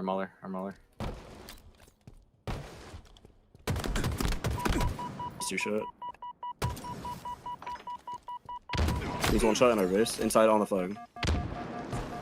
He's still here. Nice. I don't know where. Probably training. He's banana to you. They're gonna have OB. No, hold on. We got it. Over here. About G slide at it. Yeah, the same thing. He's training. Press I'm trying to fight the other guy. Live if you can. Push it. I'll watch it. Shot a blank, by the way. One just spawned. Yeah, Rock's up. I have a snipe cam. I don't see him on it. He's gonna play for Rocks. Yeah, on Rocks, cycle, 1 shot. Cycle, 1 shot, Rocks. I'm green. Okay. I'm holding long. Well, I kept white long. Still with 10-6 advantage here for Cycle and Last Shot, and it should be no wonder.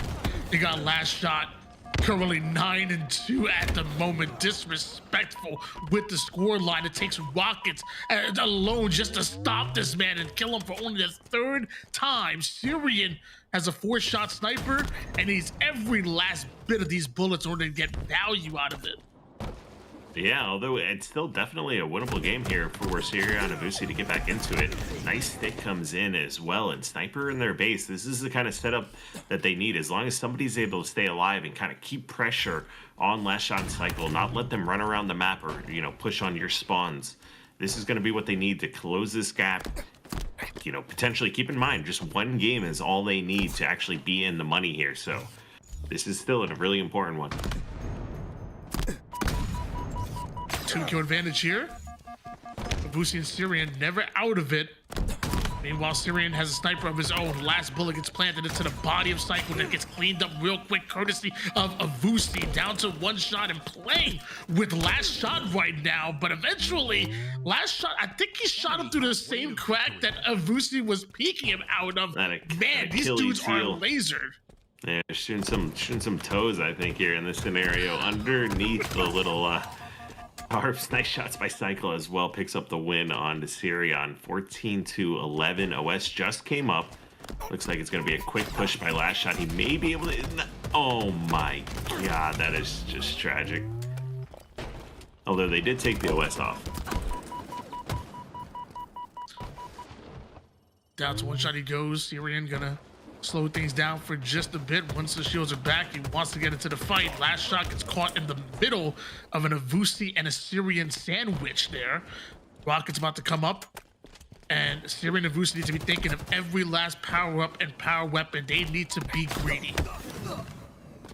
Yeah, you can see the timing just a little bit off for them as well. They're trying to push through, trying to play aggressive, but not kind of recognizing just how Last Shot and Cycle are holding or where they're coming off spawns and contesting. That's going to hurt real bad because what was just the 2-kill game, they're going to lose Rockets and Sniper off of that push. And that's one of their, I think, areas where definitely experience is coming in, and just Last Shot and Cycle doing everything they can to work together and play around, you know, most important areas on the map. And you see Syrian and Avusi maybe just going for a little bit too much of an early chow when they could have taken their time. Nearing victory.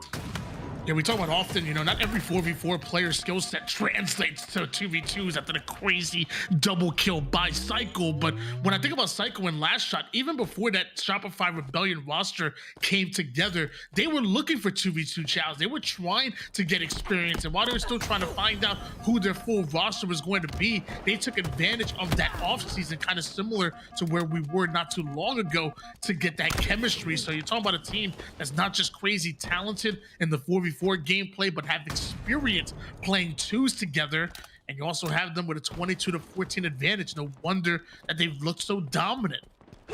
And you can see their snipe shots are just on fire as well. So many nice shots. Cycle winning a 2v1 scenario with 2 body shots as well.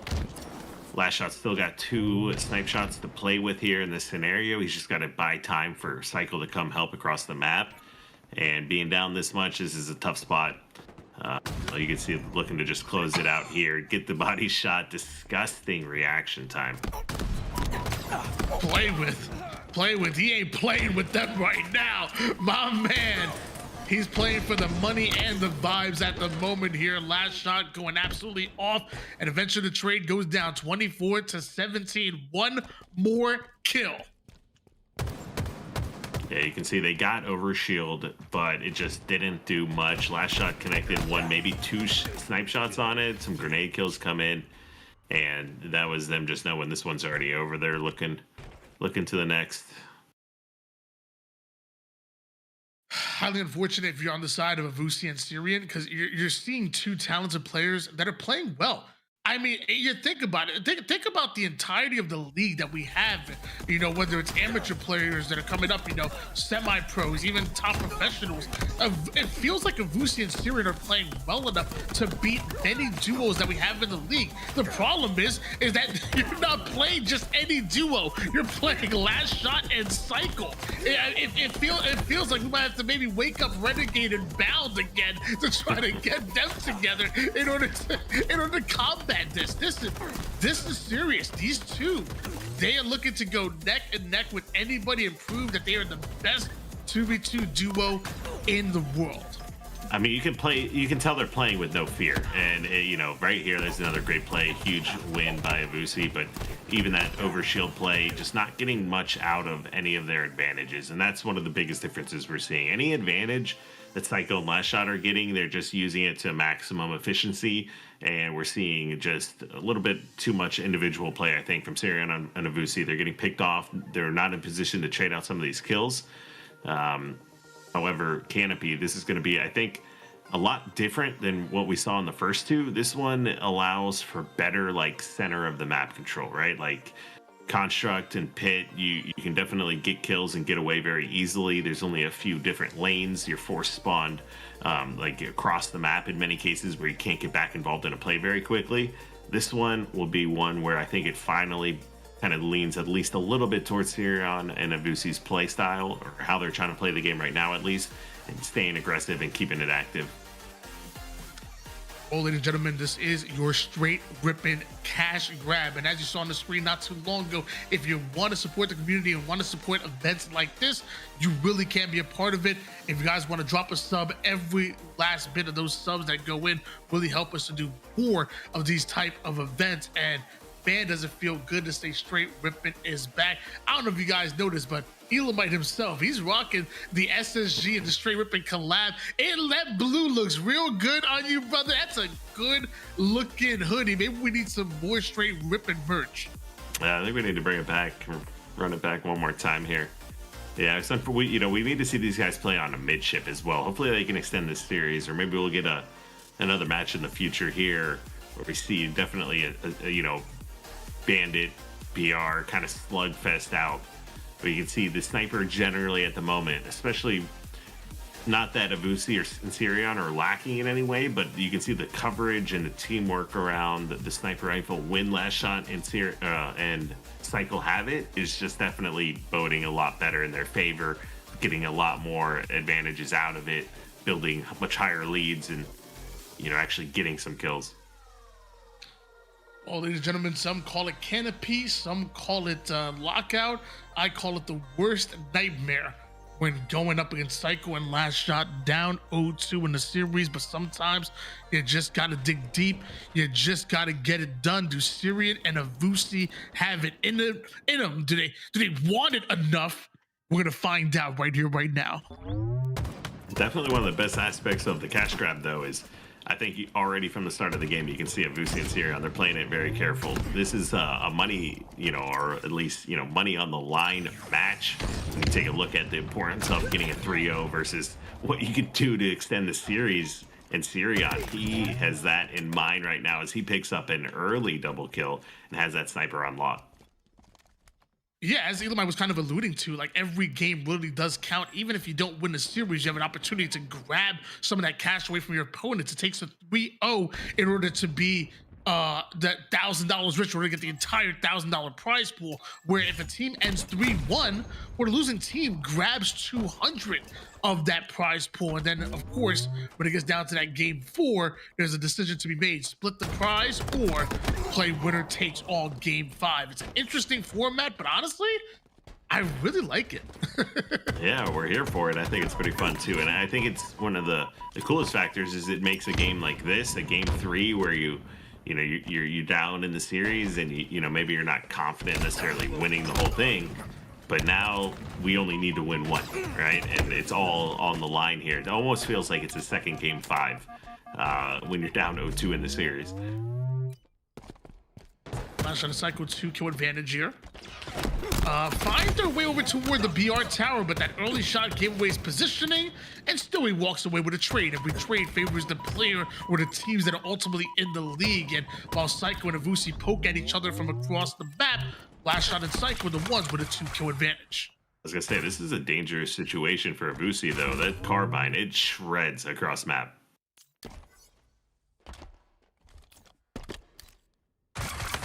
I actually just heard from League Ops that we actually have a bit of a listen in here with Psycho and last shot. I want to hop into their minds and also hop into those comps. They were hilarious the last time we had them on the mic. Yeah, I'm good. Still top here. Oh shit! Wait, could be bottom. I dropped one. Yeah, with it. Check him. You go back. Oh shit! Fuck. Oh fuck. Oh, He doesn't know. He's got the back grab, the snipe.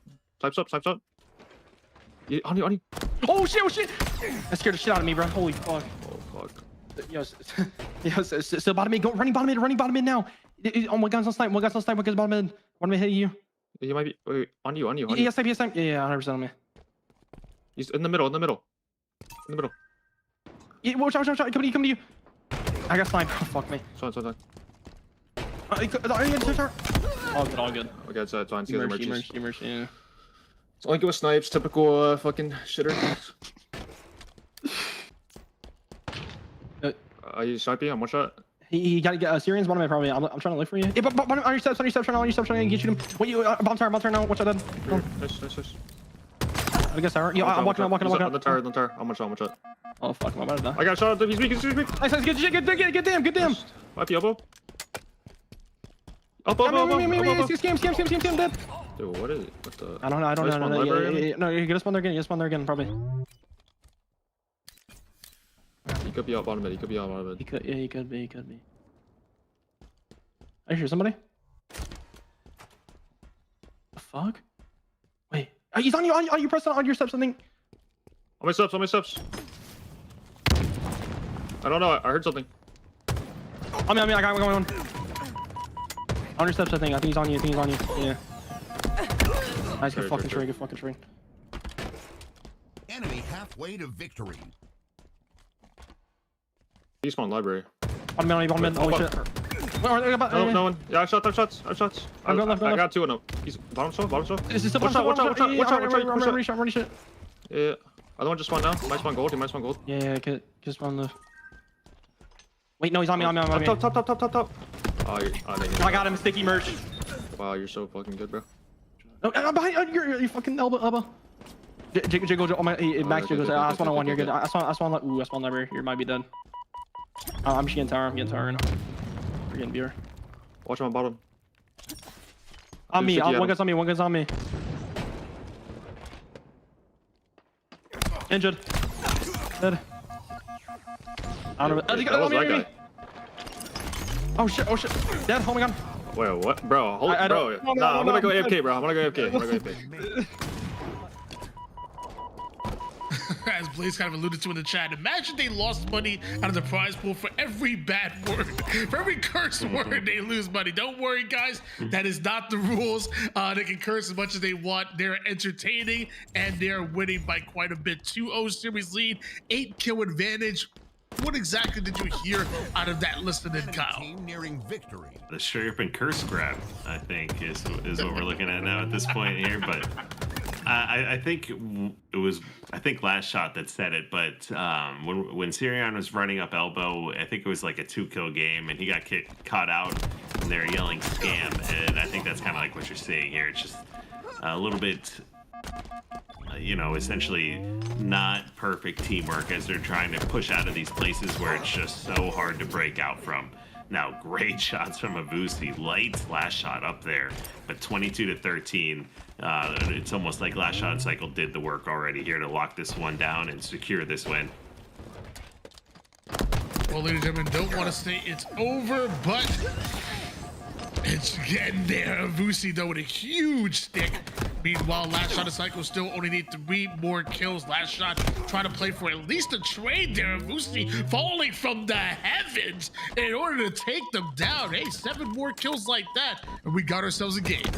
I mean, 3 unanswered individual kills make that 4 from Avusi. That is one way and definitely what you need to start getting back into it.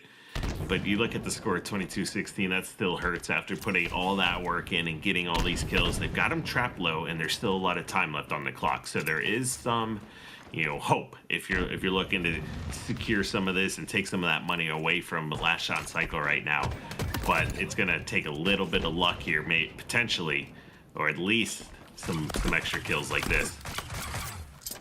I mean, you definitely have some hope until you realize not only going against the world champions, you're going up against the reigning MVP in cycle. You're going up against a controller player of the year nominee, esports award in last shot, and you realize that eventually they got to lock in, right? But that's another unanswered kill. Finally, a trade goes down to give them the 23rd kill. But honestly, if that trade didn't happen, I'd be squealing.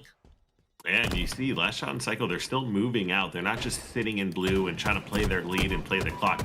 They're trying to play aggressive here. This could come back to bite them. We'll see how it kind of plays out, but sticks like that is exactly what they need. 24 now, only 1 more here. They're probably still stuck in blue, but with shots like that, it doesn't matter.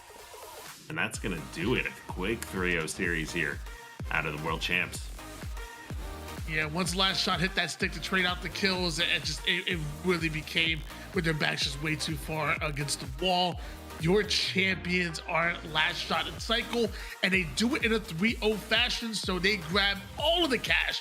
$1,000 for them. The cash grab has been, I don't know about you guys at home, I think this has been a success. I mean, today's matchups were absolutely crazy. I mean, we did see 1-3-0 at the end, but think about how many games all the rest of the 3 went down to a decision, or it was a game 5 or a split, and it was damn fun. Oh, I mean, every series was definitely pretty epic. I'd actually, watching this series and how it played out, is definitely some great showings from Sirion and Vusi. I'm pretty impressed with a lot of the plays and what they're able to do. The 2v2s, like we talked about before, and I think what we saw in some of the earlier series, it's almost more of a teamwork than a 4v4 game, just because of how badly you can be punished and how quickly you can be taken out with in these scenarios, especially on these maps as well. Very easy to pinpoint people out, trap spawns, take advantage of a lot of the power weapons that exist on the maps here. So, maybe a rematch from these guys in the future. I think with a little bit of preparation, Sirion and Vusi could definitely be, a force here in these twos. Juno in the chat says Coach Elamite is scouting right now here. Maybe he is, maybe not. But I think I actually heard. I think we actually have our interviews ready. We're doing interviews all day, and big wins to Last Shot and Psycho. Congratulations! Thank you. Thank you. Thank you. So I got to ask you guys. I got to ask you.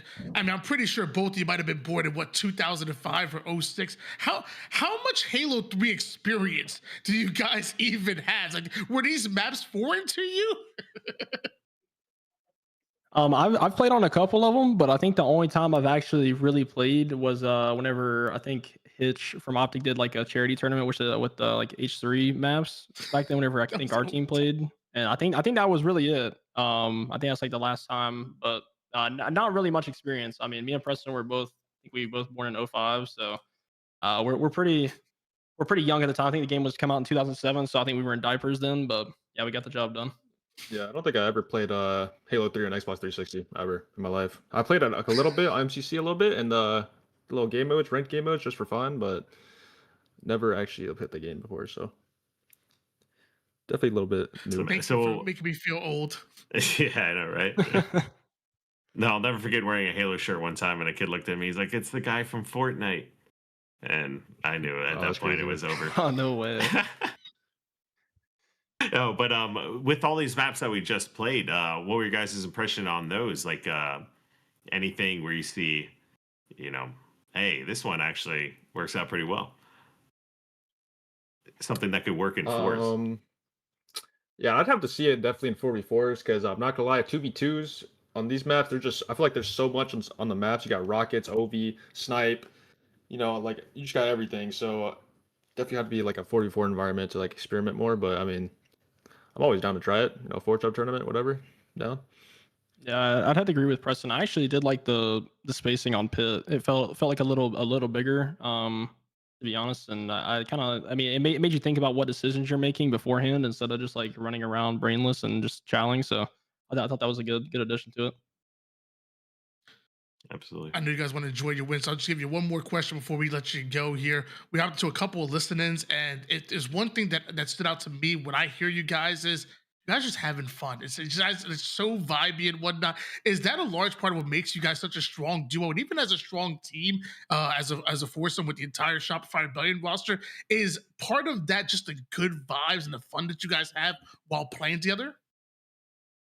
I would say so. I mean, I feel like we have a really good chemistry across the board, our whole team. So I think that plays a huge factor into our success in general. What's up? Fantastic, boys. Like I said, Yep. I'm sorry. You want to add more to that, Cycle? I'm sorry. No, I think Last Shot said it well. I feel like our chemistry in game and out of game just I feel like it just elevates us as a team because you always want to be having fun while you're playing. You don't want to be miserable. So just helps us be better. Love that. Finally, let the people at home let them know where to find you. I know you've been streaming a little bit. I know I see you on Twitter. Where can we find y'all? You can find me Twitch, TikTok, YouTube, and pretty much every social possible. Last Shot or Last Shot WG, or is the Last Shot anywhere. You can find me on Twitter, Psycho_, and Twitch, just Cycle. Sounds good. Enjoy, boys. You have a great one. I appreciate it. You too. Take care. Man, What a day for Halo, man! And I don't know if we had the whole crew ready. I mean, I know. I mean, maybe Blaze and RLs probably fell asleep. You know, we're all getting old, man. They might have fell asleep by now. But I guess I'll ask you real quick, Kyle. Like, what were your final thoughts for today as a whole? I mean, big congrats to Psycho and Last Shot again, too. I hope they, have enjoyed their off season and jumping back into things, grabbing another win. Hope they had a good time playing on this. I think it, was definitely fantastic. The matches were great. The matchups did not disappoint in any way. Hopefully, definitely we run it back again in the future. I think there's a lot of cool things that could come, both from, these players getting the experience. I think the map pool and selection is really cool, too. I think, without kind of like a formal type HCS setting, you can see a lot more variation in what could be done in a competitive environment with the season, and both online as well. So definitely excited for the future here. The future is still extremely bright. No, it is extremely bright, man, especially when we get, straight cash grabs like this for the community. We got so many great series throughout the night. So many entertaining moments, a lot of great snipes, a lot of great clutch series coming down to the wire. A few games even came down to time. I mean, today definitely delivered, and so I want to give a huge shout out to all of our players who came out to compete. Shout out to everybody in the community. We had a bunch of gifted subs, a bunch of prime subs, regular subs, a bunch of hosts from everybody. It's a community effort at the end of the day, and I was so happy to see the Halo fam all come together and really have a good time today, and also with saying that, I need to give a shout out to the Straight Rippin crew. Okay, let's get some straights up in the chat. Straight Rippin, whatever you guys want to do. Show a lot of love to the organization for putting this one on. I'm definitely sure it will not be their last one. And I'm excited to see the type of duos that we get next time. More content creators, more pro players. I feel like all of our series today was some evenly matched. Was some even matches. Spartan, what was one of your favorite moments throughout the day? My goodness, man. Like you just said, there were so many even matches, but the series that really stood out to me, to be quite honest, was probably, it would either be the Ryan Noob series or it'd be our content creator series. Yeah. But honestly, man, every series was so much fun to watch.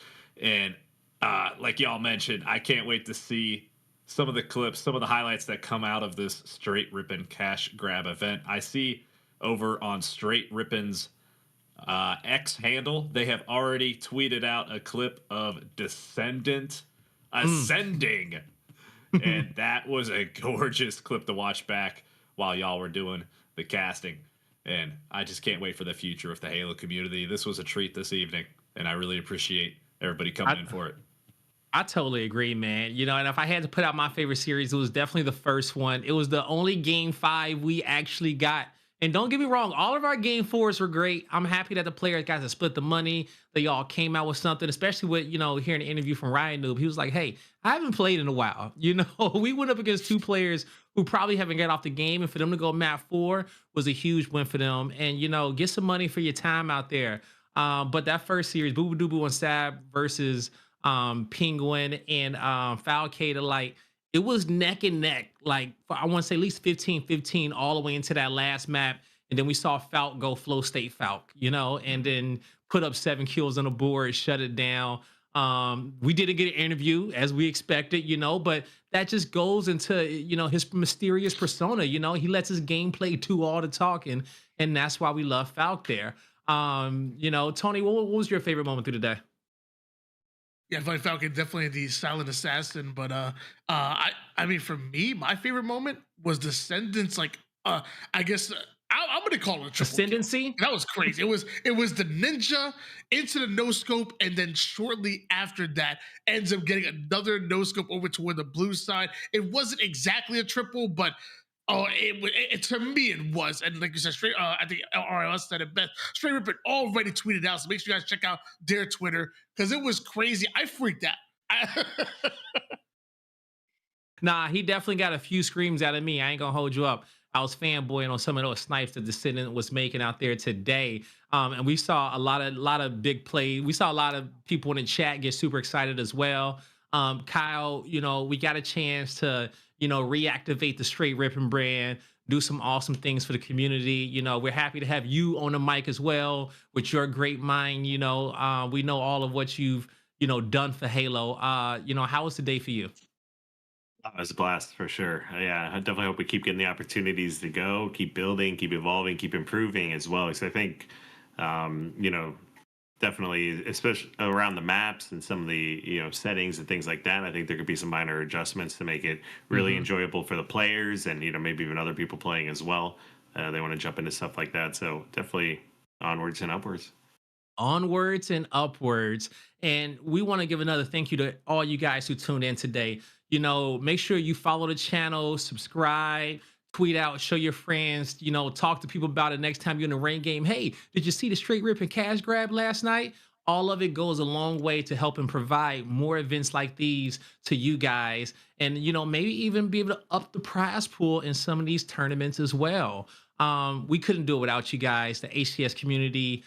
Even shout out HCS grassroots organization and all the guys who have been helping support all the content creators throughout Halo this last year, to just kind of make sure that we still have content and we still have events for the community as we get to the end of the year with Halo Fest, which is going to be huge. All right. And if you guys haven't got your tickets for that, make sure you don't miss out on Halo Fest. Okay.